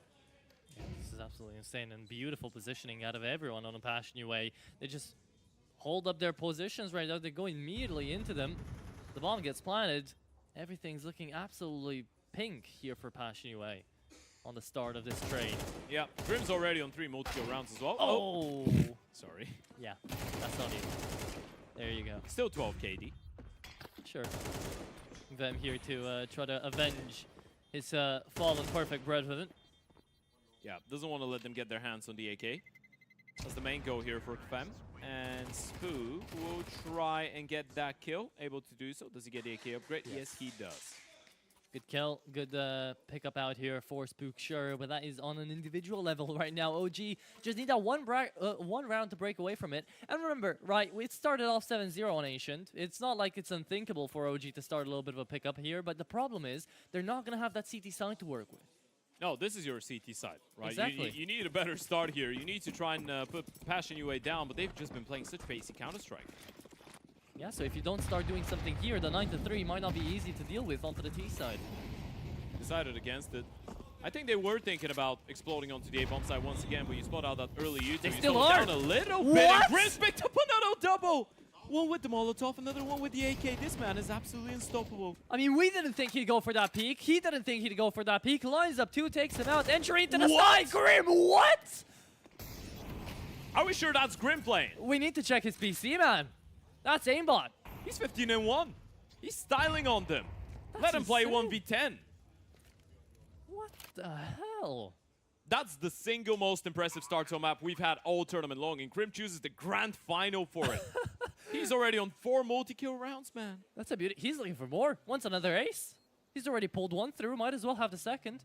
He's an absolute beast. It's like they switched places with Dong or Elise, or both of them combined. I'd say so. It's bold Dong right now. That's what we're seeing. Or Elise with glasses. Sure.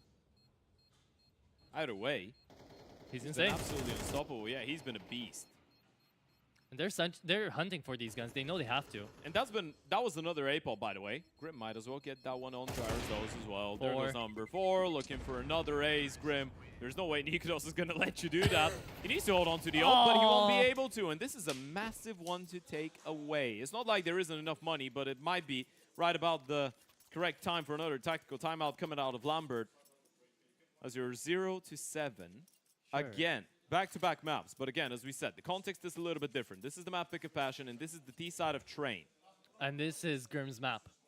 you can't say anything instead of it. This is just Grim going at it, man. 7-0 up.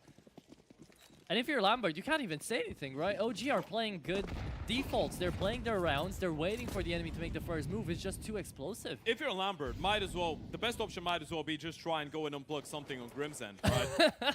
Yeah. Try and sabotage him. Bribe an admin, go for it. At this point, that's the only option you've got. This CT side, as it's looking dire, you know, sometimes it's easier to lose a 13-0 than to play on a comeback, get to 9-9, and then you still lose it.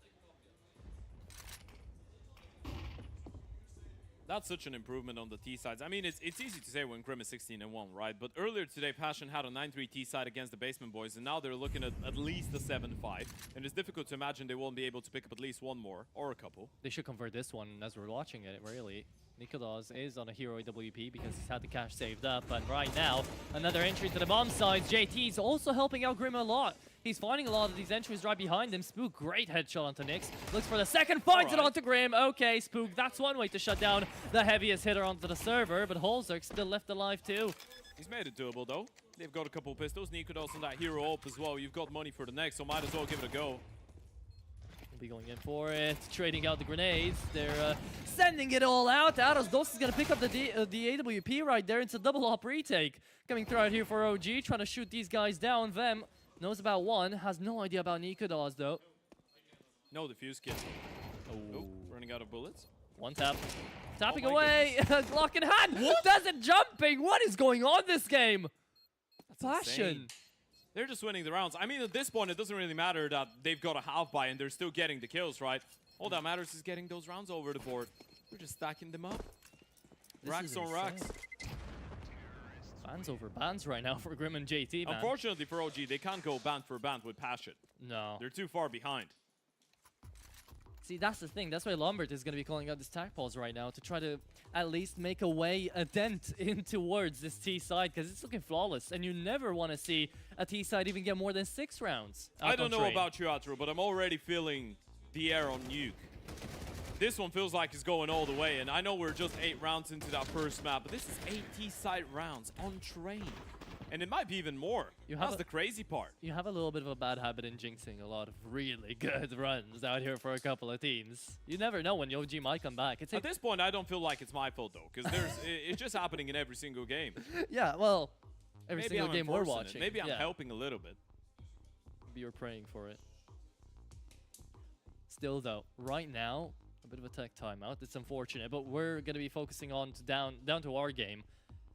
There's just no one who can step up onto the OG side. No one's been having that stand-up performance like Spook to shoot through walls, get that 20 bomb. There's no one like Adam B to just be winning out his duels. Crizin has been having the best start, really, in all of OG, and he's having the same start he really was having back on Ancient 2. Oh, we can't say that. And well, not. He was 1 in 11 at halftime. Okay, Now he's got 5 kills. Crizin has improved a lot since the first half on Ancient, and he had a couple really big moments towards the end as well on that first map.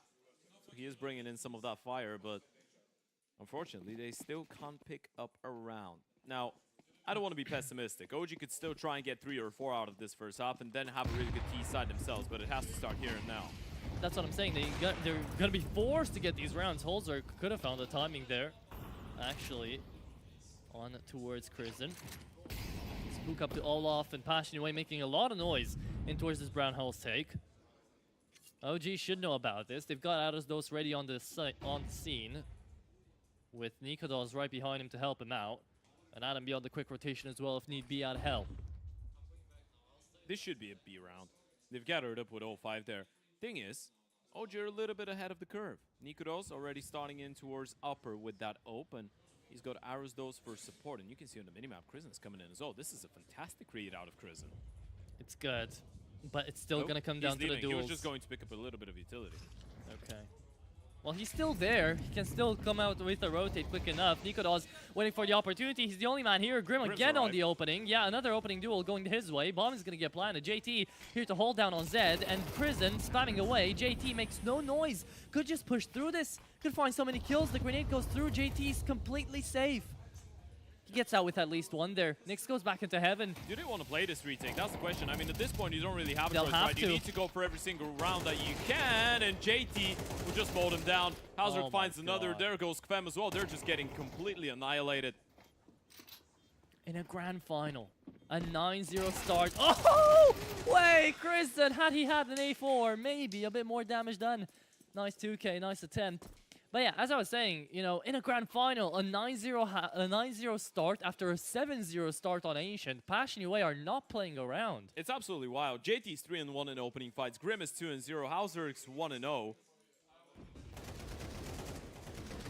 can you really say about this? It's just a whitewash. It is. If you're OG, you're so damn thankful you were able to make that comeback happen on map number 1, by the way. Dude, look at this statistic, right, coming through as well. Grim, 4 multi-frag rounds out of 10, and now JT as well, 4 as well. This is insane. And Nikolas, the first one to go down on the AWP, the hero op. You probably feel like this map is already over. It's all about dignity, all about trying to make it look a little bit less miserable, I guess. Amazing grenades. Oh my god. Thank God they failed the second one, by the way, because that would have been another kill onto Adam P with utility, and he's been getting a lot of util damage sent his way. He was one of the heroes on that previous map, and it's not another over. deep Molotov. They've heard the second player as well. They know Spook was a little bit deeper. Oh. He's able to double up and double down. Maybe this is what they need. A little bit of Spook magic. Maybe it is so. Coming into it.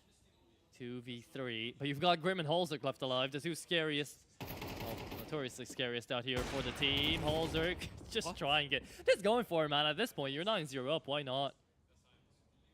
They can't lose this round. Imagine OG if he can't give this one back. This is your 1 ticket back into our train. It is a half-blind, though. They've got no utility. They've only got out of those with the defuse kit and an AWP. Spook is on the AK, sure. It's a good reposition. Dian going towards Cloud, usually good for at least 1. He's going to play this one passively.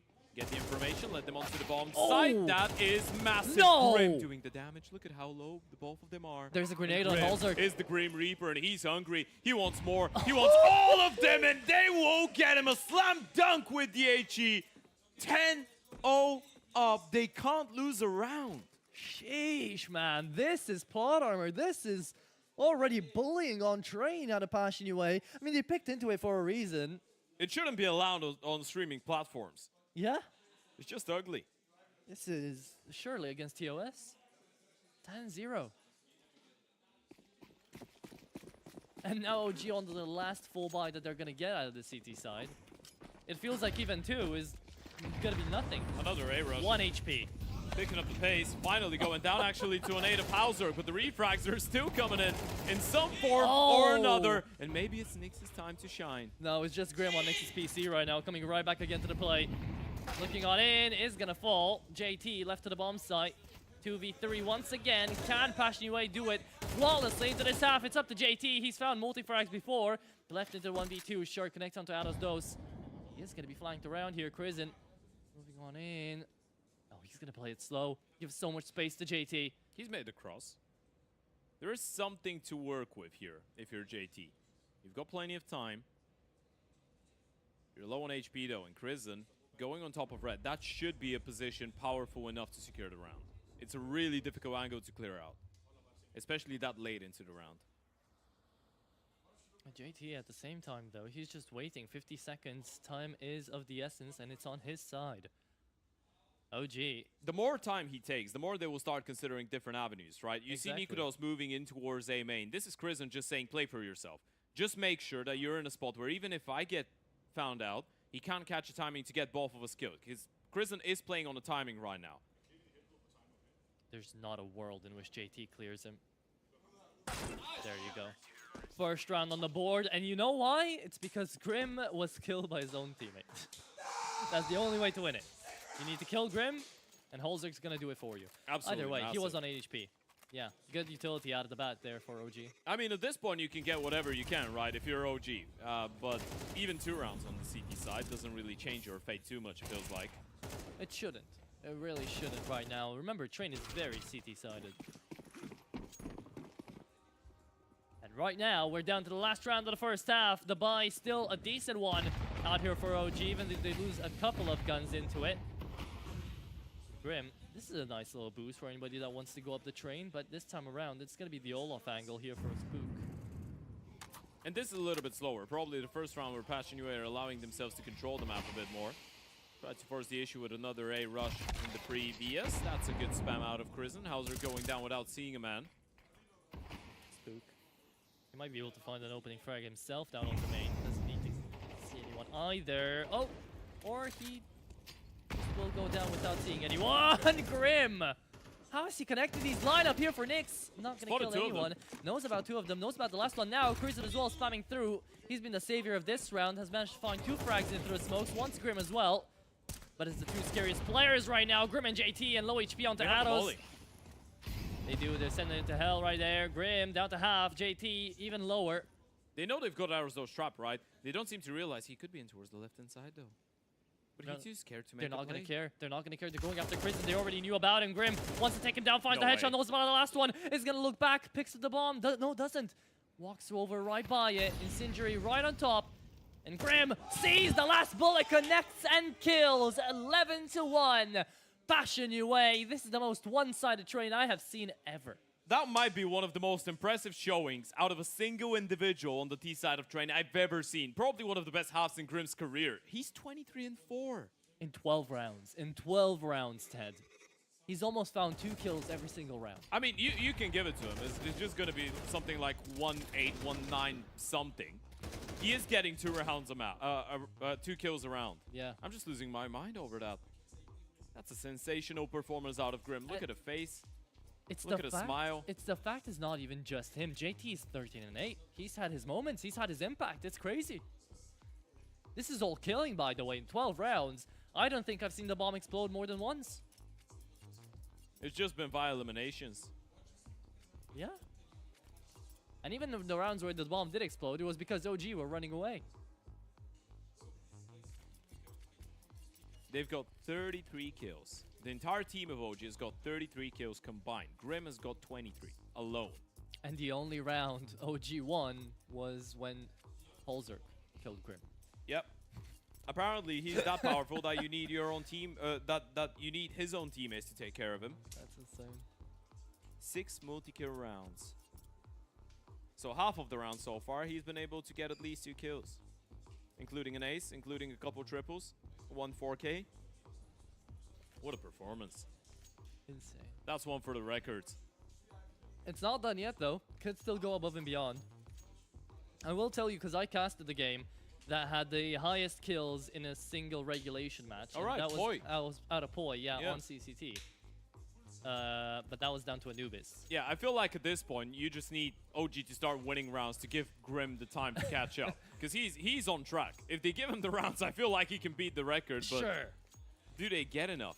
And if you're OG, what do you really do? I feel like you just focus on, forget about this map, try and get as much rounds as you can.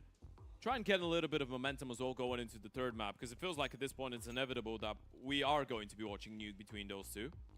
And at the same time, I understand playing out the Ancient and OG just managed to find a comeback into it. That was a map to watch for a grand final. Here, though, you'd never expect Passion UA to just steamroll over Train. You'd be expecting them to take it, sure, but you wouldn't be expecting them to steamroll like this. Definitely not in this fashion. Definitely not with that type of a performance coming out of Grim. I mean, look at him, man. He's just having the time of his life. He's jolly right now. Yeah. I don't feel like this man has left his face for the last 30 minutes. And it's good because when he's happy, the rest of the team is happy too, you know? So, that's just how you find it right now. Passion How UA, could you not be? If you're Passion UA right now, every single one of them, bar Grim, Kfem, JT, Hauser, Nix, and TC, you get the feeling of having Donk on your team for one half of Counter-Strike. Yeah. That's what Grim is doing. That must be how it feels. It's a world-class performance, it really is. But the world-class performance is not done just yet. We go into the second half of the game right now, and it will be one that will need to see a good pistol out of OG if you do want to give Grim that opportunity to break some records. What a moment to step up as well. Grand final, your team is 1 map down, and you just go into the T side of Train with a statement and a half. Look at him go. He's looking for more fights. Oh. Finally, Nikudo's able to humble him. At least for now. Yeah, it's been a while, but there you go. That's going to be Kven to come right back up, though. Finds one, needs 2. All right. Random. That was really quick out of him. Barely even saw him getting the kill. 1v4. Nix. This would be an insane clutch as well. Out of someone that's... I feel like at this point, OG are in that type of a position where even in a 4 versus 1, no one's speaking. No one's given opportunities. Safe. It's 11-1. Of course they're not. It's do or die situation. Right now, should go down. There you go, clean out of Adam. Perfect shots. I mean, Adam B, by the way, he deserves so much credit because he's been one of the few players on the side of OG that have been performing on a really high level, no matter the circumstances. And I know he was on just 3 kills before the start of this round, but he's had so many impactful moments across the tournament. Krisen holding his own, 13 and 11. It's almost difficult to believe, but he's been trying his absolute damnedest. It's just like FlyQuest though, you know, when your IGL is pulling through the best into the server, you know that something's not going right coming through into a map. And you can't really blame OG at this point. It's 11-2, of course, but that should be a change coming through the decider if we're gonna get there. For now, we're still here though. Good flash coming through onto Ivy, and it's gonna be up to Holzerk to try to take some heads down as Nikodaz is trying to push up alongside Crazen. Let's see who finds the initial shots, and it's them to be able to take one down. And now the trade back is not gonna happen. Nikodaz finds Holzerk. Spamming. Nikodaz down to 30 HP. Careful. Will be looking alive, but Careful. it's Grim yet again, and that's an AK pickup. That's dangerous. That's very dangerous. He's the last person in the server you want to be giving a premium rifle over to. He's got better guns than the T's. Spook and Arrowsdorfs are left with SMGs, and Grim's got the AK-47. Okay, that's interesting, but they've completely, not completely, but misread this one a little bit. They've gone in towards the B-bomb side. They are playing together at the very least. Nyx, he might want a gun, but he's not going anywhere. They're so towards that terrified, side of the though. map. I mean, look at that. Spook has got a timing. He's going to search for something in towards B. Does he see Grim in towards upper? He doesn't spot him. Hasn't seen anything. He's missed him completely. He might think B is clear. And this is a terrifying situation right now for OG. They just... Arrowsdorfs is not moving. They don't know where Nyx was all this time. Grim was the one to get the kills in towards Ivy, and they've just lost track of him. If they think A is free, after not seeing anyone in towards Ivy, they might get caught off guard by that push up coming out of Pop. Oh my god. Wait a moment, because Spook is coming right back up CT, and his back is going to be turned. He's not going to be watching Electrical right now. Yeah, it's going to be Nyx to spot him out, and Grim left in a 1v4, essentially. Now takes down 2, looks for 2 more. AK in hand, and 30 seconds, you have to plant. Arrowsdorfs hasn't been moving, just needs to cross. Will he get the plant done? Grim is just going to run away. 5 seconds, 4, they're not going to be able to get the bomb down. They should have it. No. They have. In the last second, Grim has got to retake this now. Went down to the millisecond. 1v2. No AK in kid on hand. his back. But if there's someone to bring this one back and clutch it up, it should be Grim. Definitely will be 5 KD right now when we keep on counting. 25 and 5. And is he? He's calling saving this one off, yeah. Yeah. I Doesn't mean, want to risk it. You always want to send the premium rifle into the next round. Also, saving that KD is not half too bad. I mean, that's the last thing he's thinking about. Of It's course. more, I don't know where they are. I don't have any utility. I don't have a defuse kit. I don't want to be giving away an AK. We're happy with the damage. That was a force buy as well, but we want to keep the pressure up, even in the next. Even if it's going to be just a half investment coming out of everybody else on the team. It still gets damn close, though. He played it very well, though, because with that AK in the 1v2, he was spamming through the smoke. If he kills Arrowsdorfs there, he wins the round. Yep. This went down to chance. Gave himself a chance. Yeah. And now they can, as we said, keep the pressure up. A couple of Deagles. Some upgraded pistols with the utility, and Grim on that AK-47. At this point, I feel like all of us could agree he can win rounds all alone. He could have literally 1v5 right now.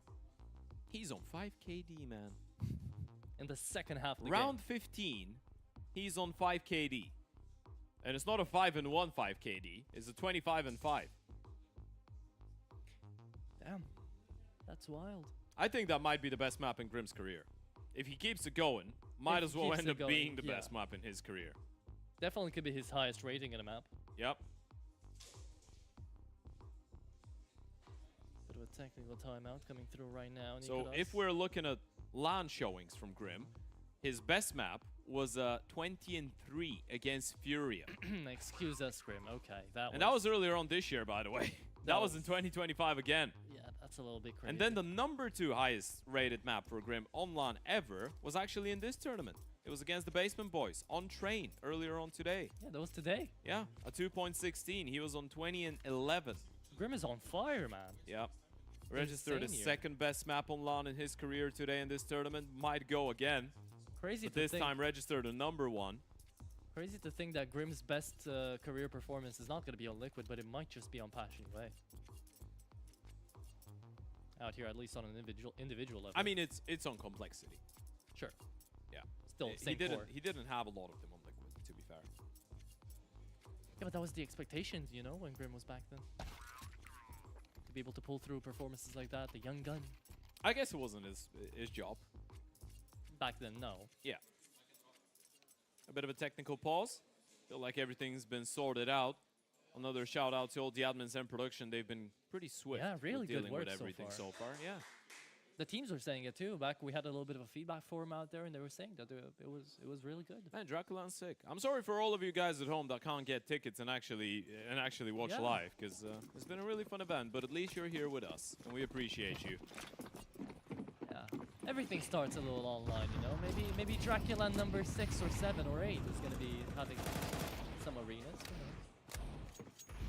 Can't promise you guys Yeah. anything, but Thing is, Mr. Dracula doesn't really let us invite people. yeah, well, you kind of have to let him. You kind of have to let him in your house, not the other way around. So That sounds too scary. I didn't sign up for that. as Dracula, man, that's what you signed up for. Walk up into Pop Dog with Grim at the head here. He could really just upgrade a lot of the weaponry out here for his teammates. I mean, there's no one to be challenged, right? But the moment you start hearing that utility towards the A-bomb side, they can just make a bit of a turn, head right back, and they will be able to arrive in time. A flying There's Grim. Halzark there, but Grim indeed finds the first, looking for more. Grim, good for 2. Don't do this to No! me! Don't do this to me, Grim! Finally shut down, but Chris is down to 24 HP, and it's this 5-7 to bring it back around. Grim, you've done it again, you madman! It's Adam left in a 1v2. 12 HP onto JT. He's got the Deagle. No one's picked up a rifle yet, though, onto the CT side. They haven't had the time. Adam will have to plant in the midst of this 1v2. He might think about going B here, by the way, but JT's already there. It's such an uncomfortable bomb site to be working with. He's lost track of the pop player. They've both repositioned. One coming out of Ivy, another Oh one my coming out of God. Z. There's no way he's ready. Nyx has just won this one perfectly, but it's the Grim Reaper again with a triple. And Nyx with a double kill out of nowhere on the pistol, man. That's just unfair. It really is. This is insanity. Clip that map, send it to all your friends. Tell them if you want to learn how to play Train like a pro, look at Grim. He's absolutely unstoppable. I'm sorry, boys, but there's just no way you can replicate what Grim is putting up on the performance here. No Even matter how Vlad much you watch. Dracula's afraid of Grim. At this point, if you're putting him on Train, yeah, he would run away. Turn into a bat and fly.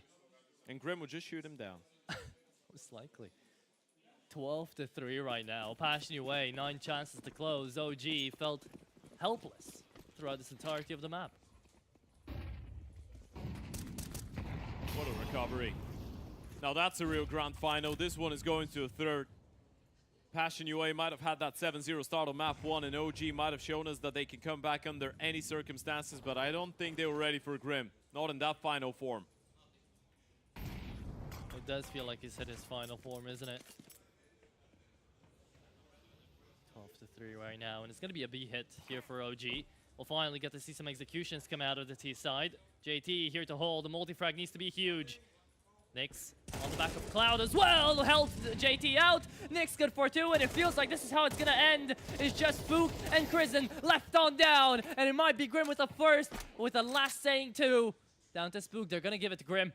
He wants to peek this, but you hear him move away. 1v3 out here for Spook, who needs the ace clutch to keep his team in the game, by the way. What a play that would be. Doesn't really change their fate too much, but at least keep them on the map for a little bit longer. One player spotted. He knows one of them rotated back towards Z as well, but is a rotation really worth it at this point? You've got a little bit of time to work with at least, but it's not really going to make them take their eyes off of that B-bomb side. Not pushing, not giving chances, just laying there patiently, counting the seconds until we head to that third and final map. Spook, feed spotted, tagged down, and now he's going back. 20 seconds though, But there's guess not what? enough time. Grim's here. He's not moved away. He's been haunting them round after round, fight after fight, kill after kill. This one map is Grim's, and this one map is a 29-6, and Passion UA level things up, led by the Grim Reaper. Oh, and what a scary Grim Reaper that was. In the name of death right now, DraculaN has got you covered if you want to see amazing performances out of individuals. JT helped out, Vem was there, but Grim was the star of the show on map number 2.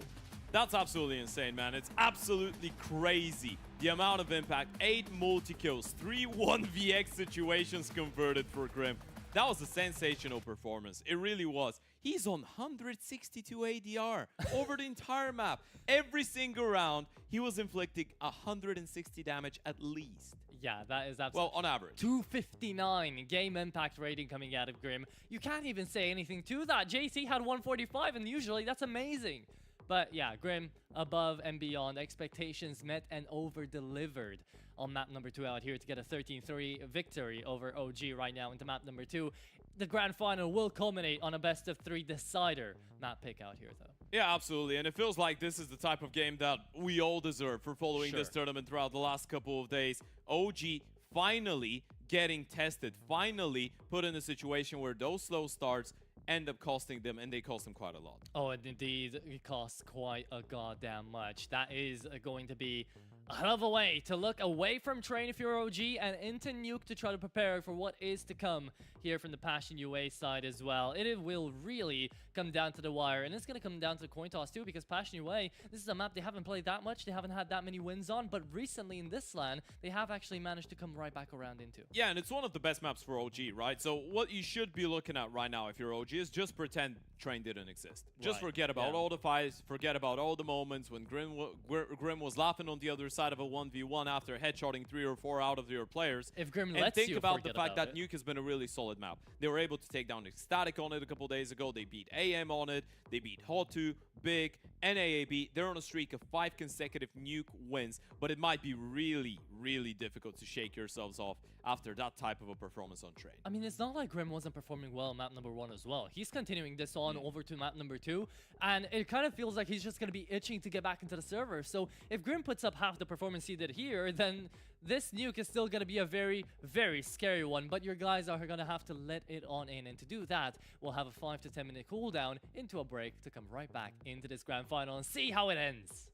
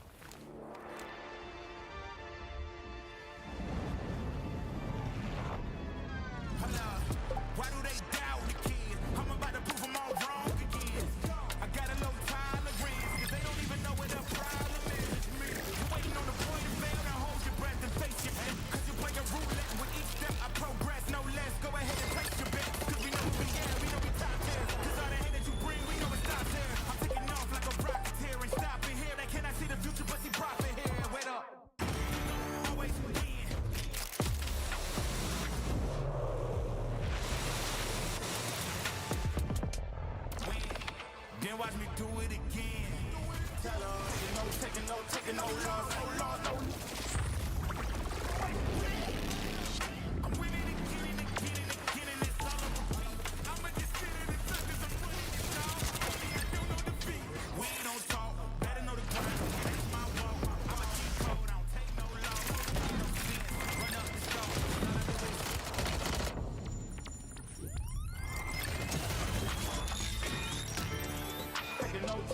Taking no loss, I ain't taking no loss. Look, I'ma always win. I ain't taking no loss, no loss, no loss. Look,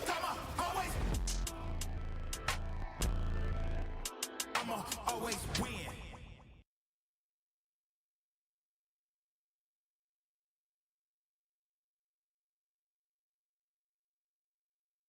Accidentare gravă pentru Radu DraculaN. Urmează o recuperare grea după operație. Ultima victorie? Mai poate reveni anul ăsta. Victorie. Va mai fi titular? A serious injury. Victorie? Ce este o victorie? Ceva ce ieri părea imposibil. Victorie? He's a machine! Forța Radu, nu te lăsa! Luptă! Luptă! Victorie? Părea imposibil. Victoriile se construiesc în vestiar și pe terenul de antrenament. Pere de Locker Room, din inima sportului. Care e victoria ta de azi? Welcome back to Game Builders, your favorite game dev podcast. Today, we're going to be looking at a brand new title by Jake.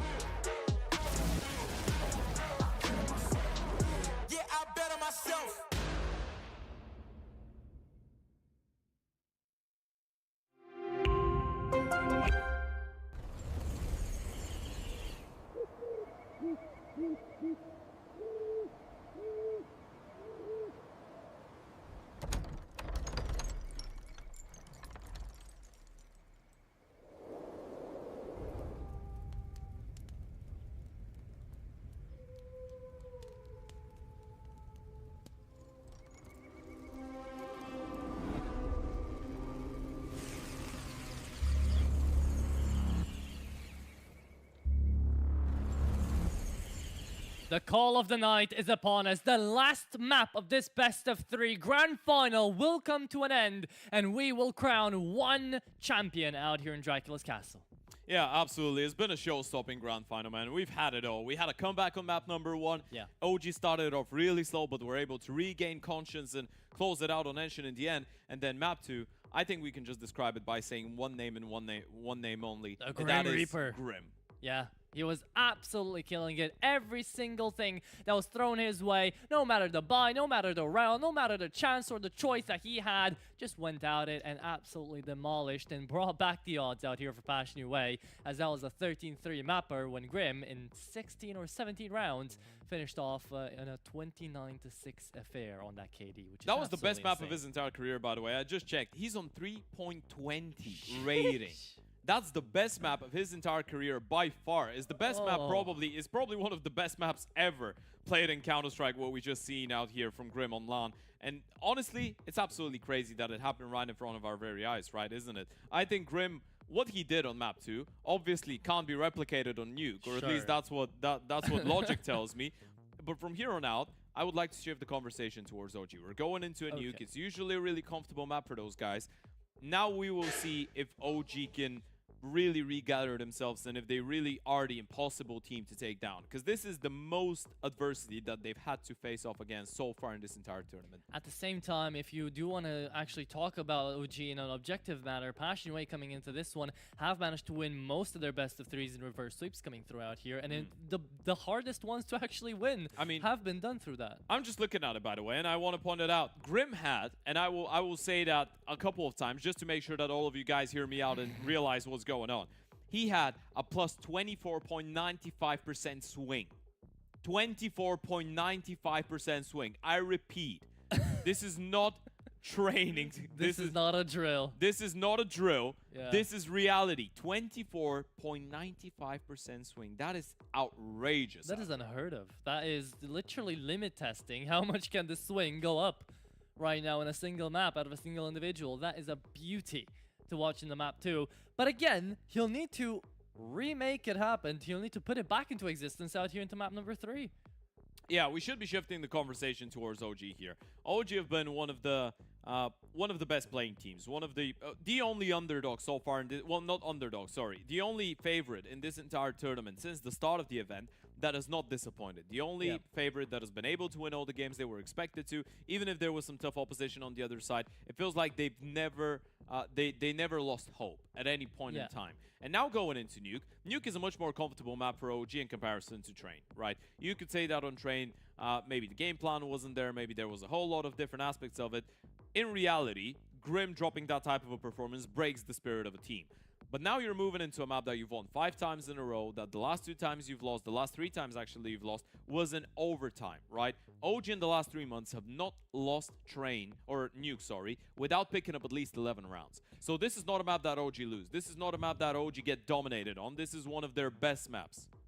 100%. And it's also even easier. There was a point I was trying to make last map, which is it's much easier for OG to mentally reset after they've been beaten down that hard by Grim and into a 13-3 fashion. You can always just say, hey, that never happened, go next, and it feels like you can actually give it your all on Nuke. You know, whereas if you went into overtime in a map like that and Grim had that type of performance, then you'd be kicking yourself. Then you'd be screaming all out and saying, okay, but we had a chance at that. You never had a chance at that, Train. Yeah, sometimes in Counter-Strike, you're just going to get swooped, right? Sometimes the things are not going to work out. It's just going to be the best map in the career of someone on the other side of the server. And things like these happen, right? But this is where you see if the experience is there for a team. This is where you see if a team is ready to go and face off against higher level opposition. And this is going to be a really difficult map. It probably was a difficult conversation for Lambert and for Killazu, for the coaching staff, for Krisen as a young game leader. But this is going to show us how they deal with pressure, how they handle situations like these. 100%. It's going to be up to the coaching staff. It's going to be up to the players. It's going to be up to every single person that had anything to do with the upbringing of these 10 players into the server right now. Ted, it's all down on the line right now to find out the winner of the second DraculaN out here in Bucharest, ready to go all out. It's a nuke that we're going to get to talk about long and long through. But the players on your very screens right now that are getting all but set up into this game will have to outperform themselves and their expectations coming through into Cedar Creek. I think CT Start's going to be huge coming through for whoever gets it. Oh yeah, absolutely. Momentum in general is going to be huge, right? This is the type of a map where you can make a point that even the team starting on the T side could have a bit of an upper hand because they get to dictate the pace. With that being said though, folks, no more waiting. It's time to get right into the server. The third and final map of the grand final of DraculaN Season 2 is underway, and we've got Passion and OG. It's a best of 1 from here on out. It doesn't matter what happened on Enshun. It doesn't matter what happened on Train. All that matters is here and now. You either win or you lose. Coming through OG, a quick one out into Hut, but now slowing it down to a T. Waiting on out for Passion UA to make a move, and it seems that they have been playing themselves a little bit. They've sent Grim down the vents, and OG all but ran in towards that ramp. They have been able to get in front of the pace, in front of the push. Holzerk gets overran out here. Adam, good for 2 into the pistol round, but needs 3 more. Where that came from, Nyx, good taps. Oh, Adam is going to come through, and he's the only one not hit by friendly fire there. Arrows down to 14 HP, and Spook coming down to the double doors. It will be Vem and Nyx to try to claw their way back into this round. 2v2 made 2v1. Vem on those dualies doing a lot of work. Arrows is going to get the bomb planted. At least that's a silver lining, but he's down to 14 HP. Should get overran out here. The USP will take him out, and that is going to be Passion UA continuing the tempo. On all three maps, by the way, Passion have been able to strike down first, right? And this just creates such a level of comfort if you're on the Passion UA side of things. Every single time you started with a converted pistol round, Encha started with a 7-0, Train started with an 8-0 lead. So if you're OG, the first thing that you should be looking at is how do we get around on the board early on? How do we get ourselves a little bit more engaged with what's going on in the server? And as we said, the T-side start does allow you to dictate the pace to some extent. The last thing that you want is to be completely locked out of the game. But just like Train, this is a very CT-sided map, so you could be looking at that very much in favor of Passion UA starting off onto that CT side as well with the pistol. Now, OG, they won't have a lot of back thoughts to actually go in and to see how they can deny an early round here for Passion UA, because they haven't done that throughout this entire tournament.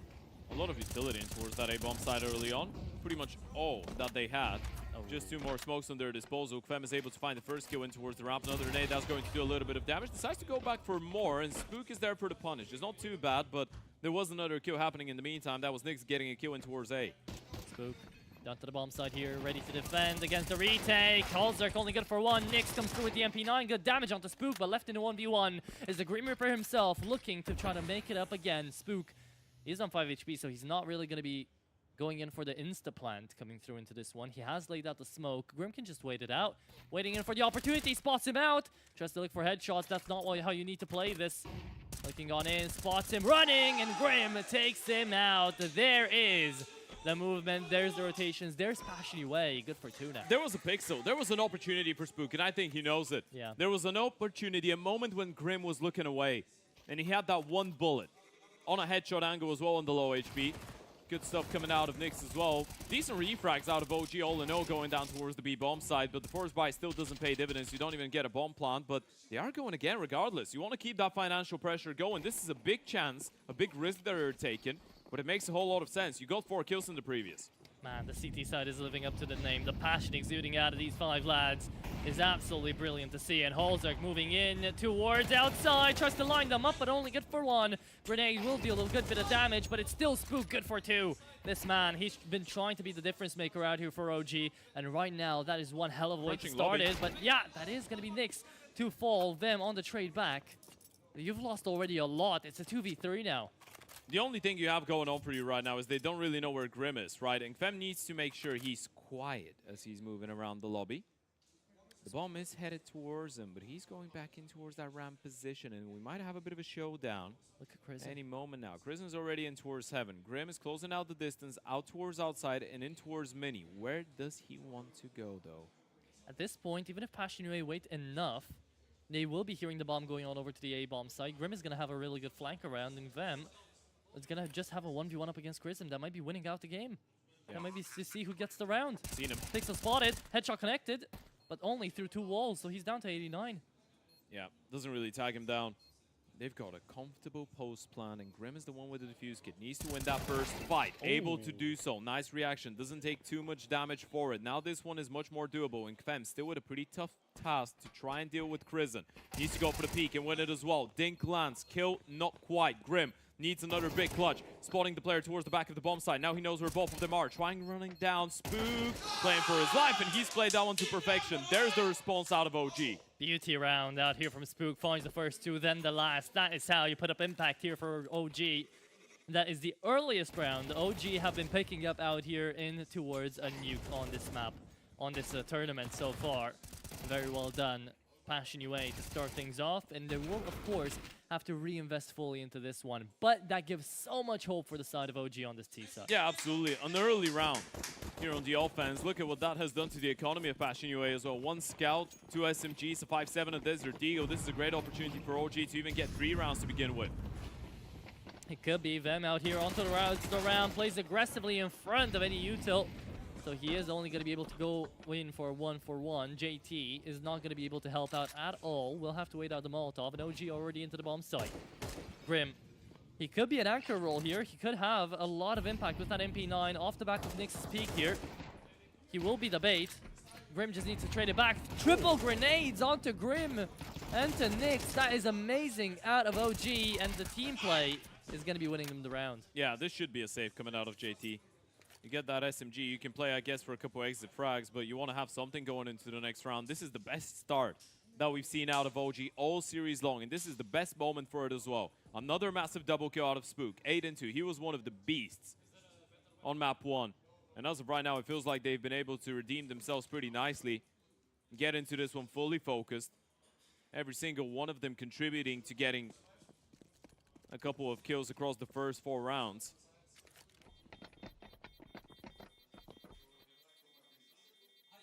And as they equalize up, the bomb goes down.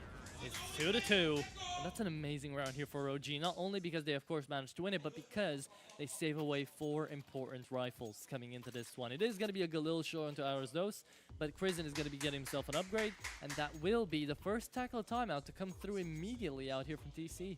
Yeah, this is the first map that hasn't started with a big lead for Passion UA, right? And we need to keep this one in mind. OG are taking control of that T side, and this is the last thing that you want to be seeing if you're TC. Probably after winning the pistol round in the first force buy, you were thinking you were in a great spot, but now just a couple rounds later, it's quite the opposite. Yeah, but look at that gamble that really pays off out here, called in by Crizin, right? They go in for the round number 3 force buy, Yeah. and it does work out. They're back into the game now, and they could actually have the advantage. It was literally an all or nothing, right? Because you go for that force buy. If it doesn't work out, you're going to be starting this one with a 0-4 lead for Passion, or a 0-4 deficit, shall I say, for OG, or from their perspective. On Passion CT side as well, so they can just build up on that more and more and more.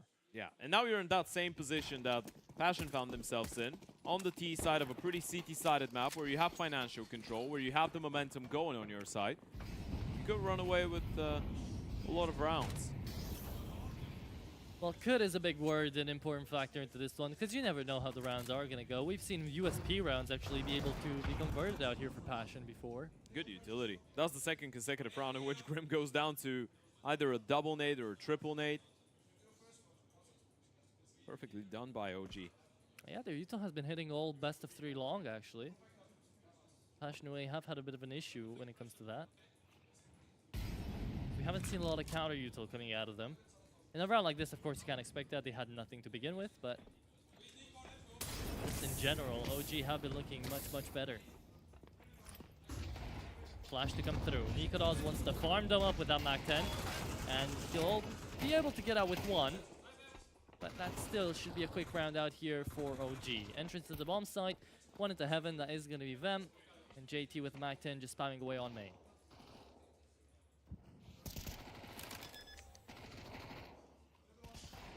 Oh, there's one. Okay, looking for a second maybe.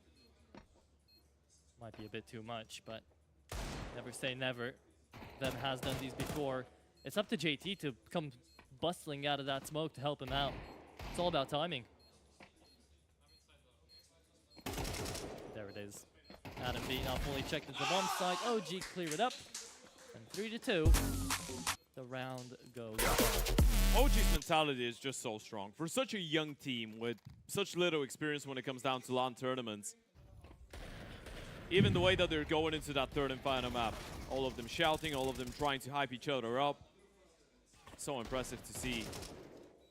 It tells you a lot about the impact of, and I guess mental resilience of Lambert, of Crizin, of all the players as well.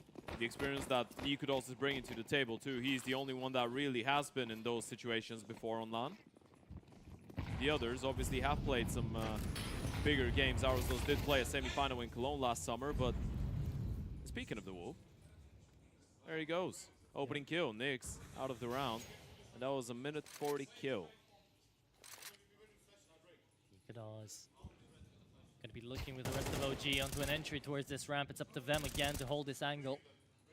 He's been doing a good job at being aggressive onto this ramp angle, but now he's gonna be needing a little bit of support out of Holzerk. That's exactly what Holzerk does. Takes down 2. Look at a push. Grim's got a perfect timing. They're not going to be ready for this. He just used the commotion in towards the ramp. Amazing. There goes 1. Second player spotted, and he's going to gobble up both of them. There goes Grim. Not quite as effective as he was on the previous map. Not quite as flamboyant, but still good enough for the round. Great blockade in towards the ramp out of Hauserk as well. Yeah, I don't think we can expect Grim to pull through the same performance that he did on map number 2, because that was just insane. But to see him be competitive out here is definitely going to be nice. OG, 3-3 now, are going to be looking for a really important buy round here, because they will be put into a tough situation if they don't get it. We keep it going. It's a round for round third map, and OG Looking at potentially picking up the pace with some of that early utility in towards A and in towards outside as well. Trying to be as active as possible in the first seconds of the rounds. Nyx going down the vent out here, getting some support in towards Secret. It's a pretty outside heavy setup. Both Grim and Nyx are down in Secret. You've got JD in towards Big Garage. Hauser expanding the outside smoke. No one's really guarding A right now. Yeah, because Passion, they've seen the smokes. They thought this was an outside play, but instead it's coming down to A, and it will be Holzer to go down. Crizin in a really good spot right now to try to deny this rotation. Looking for taps, finds one. Can it be for the price of two? Flash and pushing over in front of the flash. That's insane out of Crizin. It's a massive play out of him. He wins them the round single-handedly. I guess you could say Adam B does a really good job to find that opening in towards the A-bomb side, but... It's Crizin this round. Yeah. Yeah. All that space, the timing he's able to catch in towards Hell, denies that double rotation coming up Secret, and even follows up with a kill onto JT. This is another massive response coming out of OG. And this is the big difference between the previous map and this one. OG are just not letting Passion chain up consecutive rounds here. They did it for the first two, but again, OG did not let him get an anti-eco. Yeah, they're feeling so much more competitive into a T-side like this. Nuke. It was always going to be a big question mark. It was always going to be a big hurdle here for OG to jump over, but right now they're doing exactly that and better. Already looking quite promising, especially for OG. There's no two ways about it. Obviously, it's a grand final. Obviously, the pressure is going to up through the rooftop, but it is still 4 rounds on the T side already. Spook on an 8-4 start. Crizin, Nikodos, Arosdos, Adam B. No one really slacking. And Nikodos has not had one of his best performances so far. But there is an opportunity. He's always been a really efficient nuke oper. A really efficient nuke player in general. Right. So, coming into this one, round number 8. We're dwindling down the round count here for the first half. And it will be a full buy to go through utility out here if you're Adam B. Check it into Nyx, is going to be able to get 1, and Grim, sure, he's amazing for 2, but will stay alive at 8 HP. He's just a bullet's death away to come through right now, and they're all finding him. OG are running him down, and they're winning out their duels. That's the important part. Them spots him out and plays with the ladder. That AK, it's really tough to work with. And it will be the 1v3 now for Vem to come from outside. The predicament of the game has changed massively, by the way. OG have regained control of what's going on in this best of 3. And look at the position out of Spook as well. He wants to make sure he gets that rifle out of the hands of Fem. If he is enticed to go for a couple exit kills, this is going to be the only rifle that Passion UA are bringing into the next round, and it might be the right time for another tactical timeout. This one is slowly getting out of hand, and OG, I've been loving some of the calling. The pace that they're bringing in, they're very the aggressive. aggression. Yeah. They're playing like they won the previous map 13-2, not like they lost it. That's how you're supposed to play after you've just gotten wrecked, right? That's how you're supposed to be bringing in the confidence, the momentum into a game like this. Ooh, what? Vem dies on 100 HP from there? That's a bit tricky. Welcome to Nuke, I guess. Did he have no armor? I don't get it. No AK saved up. No, he did. That was a buy round. That was weird then. Either way. Feels a bit tough, but it will be JT, the one that calls out another tactical pause. And we will say it again, by the way. This is a great opportunity for OG to rewrite some of the organization's history. This is a wild statistic, so I'm gonna say it again. OG, as an organization, has never won a LAN event in Counter-Strike. Ever. Not with the previous iterations. Not with people like Alexi B, with Valde, with MBK, with Misuta. Not with Flames was here. Not a single one. And you have to remember, they've been around ever since the pandemic, right? Yeah, OG 2020. So I guess that's why they didn't have a lot of LAN events to attend, but still, they were in the upper echelons out here of CS. Would have expected them to get there. Didn't. Now, Passion UA, after attack pause, go into the half buy. Not going to get too wild up, too riled up. But it is some huge momentum here. Oh, and oh, way. No, not again. Oh my Come goodness. on, boys. Not the pistols. Oh my god. Grim! Is he back? There's no way he's back. He's back online. Not in a round like this. And Fem's pushed ahead of the Ram smoke. Risen should clear this. He should clear this, and it does make a difference. He does not go down. It was a little bit labor, but they do get the kill. If you're Passion, you don't want to overplay your hand right now. You've basically won the round. You just need to close it out. And there is a couple players, actually all of them, without armors. 2 AKs picked up, a couple pistols coming up. Spook. Is he going to be anticipating? JT is a tricky angle, still gets the kill. Another attack out of the Deagle, missing the ladder. Thinking about going up. Still plenty of time for him and Krisen to work with. Deagle's so tricky, man. Can't connect that first bullet. They might want to go back B. I mean, you spotted the player up. You can't go up the ladder. You saw The the bomb bomb is as already well. moving back as well. Hauserk with the silent drop. Thing is, there is one of those rifles on that B bomb side, and this is going to be Nyx. Both Hauserk and Grim on the upper level. But Nyx might be able to get himself into a pretty decent position. 30 seconds on the clock. You need to make a move, and Adam is still walking in towards main, I believe. Krisen's here with the bomb, though. So, 20 oh no, it's seconds. Spook, sorry. Yeah. He's on the prowl for something. This is Might Grim. try a vent drop. Timing's good enough. Grim shuts him down, and Krisen now will have to commit to the bomb plant. Time, not enough to tap the bomb multiple times. You might do it once, but he wants to clear out the entire bomb side, and now he's going to make a little bit of sound. 7 seconds. Nyx, does he want to go for it? Break of the window. He's missed the timing to go for a fight. Krisen trying to fake that he's actually moving through. Now he's going through, looking for that fight, and it's down to the 1v1. He segments it well, right? He means well, but that is a full pistol round on an eco that somehow Passion UA take over. Yeah, it brings you back into the first half, doesn't it? Now suddenly you still have an opportunity to potentially even win the half if you're able to get 7. And that should have been a 6th round for the side of OG. A nice attempt coming out of Spook and Krisen there to recover, but it was really that A-pop that led them down. Fantastic counter out of the pistols. 3 rounds remaining out of the first half too, and now OG looking down the barrel of a gun that is not that kind to them, really. Passion UA could make it back out here into the CT side. They've already had an amazing T side, don't get me wrong. For Nuke right now, especially up against Passion, this is good. But they still will require way more after that beginning of theirs that they had. And Holzerk, maybe one of the first times you get to see him on an AWP. We haven't really seen them put too much pressure outside OG.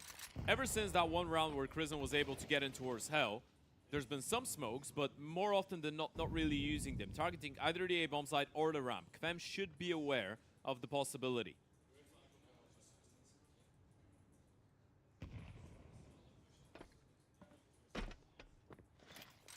Not a bad nade. Going to be connecting onto Aros Dos. 69 HP.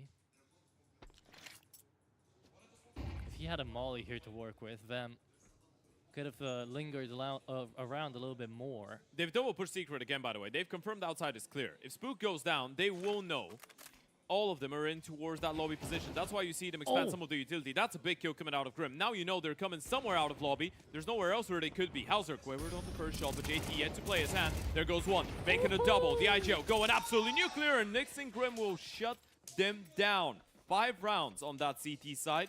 A really well-played round coming out of Passion. It's a Grim machine yet again, though, outside. Finding that initial one kind of wins them the round, really, because, as you say, gives all the information away, and JT was ready for it on top of HUD. Yeah, and no bomb plant means that suddenly a 7-5 becomes quite real of a possibility for Passion, right? Because there's not enough money for the side of OG. You see a tactical timeout coming out of Lambert, but no matter the conversations, I guess you can have a hero rifle. Do you really want to go for a buy? If you do decide to go for the force, if you do decide to play all in, Adam B's on 1900, so he's going to be on a pistol. Utility is going to be a little bit shabby, so this is probably going to be just a half buy. See, this previous round as well felt kind of all over the place coming through for the side of OG. A lot of missed calls, a lot of missed opportunities to work together, going in one by one on the entries. So I feel like now Lambert is going to be calling out that attack pause, mainly to call that out and to also look on down to round number 11, figure it out. Half buy, now to come through for OG, as you say. There's just a little bit of util out here onto the T side. It will be something a bit explosive towards outside, where they found a previous success into. It's just been that one round. That one round where Krisen was able to get into a good spot. Ever since, they haven't really tried sending more people. Obviously, this is not the greatest of examples of a buy round, because it isn't. They can still hope for something. Hero Scout on Spook. Does land attack on JT. He needs to kill him too, though. Holzerk helping out from above. Oh, and the Savior goes down instead. There you go. Becomes the victim. JT traded on a Glock, of all things, and Grim is left to try to boost up his KD even further. Does it? Does it again? You move 1 second away from this guy's POV. He pulls through all the kills.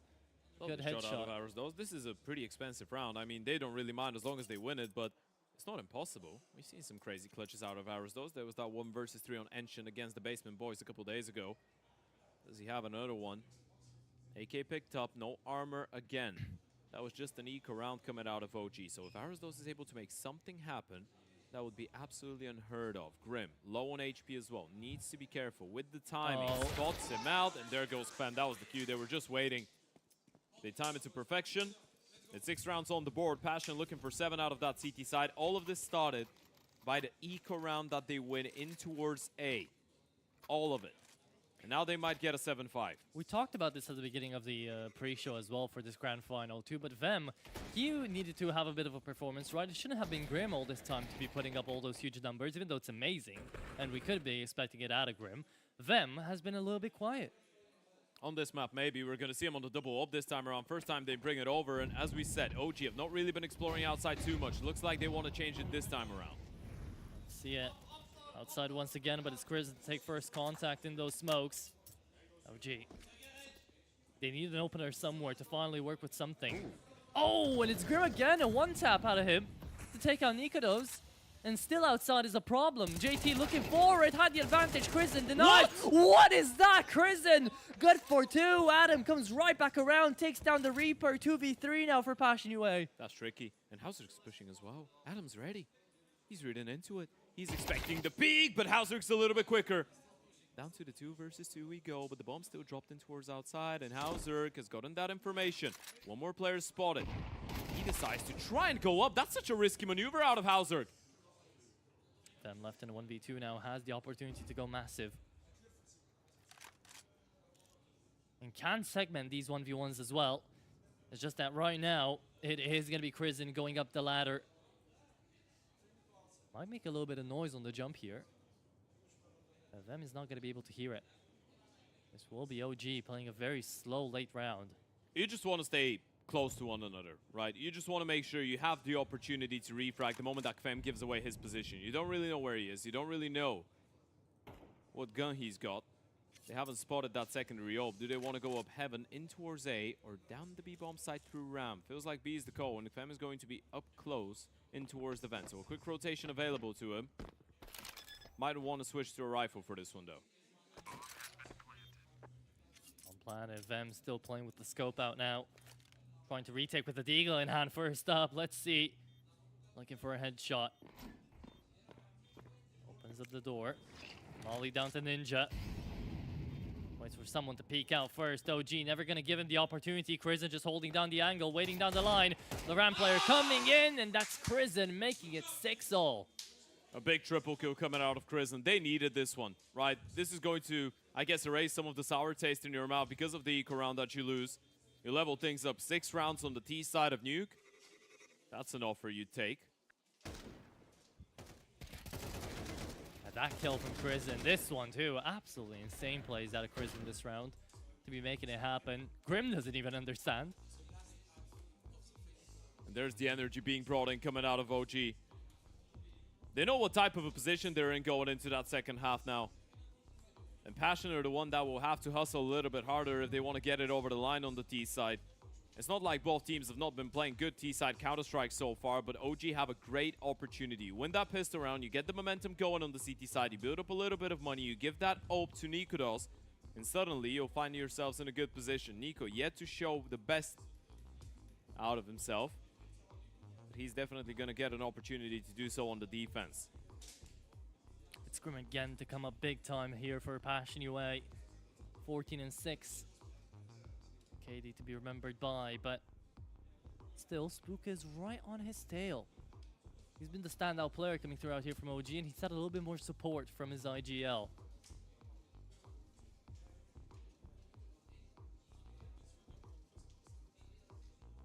Kind of feels like we're putting a little bit of a weird expectation now on JT to continue that amazing performance he's been having throughout the tournament. Onto a map like this, onto the decider of the grand final. We're down to our last half, Ted. It's about to all come down to this. Yeah, it's do or die. All or nothing. As they're all talking things through. Second pistol round about to start. It's all about the momentum in a game like this. We go back to the words of Lambert and Munster before the start of the series. It's all about who shows up individually, communication-wise. It's not just an ordinary group stage matchup. This is a final. And all those plays could make a difference. Eyes on Grim, still one of the best players on the server. Not to the same extent as on map number 2, but definitely still delivering. We'll need to keep it going. The T side of Train was where he was thriving. Running around, headshotting people, deleting everyone. Can he do it again? That's the big question. There's been a lot of questions coming through into a game like this one. OG, they felt like they need to bring it back. Passion UA allowed to work too easily through that train due to a certain individual. Now that individual's become a problem yet again. But now it's Passion UA on the T side of Nuke. And their conversion rates, correct me if I'm wrong, haven't been the greatest comparatory to OG CT sides. So we'll see how this conversion of the second half will go for both teams. What you want to see right now out of OG is proactive Counter-Strike, right? That's the one thing that they've accustomed all of us to expect out of them. Pretty much what we did see out of Passion, or at least the attempts, right? A lot of mid-round lobby crunches, a lot of aggression in towards outside, those double re-clears in towards secret. This is what you want to see out of OG as well. You don't want to see them just give the space to Passion and try and adapt to it. You want to see them try and take control of that CT side. This is usually the style of Crizzen. This is usually how this young man likes playing Counter-Strike. Always on the front foot. And for him as well, that would be a massive result. For a lot of those players, they've never been in a LAN Grand Final. Yeah. Obviously, we already spoke about how much that would mean to the entire organization. I'm not gonna lie to you, with the performance that they've shown so far on Tournament Long, it feels like they really deserve it. But for both those teams, I guess you could say the same. 100%. Passion have been in that position where they should have been eliminated so many times by now, but they somehow always found a way to stay alive. Yeah, they keep prevailing, man, and it's kind of a battle of resilience over a battle of success here for OG and Passion UA. It's been a really fun turnaround, and it's a grand final that I'm loving to see right now because these teams definitely do deserve it, and there's a lot at stake. Once again, we have to reiterate, right? OG still playing for a major contender spot right now, even though it's a small chance, it's a slim one, it's still a chance there, right? So yeah, you win here, you keep it going, you have a couple more LANs until the end of the, I guess, pre-major season. Right. The one that considers the invites, but right now we do have insider info. We should be starting out in a second. Here we are, ladies and gents, down to the last half of this best of 3 of this tournament and of this series. Who will take home the lion's share of our prize pool and that trophy home? We're about to find out after this half. T-side pistol really important here for Passion. 1 smoke, 1 Molotov. Suggesting maybe an A play. You could go in towards the ramp as well, though. You still have a couple opportunities. Nyx ready to throw in the smoke in towards Mini any moment now. There it goes. There's the Molotov. Oh, the molly failed. This was supposed to be an A fake, but they failed the molly for the top of HUD. Still going in towards the ramp. Adam doesn't move away. Able to drop Hauser. Still can't really stop them from making their way down. Yeah, they've seen the bomb right now. Spook finds another. Spook is always good on these pistols. And Crizzen comes right back around. Vim and Nyx, no bomb, no round. Nothing to be had here on Passion UA's pistol round. A much needed one here out of the T side, but one that Vim needs to convert on a 1v5 ace clutch. At least he's got the bomb on his back. If there was someone you'd put your money on right now, it probably would be either Grim or Kvem. Might be time to shine. Hasn't really been able to showcase so much of that mechanical prowess so far in the grand final, Kvem, but that's a great opportunity to at least try and do a little bit of damage. If you're able to somehow get a bomb plan out of this, that would be miraculous, but it should be impossible.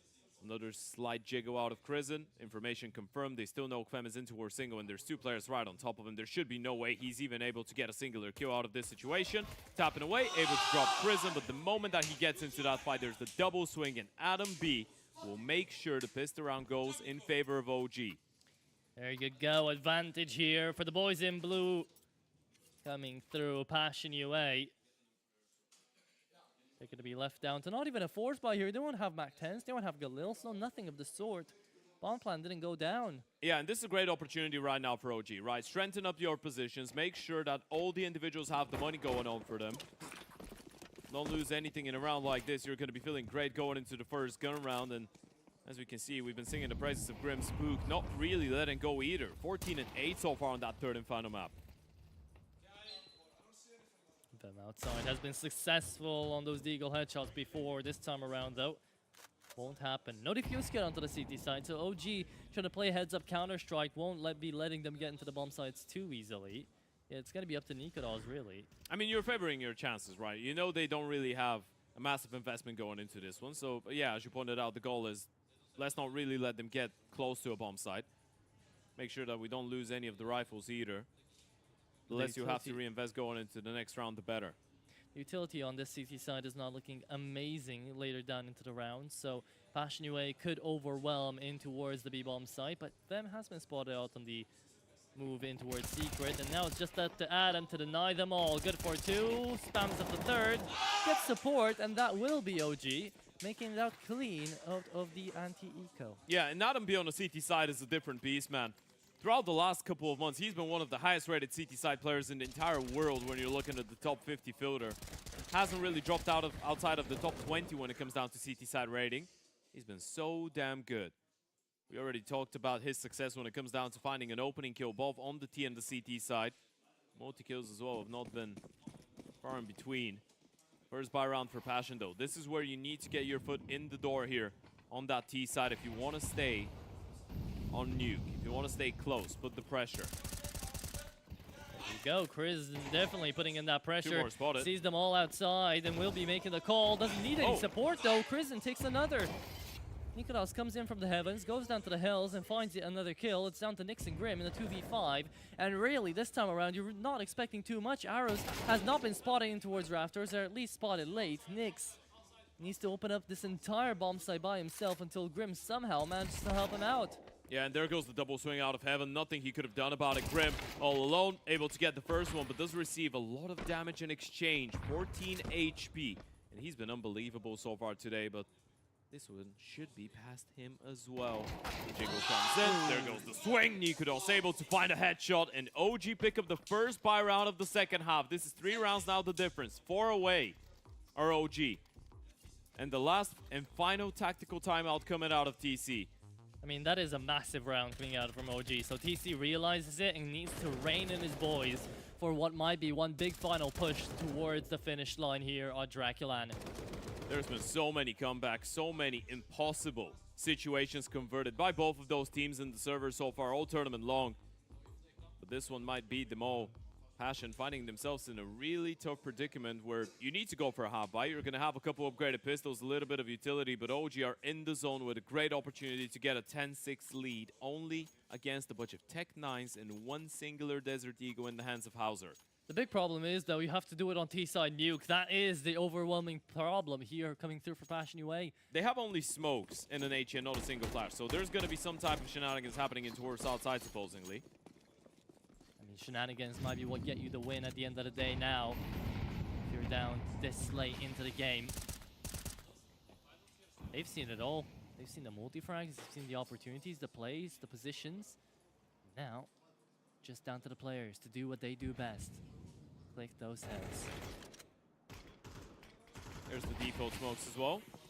Coming in after the diagonals, and all those steps must have been heard by Krisen. So rotations down B coming in is going to be Spook, first line of contact. He's got the support of Adam B coming in from the ramp as well. Spook good for the first. Yes, he does find the first. Needs to connect onto the second as well. That's the bomb. Adam B helps him out, but Vem comes through with that Tech 9 of his, finds yet another, and it's Adam B to hold over the A-bomb, over the B-bomb side. Grim still left alive though on that AK. There's no way. 3-piece out of Grim, and it's the Reaper back at the play. 1v1 up against the enemy IGL. Could be double digits for OG, or could be the first round on the T side here for Passion. Grim is waiting for that bomb to get picked up, turns around at the inopportune moment. Grim is on a swivel right now. It feels like it's all on the line in this round.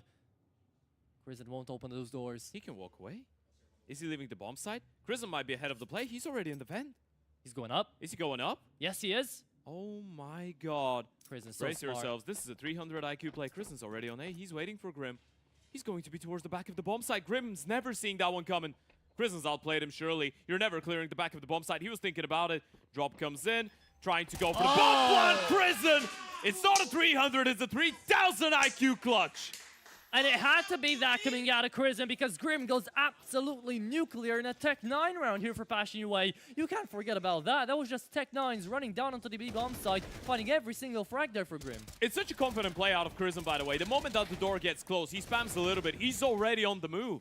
He was on A far before Grim was even close. He was in his mind, rent-free. Insanity.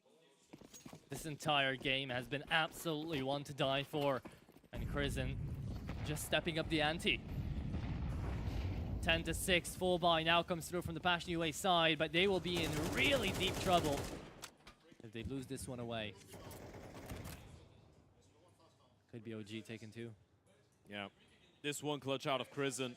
Could have just won them the map, but this is the buy round coming out of Passion. This is the real deal. And Fem will open it up. Crimson goes down. The hero of the previous round is no more. Now that makes you worry because the anti-hero out here for Passion UA still left alive. Grim not gonna have any of the flowers for now. That's Vem. Great for 2 headshots outside.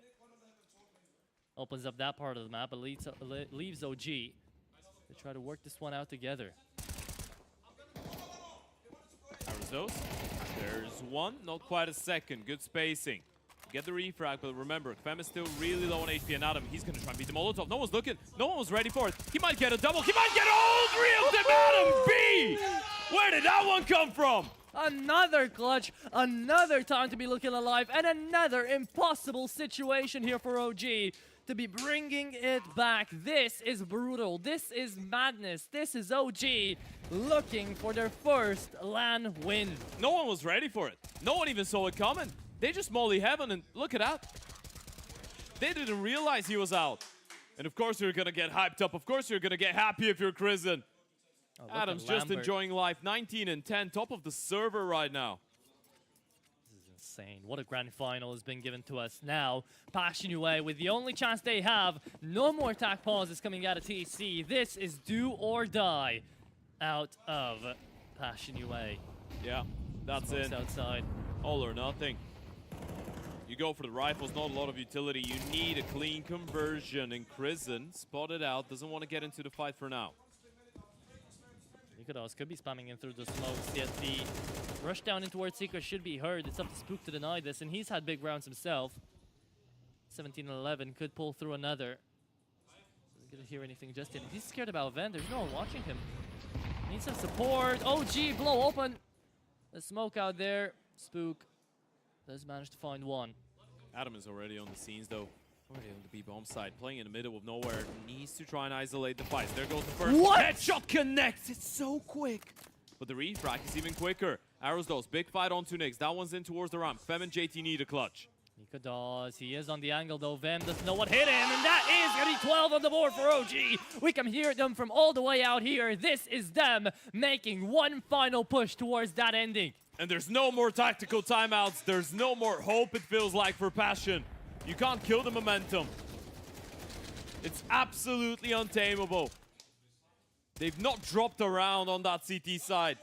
They've not dropped the ball for a second. Denying them clutch after clutch, round after round. They just want that trophy, man. They want the win so bad. It's theirs to take it now. 6 rounds left to go here for Passion UA to try to make a comeback into OT. It feels unwinnable. It feels undoable. And right now, they've yet to put up their first T-sided round here onto this nuke. And it doesn't necessarily feel like a good one, but them, with a good start, finally takes out Crimson once again. Yeah, finally able to shut down Crimson and towards outside. He's been a menace to deal with. But it's just the first step of many. It's such a long road ahead if you want to try and bring this one back. And it won't be easy, especially with Spook going for aggressive maneuvers like this one. Grim is going to fall, and that's his heroic performance now out of the fight. Arrows. He's trying to be a hero too. He needs something to work out here. And Spook, he's going for more. With this pushing power down lobby, indeed manages to kill 2.5. That's the bomb. They dropped it in. They got it. Finds one more. And Fem, the one man left to try and deny OG. They've done it so well. They've been absolutely pristine, and they come back after beating on train to get their first trophy in the organization's history. They take down Passion. They take down everyone and they are your DraculaN Season 2 champions. There you have it. Flawlessly decided into a victory out here. The 5 men on your screen have done it for OG. Passion away, don't know what hit him, and that T side will leave a lot of thinking space left out here for the boys on Over a Passion. But commiserations out of the way. OG, they have finally figured it out.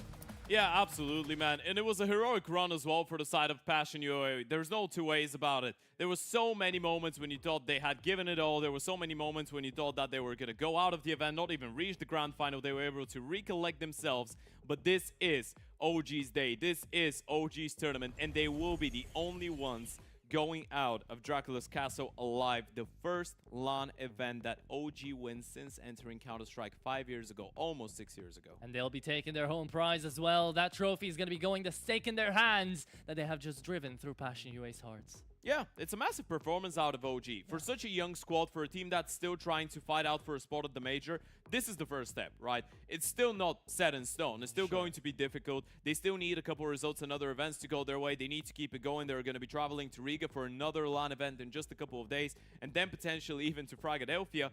But this is the first step. And the first step, to some extent, was made thanks to this man on your screen right now. Spook, the best player on that previous map, but I feel like it's just unfair to give it to just one of them. Adam B had a massive performance. Arosdos had his moments across the series in the event. They won this tournament as a team. Yeah, Kristen stepped up too in a massive way, right? The individuality coming out of him, not only IGLing, but also proving in that clutching factor. Everything was finally working out for OG, and in the grand final where they didn't have to over-rely on Nikodos. Yeah, absolutely. And this is a sign of growth, right? Because a couple of months ago, maybe half a year ago, you'd say in important matches, especially on LAN, Nikodos is going to be the only one to show up. It was the case at the MRQ to qualify for the Austin Major, and then at the Major itself, Nikodos has always been probably the person that everyone is looking at in important and tough moments, but it wasn't quite the case. He didn't play the phenomenal grand final. He had probably one of the more subpar performances we've seen out of him, but this is where you find out that he's played his part in helping the team grow, and all those individuals are gaining experience. All of them are looking better and better with each and every day, and the fact that OG have shown such great resilience to come back after such a map number 2, it was disheartening, but it's really impressive that they're able to show that type of a dominant performance on Nuke. The last headshots posted up on the wall. That is going to be the end of the second season out here for DraculaN. And that's going to be all 31 teams now eliminated out of the tournament, leaving us with a sole and final victory. That must be such a nice taste in the mouths of OG. Yeah, absolutely. They didn't lose a single series, right? They did what we expected out of the favorites, right? We had FlyQuest, we had Passion, we had Ecstatic, and we had OG. OG were the only ones able to live up to the expectations. I feel like this entire tournament should be considered a step in the right direction for Passion still, because they were able to hold their own in some tough games. But get into the grand all final. in all, yeah, absolutely, and win a map as well. But all in all, OG are the real victors here. They came in, they dominated throughout the majority of the games whenever they were put in unfortunate situations or really tough scenarios where they're 3-9 down, 2-10 down. They were able to fight their way back on multiple maps. I feel like the main word that describes OG's run at this tournament is resilience. And it's victory right now to come through into this best of 3 and in towards the entire tournament. It's been absolutely amazing. And you have to feel for Grim as well, right? What a performance he had. Career map coming through on Train, and yet still it is going to be OG to take it over the line.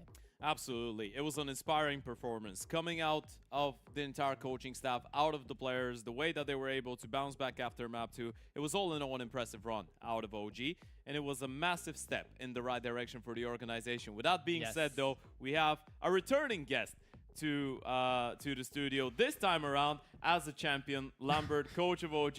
First things first, congratulations on the win. What's going through your mind right now? I'm just happy because we had like a really tough second map. I don't have my voice anymore because, to be honest, I had like a tough talk with my player. I really need to wake up them because it's not possible how we play as a second map because of our attitude. And sometimes I just need to be a little bit, I need to scream a little bit. So that's what I did. But I am really proud of my player because at the end, they just give everything. And that's what I want from my player. You need to give everything no matter what. If we lose, it's fine for me, But you need to do it like in a good way no matter what. Yeah, but I'm sure at the end of the day, you weren't the only one to lose your voice into that one. We saw Adam B, we saw Spook, we saw everybody being really hyped up. I mean, tell me some of the moments that you got you that pumped up into that game. Yeah, I don't know, like every of my player like look at me after the second game and they told me like, okay, Lambi, right now I will do like my best game, no matter what. I will give everything for you. I will give everything for the team, you know, no matter what. That's what I like, you know. They just switch the mindset and they just want to enter in the game and just full focus, you know. Speak to us a little bit about what that match and what that performance throughout the event means to you as a coach of OG, because I don't know if you knew, but that is the first LAN tournament, the first LAN trophy in OG's history since they entered Counter-Strike. So does it feel special to be part of that? Does it feel like a massive milestone achieved, or you're still focused on what is to come? Because you guys obviously have a couple more events to play before you potentially get to the grand prize, which is making it to the major. To be honest, I am happy for OG. I did not know about it at all, but I am happy for Titouan. It was guy like working in the shadow, you know, for us, and he do like everything for us. So I'm really happy for him to offer like the first trophy for OG. But I also think for me this tournament is really important because the player also understands they have a lot of things to do in the game, because our last like LAN and Star Ladder was not like really good, you know. And they really need to understand, they need to play with confidence because they are really insane players. So it's also a good thing for the future, no matter what. Okay, but just before I let you get in with the other question, Atro, the thing is, you might be happy for the organization, but before you give the trophy to them, it's yours. So yeah, officially, congratulations. There you This go. is your DraculaN Season 2 trophy. It is a It's spike really to beautiful. defend. Yeah, it is a spike to defend yourselves from vampires. Okay, I will do it in case. The stakes do come through, and the stakes are still high, right? You have this event now. Talk to me a little bit before we let you go, because I know there's a lot going on. I know you want to see your players. There's a little bit of exhaustion in the camp. You guys managed to actually clear out most of your best of threes quite easily, right? But I'm still sure that this LAN was long, was tough for you guys. You got all the way to the grand final. Is there going to be a little bit of exhaustion, or are you going into Riga full spirits?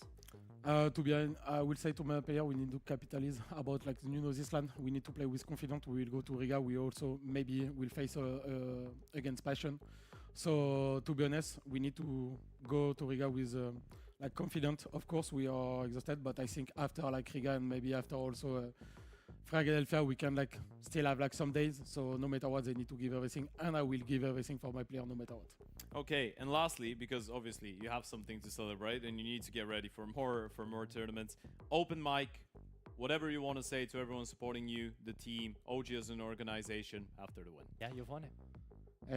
Thank you for like everyone cheering for us. I'm really happy about my team. Also really happy about the player, and also a lot of people work for OG and help us to have this what we have like today. And also like thank you for the fan to cheering for us. And thank you also to Dracula and both of you about like the casting and everything. Thank you very much. One final time, congratulations to you, to the players. That's your trophy. You've earned it, and we hope to see you again in the future. Thank you. Yeah, take it to your boys. There you go. That's the end coming through out here for DraculaN. That is the winner's interview with Lambert. Always nice to have him onto the desk and to see a I'm really almost important sad win. seeing him handle away that trophy, by the way, because I was used to having it right next to my side, but they deserve to have it in the cabinet. It was a Much more really than us. impressive run Yeah. coming out of OG. It was insane. It was absolutely insane. And who would have thought they would have done it when you got to see so many individuals pulling through, when you got to see so many stories, so many narratives. It was not only Basement Boys to come out of this entire tournament. It was stories of failure for some teams. It was stories of success for others. And it was stories of just absolute insanity to come through, even towards the very end out here for players like Grim. Yeah, absolutely. Grim had one of his best performance. Well, he had his best performance best ever performance, in his career on map number 2, and it's probably a bit of a shame, a bit frustrating that they couldn't get it over the line in the end. But if you are Passion, you should be looking at the positives. You should be looking at the fact that you played a close series against the likes of OG. You were able to win the games that were, I guess, the difference between you being a disappointment and you just being a little bit frustrated at the fact that you lost the final. But reaching the grand final in that type of an event is still good enough for a team like Passion that is still, you know, trying to implement KVEM, to find their comfort zone. And I feel like there was an obvious improvement between Passion UA at DraculaN 1 and Passion UA now. 100%. But I feel like it's a bit of an understatement to say, an overstatement to say of a team of this caliber they should have made it to the grand final. Absolutely. And they did make it to the grand final. The expectations were there. It's just they had such a tougher run on themselves and on the entire tournament because they went down to the 2-1s. They had so many adversities to go and face. They had so many comebacks they had to make, and it was such a team effort coming through them that second place, while it is bitter, is still well deserved. Absolutely. With that being said, though, I feel like this is everything from the event. We're gonna see OG having a bit of a stand-up with the trophy as Lambert brings it to all the boys.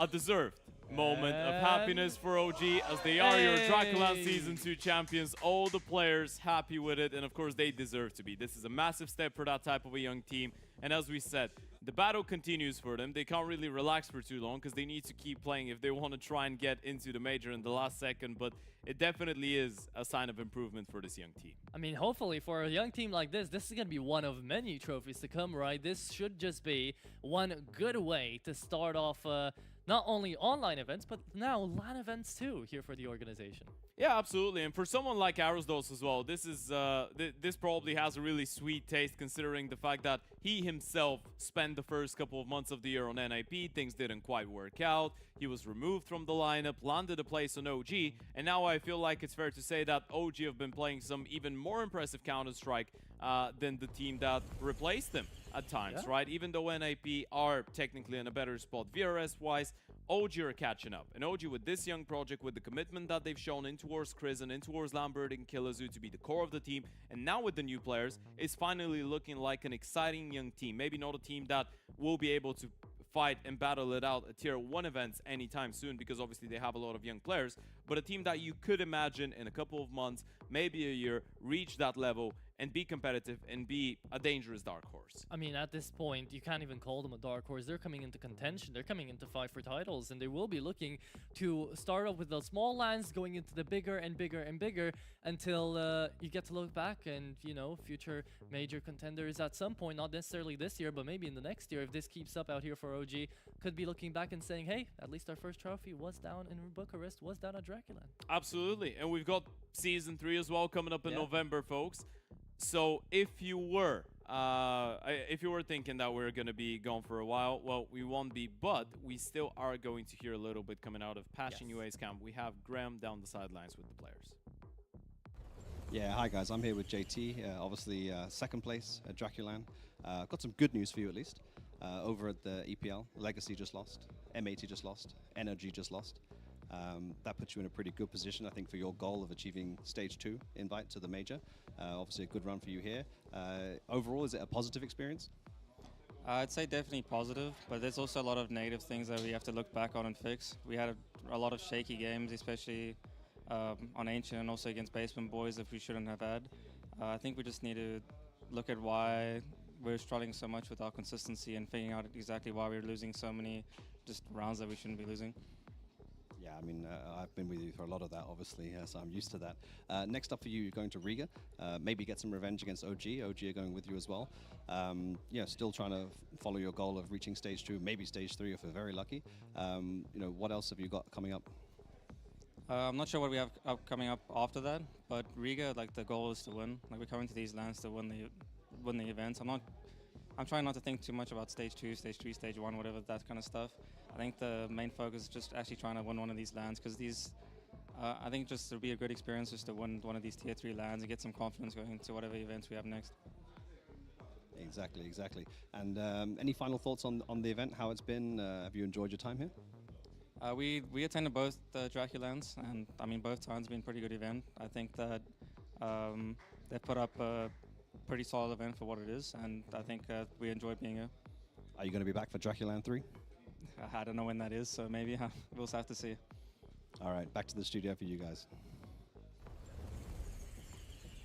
Well, I don't think they're going to be back for the third season, unfortunately, because it ends literally maybe 12 hours before the start of the Major. So if they will be at the Major, probably going to be missing out DraculaN number 3, which will take place between the 20th and 23rd of November, folks, and the signups are already open. So if you are a team that wants to be here in Bucharest, have a lot of fun, play and gain some VRS points like the Basement Boys did, like Gen 1 did, and like ultimately, obviously, OG and Passion UA did, you can go and sign up. But it was definitely really nice to have Passion UA over for the first 2 seasons. And not only them, but it was OG, it was Ecstatic, it was FlyQuest, it was everyone joining on in out here to the second season. First season was amazing as well.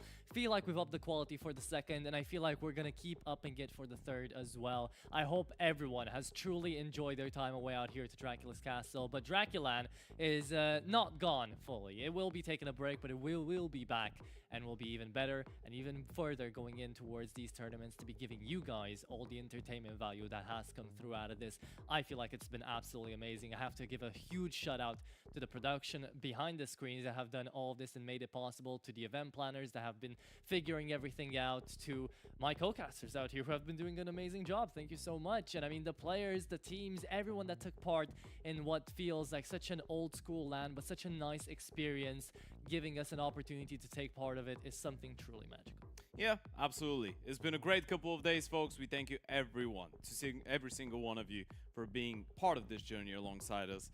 And now for one final time for Season 2 of DraculaN, we wish you a good night. We'll see you for Season 3 in November.